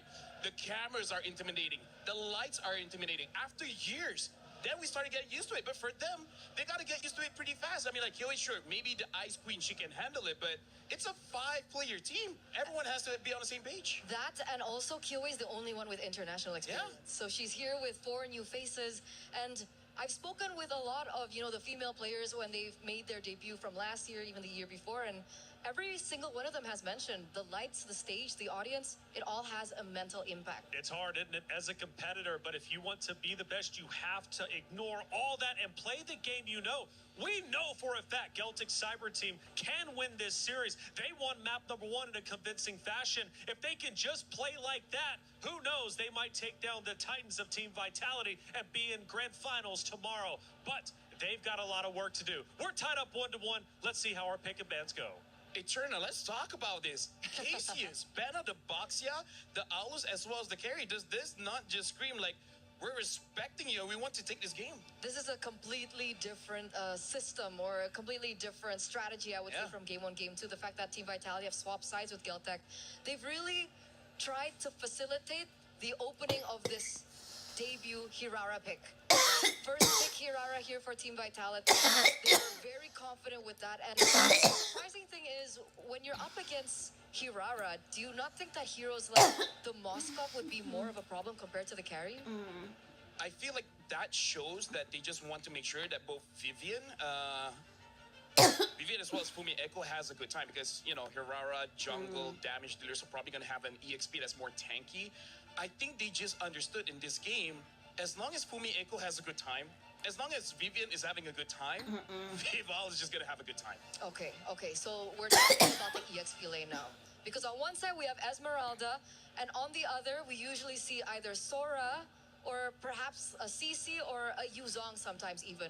What do you think Freya is the open, right? Even Freya is open. So this is very interesting here because I wonder what pick Kyoe will pick here because technically 4 junglers has been banned. Now, Aulis has been banned, Baxia, the Gwyn, as well as the Akai. Celtic, they early picked the Esme. I respect that because there is no carry. And now they early picked the Clint to possibly say, hey, don't pick the Claude. We already have your counter. And now the Atlas has been picked up, and even the Alice. Look at the AoE that Vitality has. It seems like they want to fight. But what do you think about the Alice into the Esme matchup? Because it's not necessarily like the best of matchups for the Alice. If Fumi Echo wants to get a good time going, usually she's the one who's playing strong side instead of Shell. Just ignore the hater. You know, like, I'm not going to win against you, so I'm not going to fight against you, right? The way that you play Alice against me, you just try to freeze the lane on your side, get level 4, and then try to win the first turtle, and then after that, do the same thing at game number 2. Okay, so we're expecting that kind of mentality coming into game number 3, and technically it did work out for them in game number 2, so let's see if it crossovers to their third game. But of course, we are still waiting the last pick in for Team Geltec. Lilia. Okay, so they see really strong heroes for the first 3 from Team Vitality. They're picking up something of a momentum hero of their own, the Lilia, with highly fast clear and already really good base damage in the early game. Very good against tanks like the Alice as well as the Atlas. I'm just slightly worried because going up against the Herrera, because Lilia, out of all the heroes in ML, has one of the lowest HP pool, making it so that she's extremely squishy. So a good engage by Herrera, she's dead. And we don't know what the mid is going to be. If the mid is something like an Eve or even a Farsa, this Lilia will not have a good time. So I think it's an amazing pick, but it's not without its weaknesses. She needs to be very quick when and how she gets to that level 4.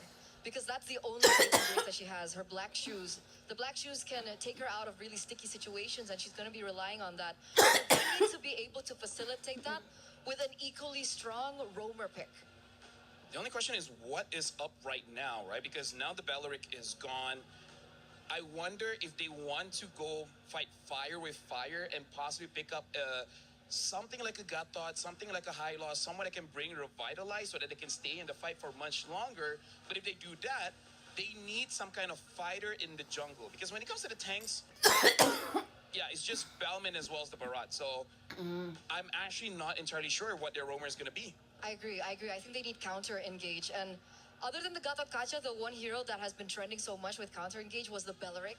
So that is a really good ban coming in from Team Vitality. And the second one, which I'm kind of 50-50 with, but it has won games, is the Minotaur.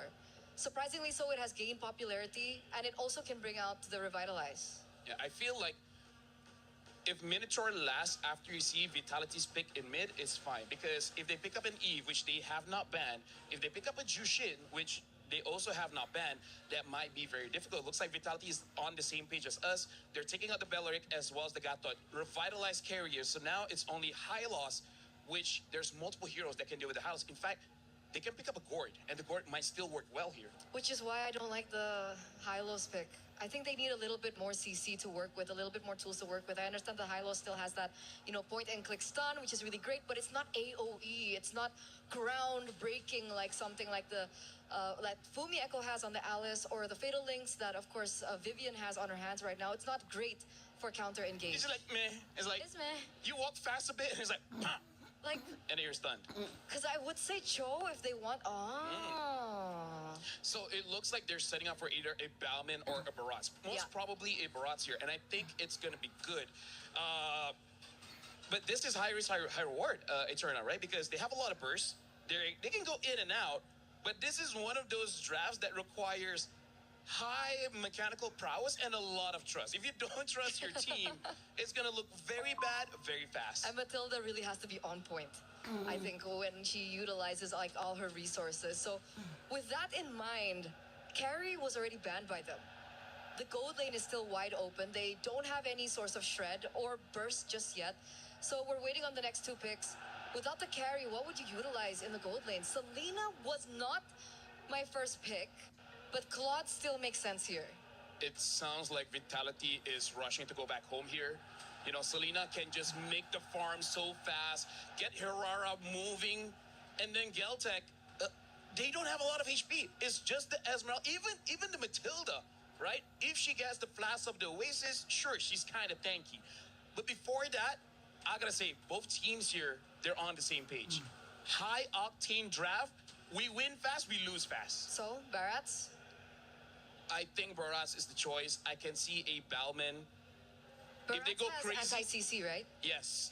So that's, I think, maybe one of the key factors that they're thinking about, because if they do go for tank jungle, they really need to work around these neutral objectives.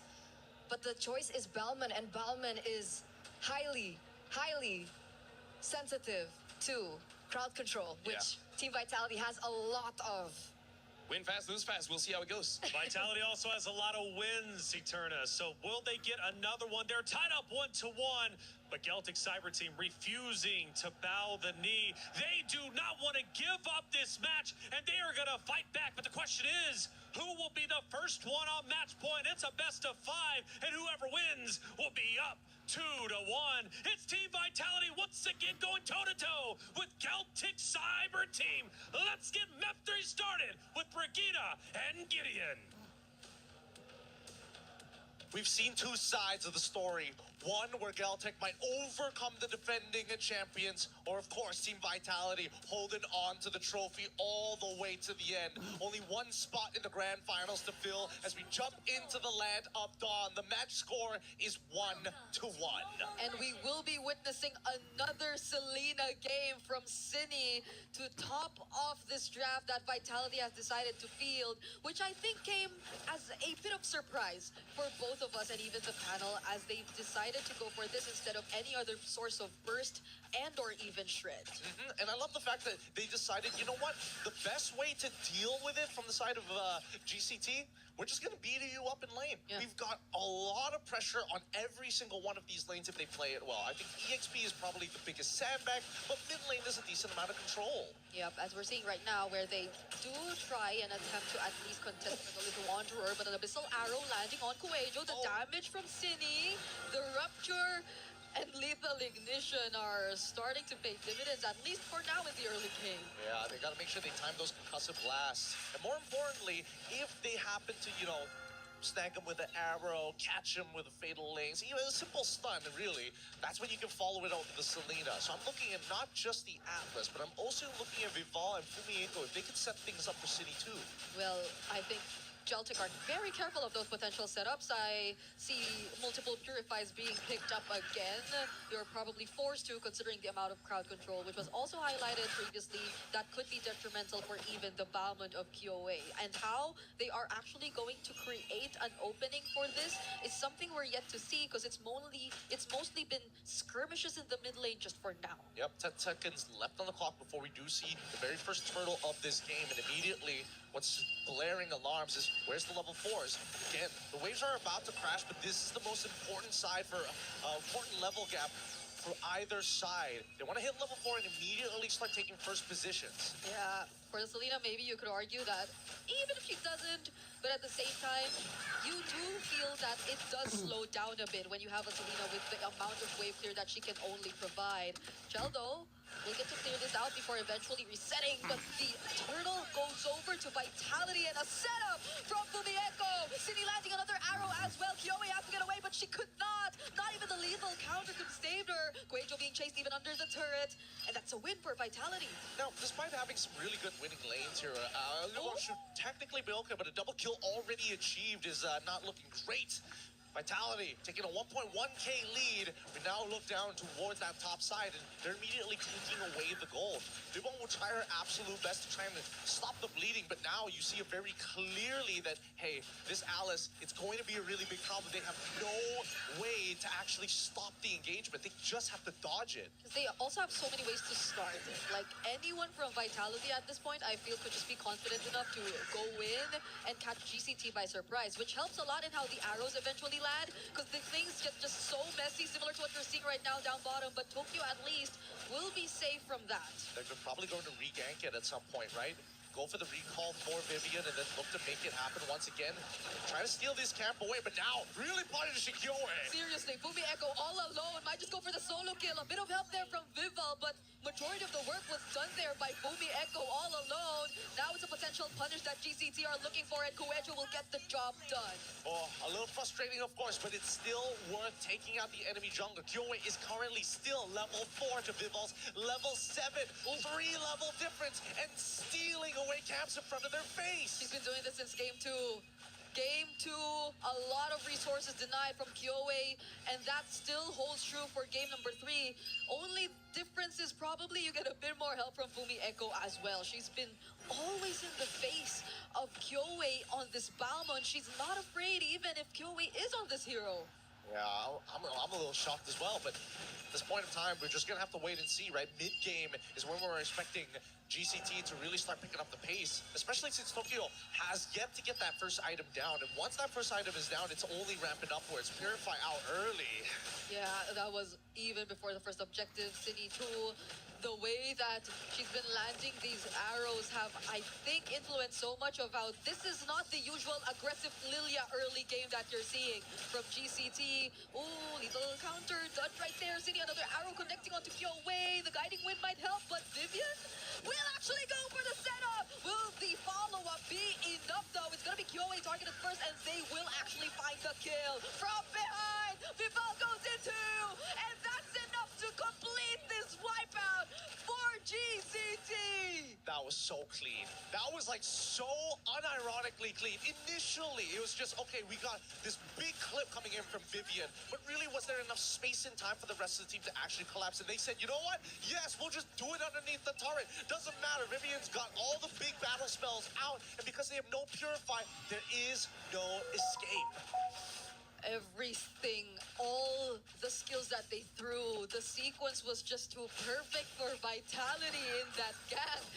You mentioned it, they might go for another try, and that was the perfect time to do it up against Tokyo, who is clearly struggling in the gold lane matchup right now. Another arrow, the burst!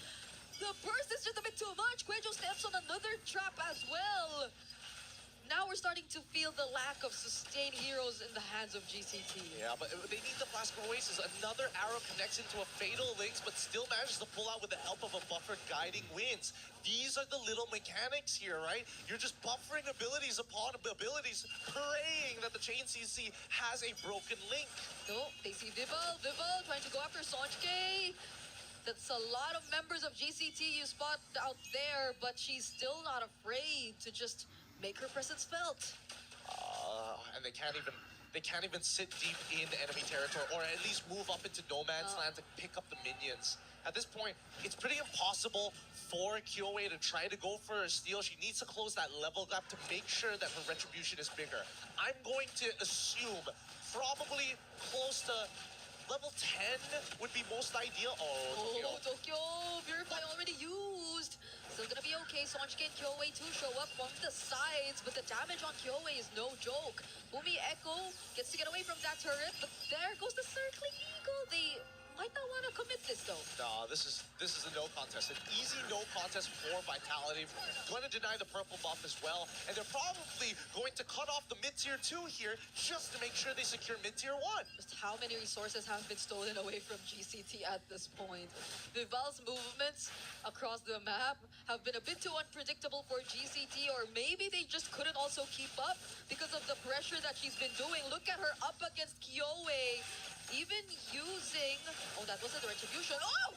Yep. Was able to iframe her way out of the lethal counter! This is super silly. It is clear. They don't remember every single one of Hirara's abilities. She has 4 to work with here. Gotta make sure that you remember all of them. There is a snare, there is an iframe, and most importantly, she has multiple dashes. Vitality taking full control. They've pretty much shown us how the matchup goes. Hirara being able to play around this matchup against the Balmond, but it's also just not the Hirara making all of this possible. It's everyone being able to just accomplish their laning phases successfully and not allowing GCT to do the rotations they want. And Vitality, at this point, they've got squatters' rights. They're basically camping in their home, sitting in their jungle, waiting for somebody to come, and just to be an absolute nuisance, they're not going to leave. Looking at the items right now, you could, I think, see how significantly behind the EXP laner and gold laner is. It's the sides that are feeling majority of the pressure, but there could be no comparison to the jungle. I think that's almost 4K that they have to deal with, but Vivian and Fumi Echo once again are gonna go in. They're waiting for the perfect moment, and there you go, Vivian! Without the Purify, sets up for Sonjke, but she still has the black shoes, but it's space that they want. It's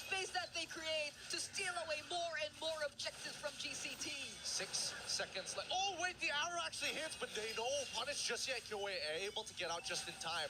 I don't know. This is starting to look a little risky here. A lot of the big resources have been thrown out from the side of Vitality. They're trying to back this off. The only person who can hold on is Fumi, and now they punish with Bival. Fumieko on a purple buff, by the way. Whoa, whoa. Oh, Yubon jumping in, falling star move, but Chell also dealing a decent amount of damage. Vivian too, another perfect pair. Could she go for another setup? She doesn't have the flicker, and GCT are just gonna scramble away.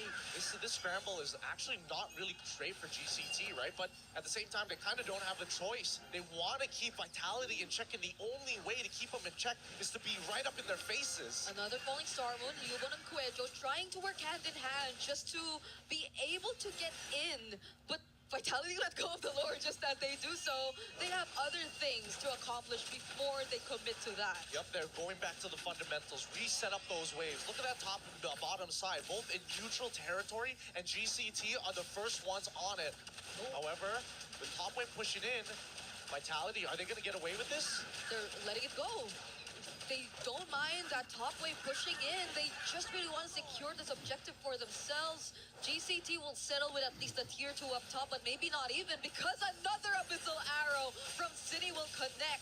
That's going to be Liubon, though, a very tanky XP lane, but this time it's not just City. Vival shows up, Vivian's here too. City tries to run away. That goes the Fatal Links just to make sure they get out alive and pick up a kill, even before the Lord. Oh, it's so good. And Fumi, she doesn't mind.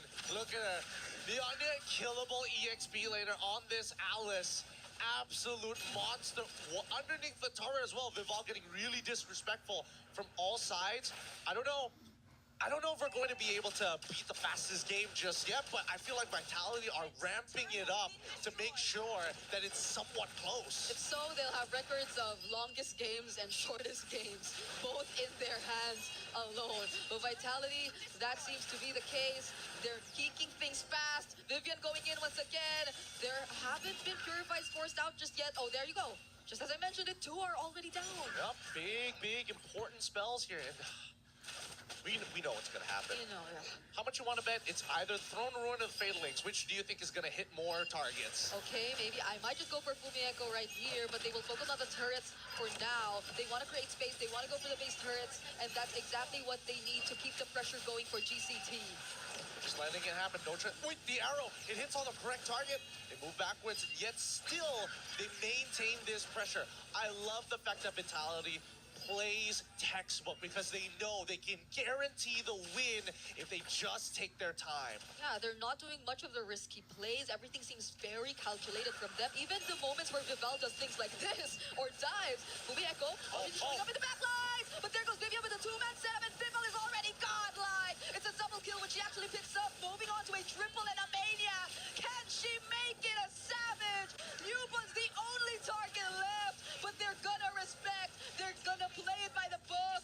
Flying clouds to where? She wants to clear the wave, but she cannot.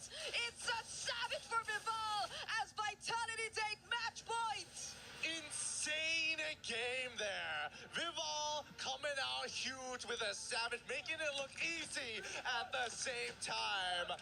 At this point, it's Team Vivality at this point, right? Hirara has to make her way back to the bans. It's gotta be banned. After what happened here, I doubt GCT want to go through that. It's all over again. Ridiculous plays here coming in from game number 3 to turn it 2-1.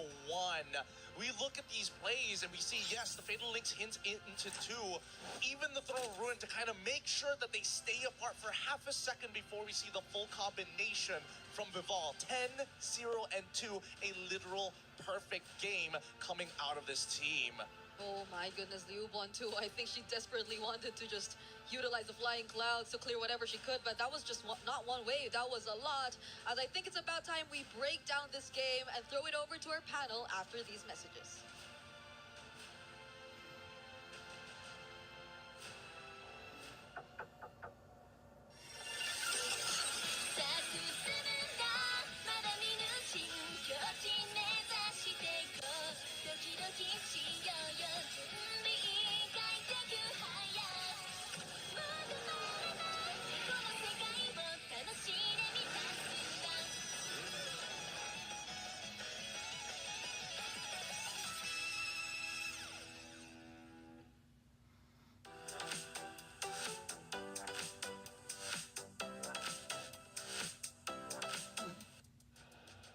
Two fast games put Vitality on match point. One map away from moving forward to grand finals. Celtic Cyber Team are going to have to dig deep, win the next two if they want also their spot into the grand finals. That map was another quick one, and it ends in a savage. Yeah, honestly, that was amazing. But here's the thing. You were asking about Vival. When are you going to use the assassin? And now we got to go back to Kyoe. Why does she keep using tanks? That's a question. That's a question because game 2, game 3, it was so clean, so fast by Team Vitality, and the main difference maker was Vival being able to pick up the assassin. So Well, that's who will we everybody be keeps screaming. seeing an assassin v assassin next time? We need that, don't we? I think we need more assassins in our life. Spice things up for sure. Vival is getting all the attention out here in the crowd for sure. Let's take a look at our first action. It's towards the tail end. This is where things really start to fall apart for Celtic Cyber Team. And man, it is tough to watch at times. Or excuse me, we go back to the beginning, and this is going to be one of those fights now where Vitality truly starts to gain a foothold in the match. Allow me to rant just a little bit, right? Because here's the thing. Kyoe, she is moving away from her character. But here's the thing. What is character? Well, philosophers have said that character is defined by habits. What's habits is the thoughts and the activities that you do daily. And here's the thing. When you start to break character, when you move away from your natural routine, you will start to act without passion as well as perform or behave outside of your rational mind. So going from a damage dealer to a tank, we can definitely see Kyoe is not moving as she is supposed to do. That, and also she wasn't set up for success, right? If she was on maybe a different kind of tank that like a Barrett has anti-CC, maybe it could have been different. But we already did mention in the drafts it would be either the Bellman or the Barats. But the fact that they chose the Bellman is so susceptible to CC. And you could even see her in that particular clip being taken out by a trap. Let's go a little bit deeper into the match and look at around the 10-minute or so mark. And we have one of these incredible fights that ends up unfolding. Yeah, this was the make it or break it moment. And at this stage in time, man, if you don't expect a big play from Fumi Echo, make sure that you expect it from Vivian because she's sure to get that phalanx in, even under turret. And then the collapse after that was insane. This was the moment when the Maniac hit, and then she only had one more left. Leobon had no choice because she really needs to clear the minions, but she then technically gave it to Hirara, gave it to Viva on a silver platter, and that is one of the first savages that we've seen so far here at MWI. Honestly, looking at that play, I really want to make sure, because right now is match point. Celtic Cyber Team, we've seen teams going back to comfort, and honestly, it hasn't worked out. They really have to, because here's the thing, Kyoe, you're not a meta player, right? You always play things that's outside of the meta, but it's something that you've practiced non-stop. And I also feel like Theseus have seen that, right? That's why we see an unorthodox ban, banning out the Baxia, banning out the Owls, and then eventually even the Yisun Shin. We were talking about if the Yisun Shin was there, maybe they would do well. So is this one of those cases, you go back to map 2, the hero selection actually benefited Celtic. Did it benefit them this time around, or was it once again one of those factors of mechanics? No. Game 1, game 2, it felt like Celtic still had a chance, an opportunity, because it looked like the Vitality wasn't winning on the drafts per se. But in game number 3, Cassius really set the team up for success, right? Winning lanes, they were able to facilitate that as well. I feel like going up against the very best, it comes back down again to the drafts. Taking a look at Vitality's dugout, they're in there, and you notice not a lot of really talking going on, strategizing, and I think because they're in their flow state, they just feel comfortable. They know they're in control, right? This would be a much different story if they had lost. They've been down 2-1. I'm sure they would have been huddling up, but right now, nice and relaxed, calm, LaFell, they look good. This also shows that they have one thing in mind and they don't want to disrupt it, right? Because right now I feel like Cassius is having checkmate after checkmate when it comes to the bans. So I feel like the entire team, they're on the same page. Make sure Kyoe doesn't play. Step number 1. Step number 2, make sure that Fumi Echo gets out of lane. Step number 3, win. Well, the club championship update is well underway. From what I'm hearing, Trev is traveling. He's over on stage 3. What's going down over there? With the semi-final action well underway in MWI over at the Allianz Vault, I've managed to slip away, meet up with Chris of the Lenovo Legion Gauntlet, and he's going to update us on everything Dota at the moment.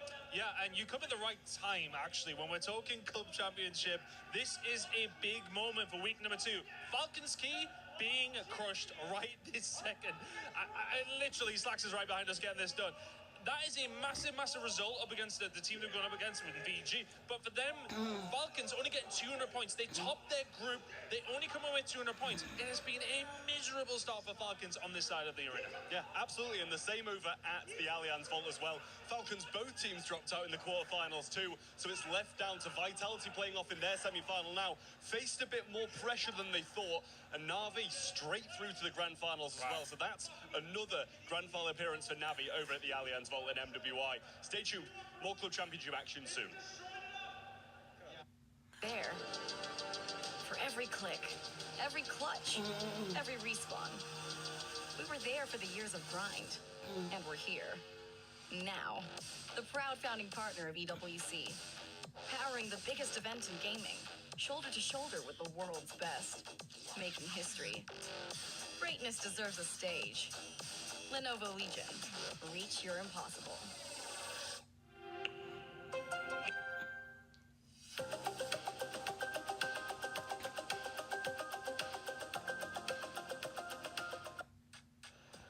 Thank you, Ton and Trev, for that Club Championship update. Vitality circled up. Let's get back on that stage. They're ready to go. Again, they're feeling confident. They're feeling comfortable. Just a touch, by the way, on that little interview that we had over on stage 3 with Trev and Ton. Falcons also getting eliminated early. Obviously, making it here for MWI was a big deal to the knockout stage, but they only get, like, I think, a collective total of 200, 400 points. So, eliminated early on stage 3. They're having a tough run. The Club Championship race is looking tough for them, at least for the first 2 weeks. But for Na'Vi, it is all guns ablaze. They're already in first place. And on top of that, in the Club Championship race, and on top of that, they just secured a spot into the grand final. So Na'Vi looking like one of the strongest orgs out there early on in just week 2 for the Club Championship. Now, back to reality, where we currently are. Team Vitality versus Geltech Cyber Team. It is 2-1. Vitality is currently up, and Geltech needs to come back. The pressure is at a boiling point for the Geltech Cyber Team ladies. What's the game plan here? I'm gonna go for Occam's razor again. Do what's obvious, and I feel like in the first 3 pick, get KOA's hero. If not, it's just gonna get banned out, and then you're gonna be scratching your heads again, and then afterwards you're like, well, I guess we lose, because game number 1, Vival got the Fredrin, not a great jungler, loss. And then game number 2 as well as 3, KOA got the Boxia as well as the Bellman, not really that great, and then lost. There seems to be a pattern. Break that pattern. So what's the hero select for KOA? What is the win condition for Geltech Cyber Team? I feel like there's plenty. When we're talking about KOA, she has so many unique picks under her belt, but obviously we're thinking about the assassins. She's picked up the Benedetta in the past, that's out meta. Fanny is something that should still find some success, but we haven't seen either. Lancelot, the Lings of the world. KOA is a highly mechanical player. That's the reason she was given the term Ice Queen in the first place, right? Everyone was really stunned with her exceptional gameplay. I would say top 3 in the league right now when it comes down to junglers. So give her a draft that allows her to perform at that level. I gotta say, even in 2024, one of the times she got a title Ice Queen, when she was willing to pick up a Julian when Julian was really not in the meta, and she still did well with it. Right now, we are jumping in the draft here. Geltech Cyber Team is gonna be first pick blue side, Vitality second pick red side. We're playing Expanding Rivers, so this is gonna be a great opportunity for the teams to have very strong side leaders. And now, batting out the Gwyn, batting out the Atlas for Geltech Cyber Team, for Vitality, batting out the Harara, batting out the Marcel, and now an Esmeralda gets banned up as well. So Geltech, based on what's happening in MWI, good early picks are that Belleric, that Carry. Harara has been banned out now. In terms of the junglers, I don't know. Actually, not I've noticed it. We also didn't see much Freya, which I feel a bit weird for, but hey, c'est la vie. It really depends on the team, I feel. Like some teams favor the Freya a little bit more than others. And in this particular matchup, we don't really see too much of Freya, but obviously still keep your eyes out for that. Geltec here, if they do want to set up for a assassin in the jungle, maybe pick up something that usually counters it. Like the Moskov is still open. That's something that they can go for in the early phase of the drafts. With the Paquito also banned out, it's opening up that possibility even more. Yeah, honestly, when you're playing Expanding Rivers, I feel like this is one of those maps, if you want to play double fighters, is actually quite viable. But that does mean you have to pick up an early, either Kimi, Yisun Shin, or a Freya. Because I feel like Freya also enables quite a few double fighter matchups. You want to go Freya Aulus for Geltec? You know, fall back to the Aulus. I know it's not an assassin, but it is one of her priority heroes. If they want to go for an Aulus, they're going to pick up something like a carry. Because Aulus can deal with the front line-ish, but not really. He's kind of there more of a distraction rather than a true finisher. So I respect the carry pick and still opening up the possibility of, honestly, any picks on the jungle. Okay. I think they're going to leave the gold lane matchup for later. They can do it on red 3. What is a hero that is left open? Do they want to prioritize their mid lane here first? Do they want to go for something like the Yve that has found them success if they want to control River? I'm with Leo, honestly, where Leo said Yve is probably the strongest mid laner right now, and I do agree. Very tanky, a lot of damage, a lot of range. They pick up the Bellic first, as well as the Claude here. So this is very interesting. Not saying it's bad, but it is a losing matchup against the carry. So why do they pick up the Claude early? What are they hiding? That's why I thought it would be red 3, because when it comes down to matchups, in the, well, I would say, yeah, early game, like 1 to 3, carry definitely dominates the lane, but Claude, in the longer scheme of things, especially when he already has his ult, it can still favor the Claude in moments like that. So, are they waiting for the mid matchup first in order for them to choose? Like, are they choosing between the Lilia and the Yve? Or maybe they found success on the Selena earlier on. It turns out the Selena is one of Sini's power picks. Maybe they want to see if there's an opportunity to pick that up again. Well, Geltec has an opportunity to pick up a jungler right now, and they do. They pick up the Aulus as well as the Lapu Lapu. Good news, bad news. Good news, they get strong picks. Bad news, they're showing their hand. There's no deception in this kind of draft. So now, Cassius should not fumble the ball here. They know the matchups. They don't know mid, but who cares? Sini's pretty good. What's the counter to the Aulus? Do they want to go for something like assassin heavy? But I feel like the window becomes very limited because the Aulus gets strong very quickly in the mid game. Honestly, Baxia wouldn't be a bad pick here. You want to go Baxia? Because you already have the Belric. The Belric can change CC a little bit for the Aulus, especially if you wait for Aulus to use the first kill. And then the Baxia is there just to reduce the healing from Aulus as well as Lapu. Because so far, Vitality has won early just because they keep winning those trades. Baxia is a trade winner. But for now, they do pick up the Yve. So I feel like Vitality, they're keeping their options open. Because Baxia is one answer. The other answer is if you want to be fast, you can pick up something like a Suyo. Hasn't done well here. And honestly, going up against Carry, Lapu, and Aulus, I'm actually quite okay to pick up a Ling. I feel like this is one of those games, you're looking at this matchup, Ling doesn't get punished that hard. Yeah, there's no lockdown potential so far, right? With the Lapu Lapu being picked and the carry. That's why I thought that maybe they want to prioritize something like the Moskov. But obviously, they chose the carry to set up for their own Aulus pick. I want something a little crazier though, you know? I want something like maybe an export jungle. Again, it's still something that I really do enjoy seeing in this current meta.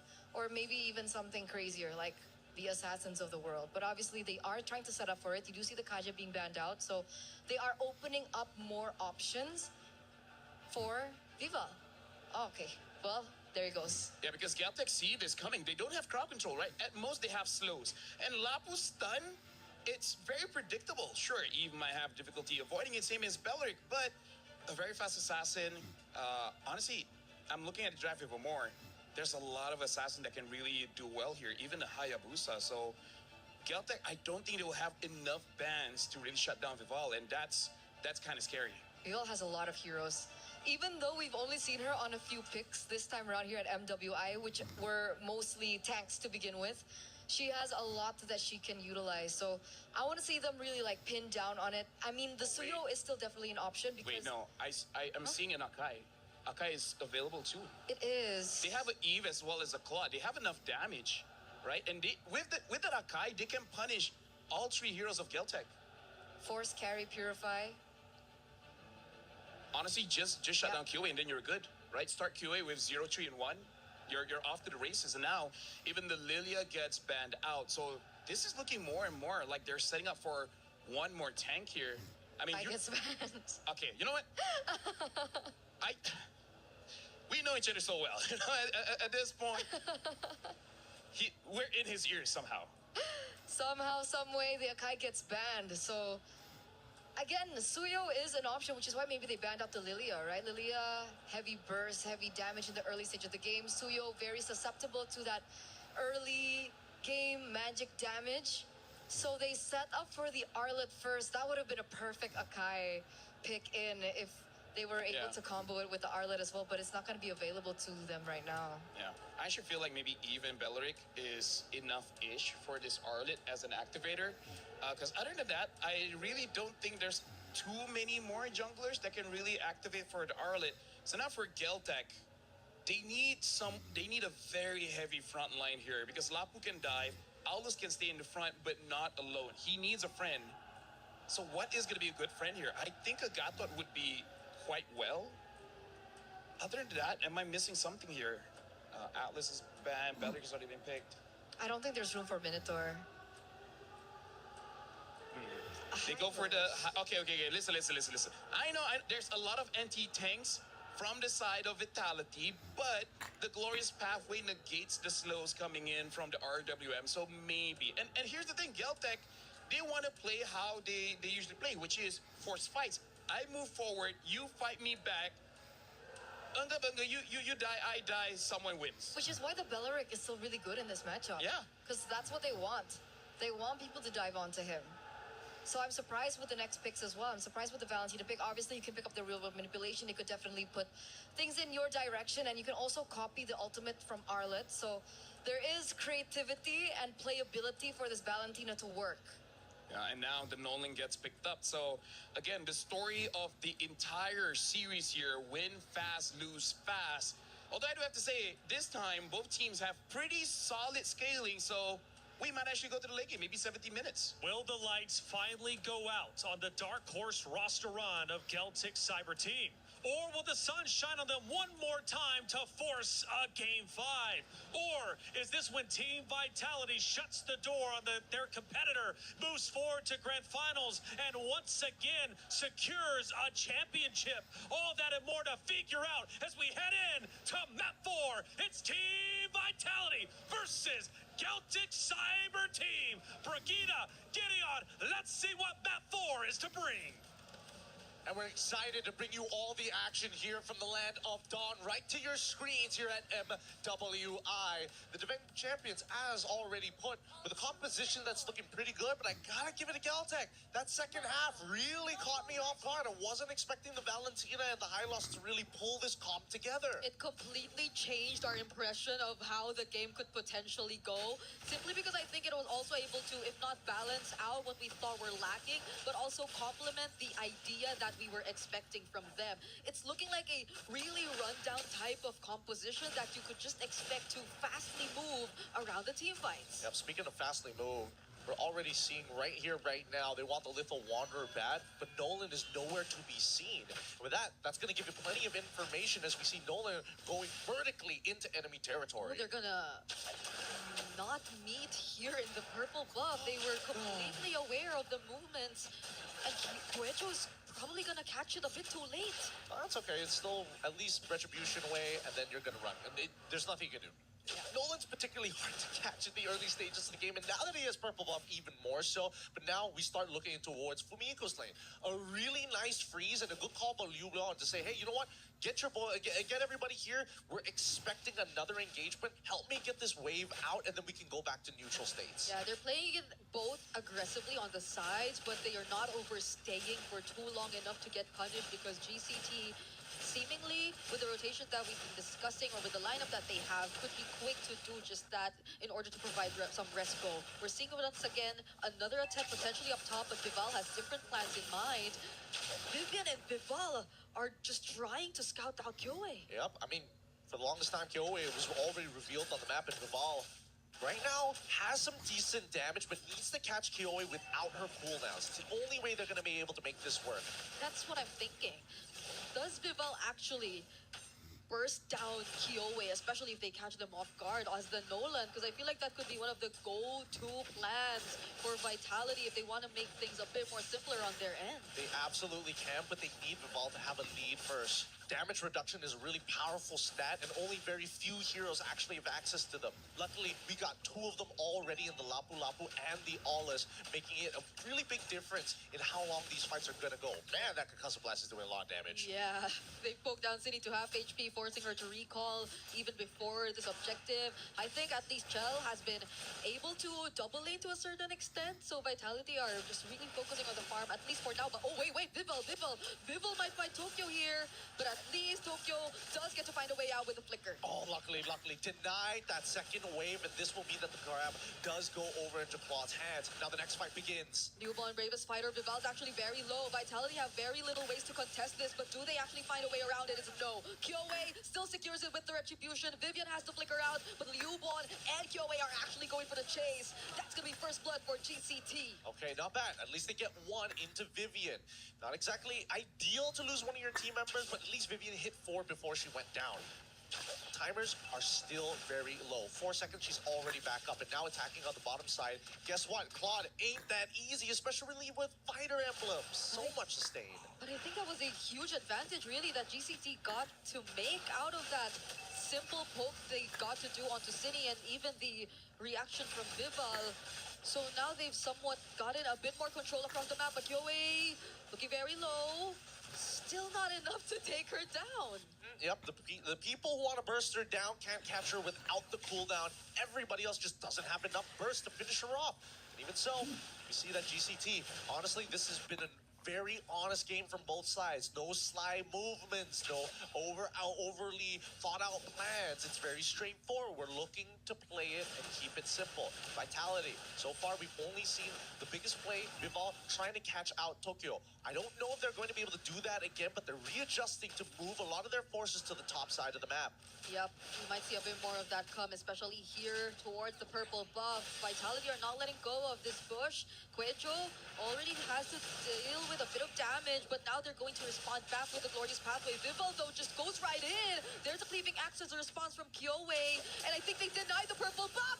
And the real world manipulation, too, falling into place. The stuns from Liuban are actually going to connect. They find the trade onto Vival, and now City and Vivian just have to escape, but do they have the tools? This is Liuban going for the chase. The stun lands, and that's another kill over to GCT. Beautifully played by both sides, but most impressively, Liuban was able to respond in time to catch all 3 of the members into the Raging Slash after the Bravest Fighter, and now they look for turrets. Oh, Fumieco does use the final slash, will get away safely, but is very low on HP. Might not be able to set up for this turtle, and even Vival doesn't seem to be ready for this just yet. Vivian will be showing up, however, and City is back too. Oh, they're trying to zone them out here, and they successfully do so. They get, oh no, not a full reset. And unfortunately, Vitality will take the turtle off of that. GCT, a little unlucky there, but so far, this is why Yves is one of the best mages that we have in the meta. Are they going to be able to catch this? Oh, they give up that tier 1 down bottom in exchange of the turtle, since Chell had to participate in that too. Warwick's pickup already there for Fumi Echo. Could Vitality potentially be a bit more aggressive now in terms of the team fights? Because so far, based on what we've been seeing, it's more of like a back and forth between GCT, but it's always GCT being the first to actually position themselves. Yeah. And better yet, they've been taking the initiative as well, right? They're not just going to take it lying down anymore. They're continuously trying to find opportunities. Revolve, looking to intercept Tokyo. Rest of them zoning them out. Vivian has flicker, so she's going to be fine, but that's a pretty big battle spell to lose. This top side, they find it. Great patience from Vival. Vivian did burn the flicker there, but I think her passing through that route eventually allowed Vitality to get away safely too, but that was a much more favorable trade for them. They definitely got a kill and turret up top, which probably could hand back the lead towards Vitality this time, but Wrath of Dryad already forced out of Vivian! Fracture coming in from Vival, and now they just focus on Kyoe! The strength of the real-world manipulation is something you're really seeing when Vitality decides to punish. Yeah, but GCT, they gotta make sure that they do their due diligence, right? They gotta remember, if Vitality's making like a, oh, if we think this person is solo, would a solo player be walking up this far up? Never at this level of play, never in high level, unless they're trying to get into your head. Then there's another layer to add. This is currently a lead that's already back in Vitality's hands. It's just continuously going to grow from this point onwards as we look at Chell already prioritizing the DHS on the Claude. So you could really expect that they might be prioritizing a bit more of the fights early on rather than just scaling in a bit more of the macro. Oh, but the Glorious Pathway is already used by Quejo here. They just want to make sure they get out of this safely, right? They don't, it looks like they're not going to go for the contest because they don't have the first position. Neither do they have enough information about whether or not they can walk through Tribe Rush or maybe through mid lane. It's just not worth the risk, especially after what Tokyo had to go through. Down by bot side is going to be a upward spiral for Kyoe, right? Just gonna have to farm as much as she can.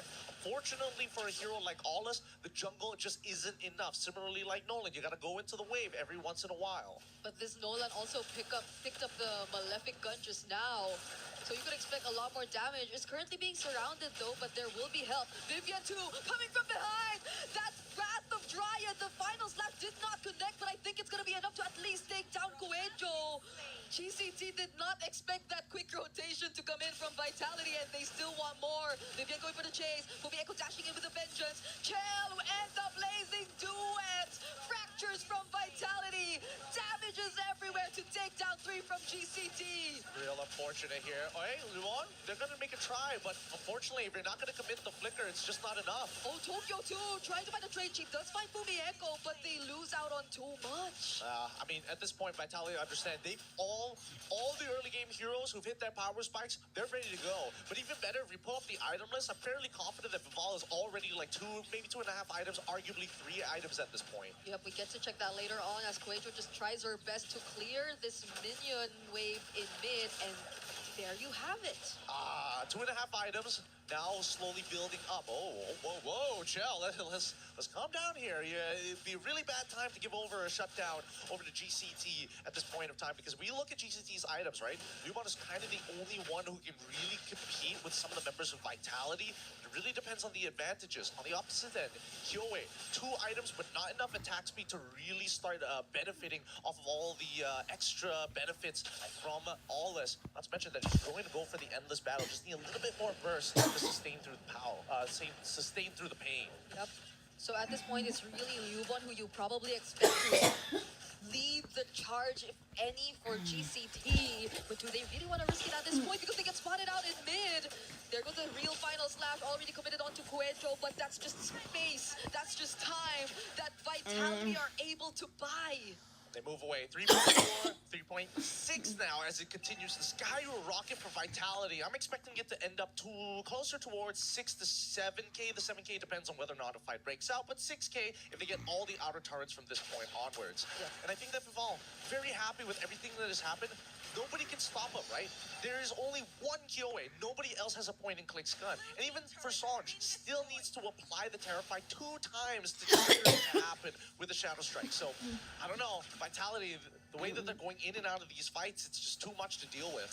I guess at most it's you get the Wrath of Dryad or the final slash, but Vivian actually goes in to use it first. They really want to take the space turret. Chell trying to focus down on this objective, but still GCT are heavy on the defense. Kyoe pushing them away. Yubo jumping in with the bravest fighter, but the Land Shaker does not connect to anyone. GCT are forced to disengage. Unfortunate. They really needed that Land Shaker to connect to Cine.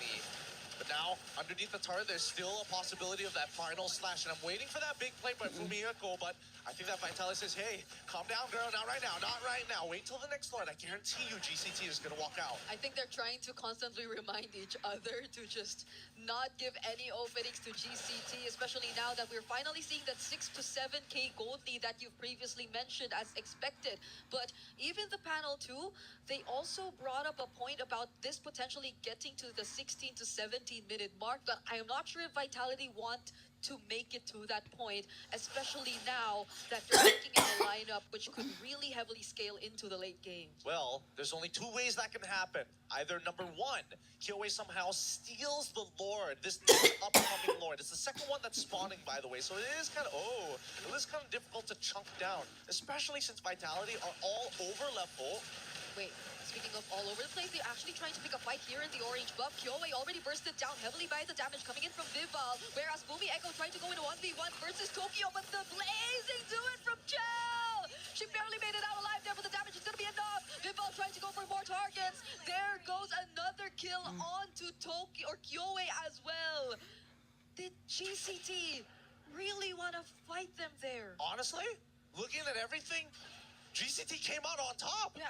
They were 6.6k down, got an even 50-50 trade against their opponents, used the same amount of battle spells, the same amount of ultimates, and yet came out despite the huge economic lead coming in from Vitality. We'll have to look at the spread of where the gold actually is. I'm guessing most of it is actually on Vival, but a really good attempt because now, by the time the Lord actually spawns, it's a full reset. Come to think of it, it's actually surprising that Vitality seem to have used, if not all, most of their resources just to get those kills against GCT. Even the entries from Chell with the Blazing Duet felt like it took a bit too long before we could actually feel majority of the damage to come through.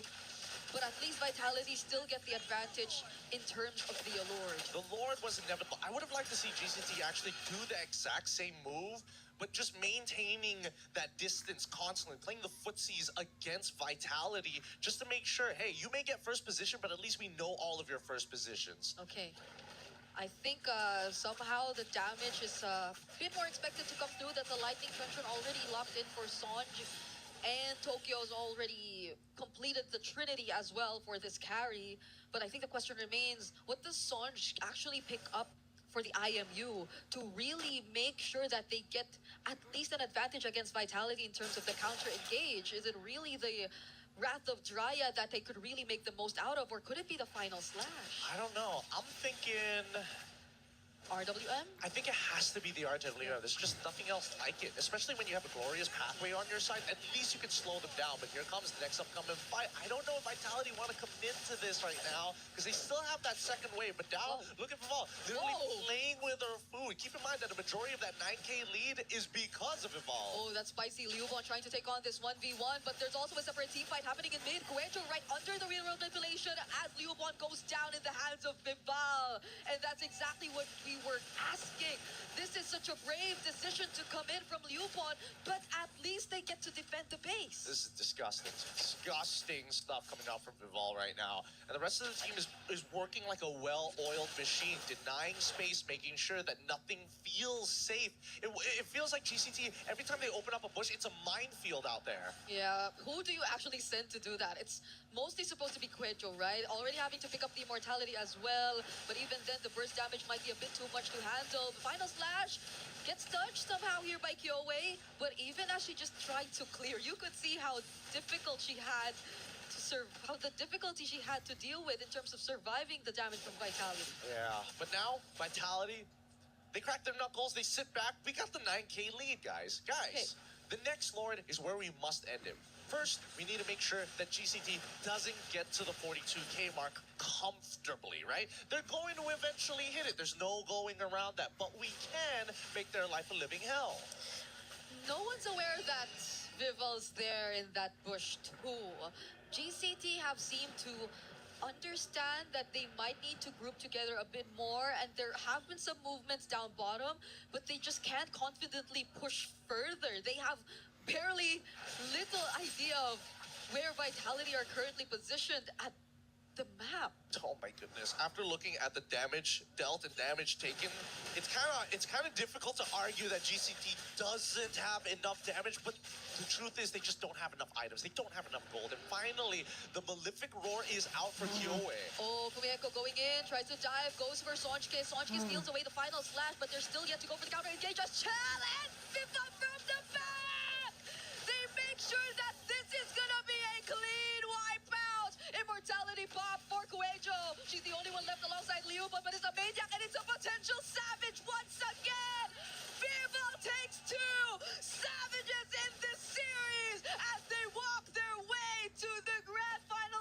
potentially. Oh my goodness, what a game this was. From not only outplays, we finally come to the outclass. The title defenders are here and are wanting to stay. Welcome to the grand finals. We missed you here. The MWI champions of 2024 and 2025 will meet at the grand finals of this year. It wasn't as clean as their previous run. They've been dropping games, they've been having long games, but eventually Vitality still make it back to the top. And of course, true sportsmen, despite being defending title champs, they're still going to have their fist bumps down. But with every competitor that we see have to leave, it breaks my heart to see Geltec put up one hell of a fight. Game one gave me so much confidence that maybe their hero pool was bigger than we thought, but the comforts, they need to expand how comfortable they are on multiple heroes, especially when you're at the top. And I cannot get over these two savages brought to us by Vival in just a single series, 2 games straight up against GCT. That was a statement brought to us right there by this jungler from Team Vitality. So happy for everybody involved here, especially for those at Vitality. We're going to be throwing it over to have an even review with them right now. First and foremost, congratulations on yet another grand finals appearance. Absolutely phenomenal performance. Of course, coming into this event, everyone expects you guys to perform at this level. Now you're in grand finals. How do you deal with the pressure of living up to such high expectations? It has always been our place to be in the grand final, so I guess this is where we belong. It's a right. It's a right for them to be here. They were invited. They were invited to be here. Absolutely phenomenal, and with good reason. And of course, the home ground heroes right here, Team Vitality. The crowd goes wild for you guys. And you guys have definitely earned the place in grand finals. Now we would like to invite Geltec to please hand over your keys to Cindy from Vitality. Thank you, Geltec. You guys did EECA really, really proud. You fought well and valiantly. Now, Cindy, how does it feel like holding the key of your opponent? I know you guys have been looking forward to meeting Geltec, but how does it feel really, knowing that you defeated them? It feels I'm really grateful to be holding their key, I guess. Very grateful. Now, the next one, it's going to be a grudge match. 2024 NWI winners going up against you guys, the NWI 2025 winners. They were the ones that took the win from you. Tainting your golden road. Is there anything you would like to say to them? Maybe we want to get revenge on them because of the 2024 grand final. Maybe. We definitely want to get revenge. Yeah, they definitely want to take revenge. So yes, that's right. This is Team Vitality heading to the grand finals. Take your walk of victory.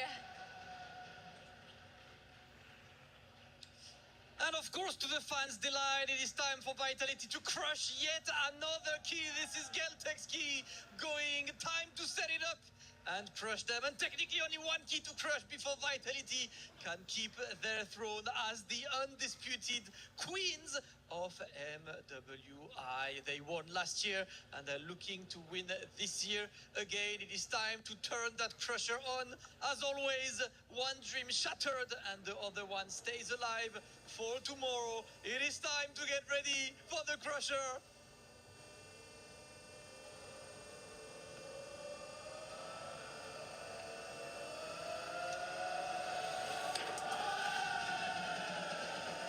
Vitality making it to grand finals. Obviously the fans will be there and back. These guys are ridiculous. The vibes are looking incredible. The vibes are immaculate at the MWI, and you know Vitality will be celebrating because these guys, they will be back tomorrow for grand finals in style. So make sure you're there tuning in for this. That's gonna be ridiculous. Looking forward to the grand finals. Without further ado, let's enjoy the vibe and take a look at the highlights.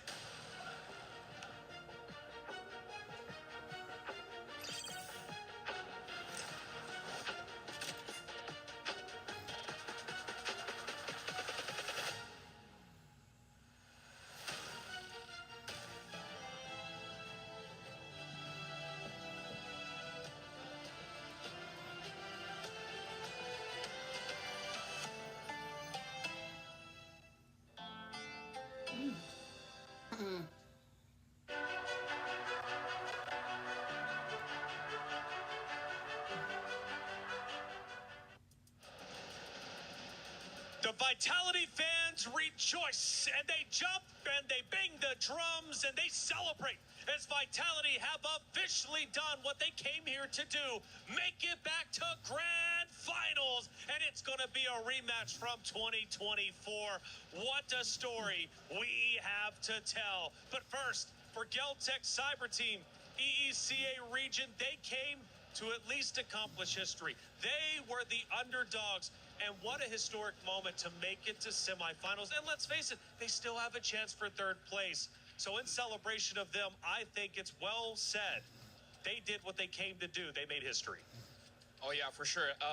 I gotta say, based on today, I'm really looking forward to see how they bounce back for tomorrow, because it looks like today they had a strategy. It didn't work out. I'm pretty sure it will hurt their spirits just a little bit, because they were quite close getting to the grand finals, and that really hurts. But some people just generate that hurt into more skill for tomorrow. Sure. Well, there were two losers today, so they're both going to have that good mentality coming in to the matchup. Let's take a look at one of our actions from that last match, and we'll break it down for you, of course. Here we're at the 16-minute mark.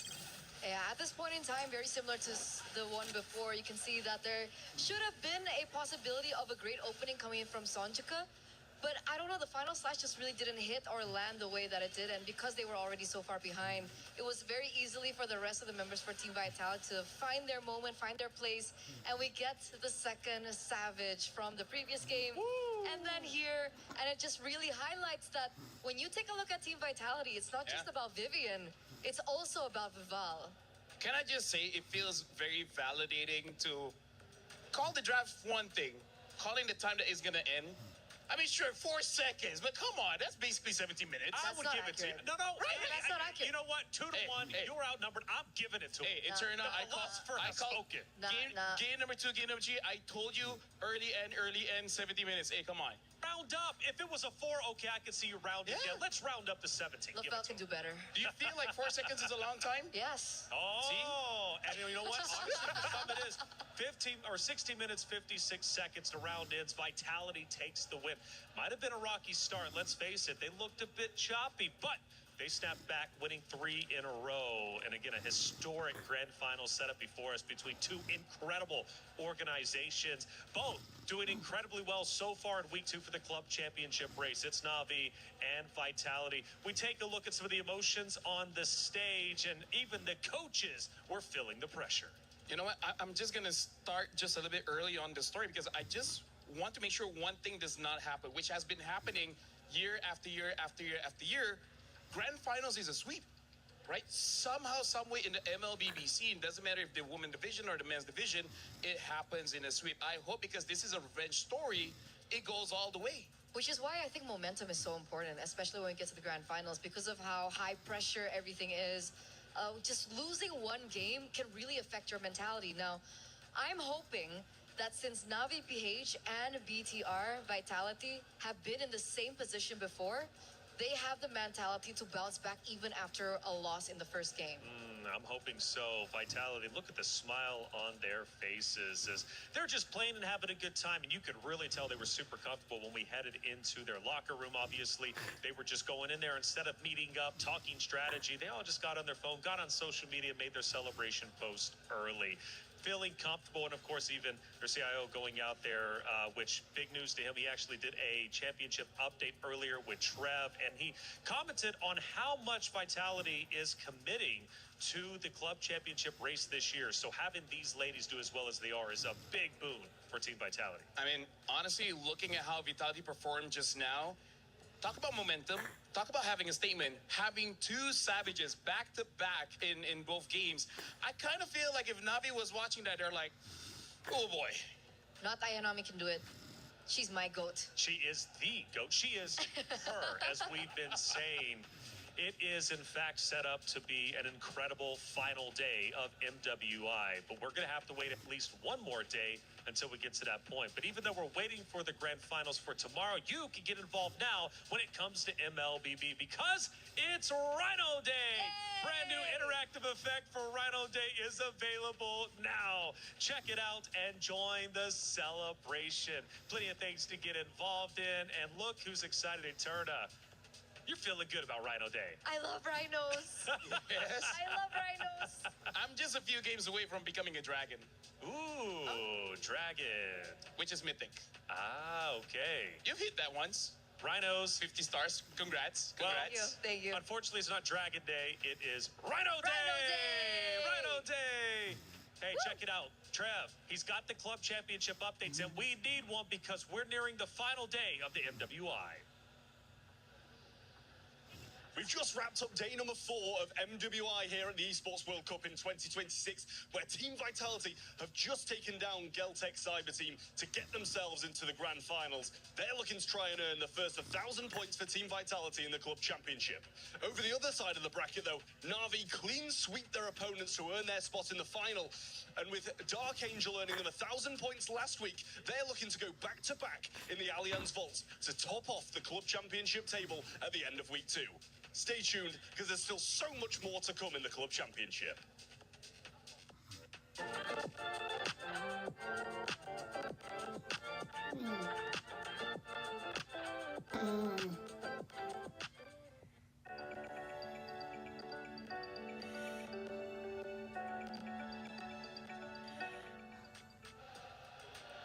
Thank you, Trev, for that update. He's right. Dark Angel won in a previous title just last week for Na'Vi, and Na'Vi can win once again here in the Allianz Vault. This is, I guess, turning into Na'Vi's arena after all. They're doing such a great job, but they've got a Titan to get through, and it's a rematch of epic proportions. Again, we take a look at some of the emotions of the players and even the fans, man.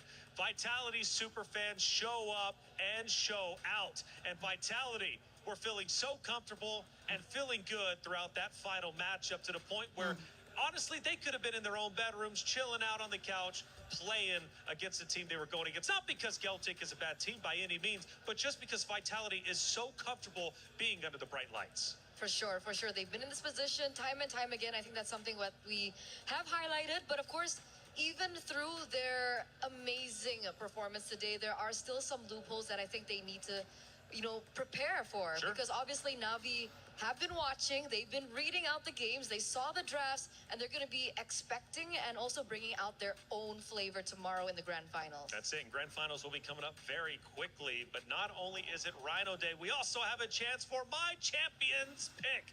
2 champions, 1 game. My Champions Pick event is now live. From July 27th, submit your predictions for the MSC and MWI champions for a chance to win 50,000 in-game diamonds and MSC 2021 through 2025 tournament skins.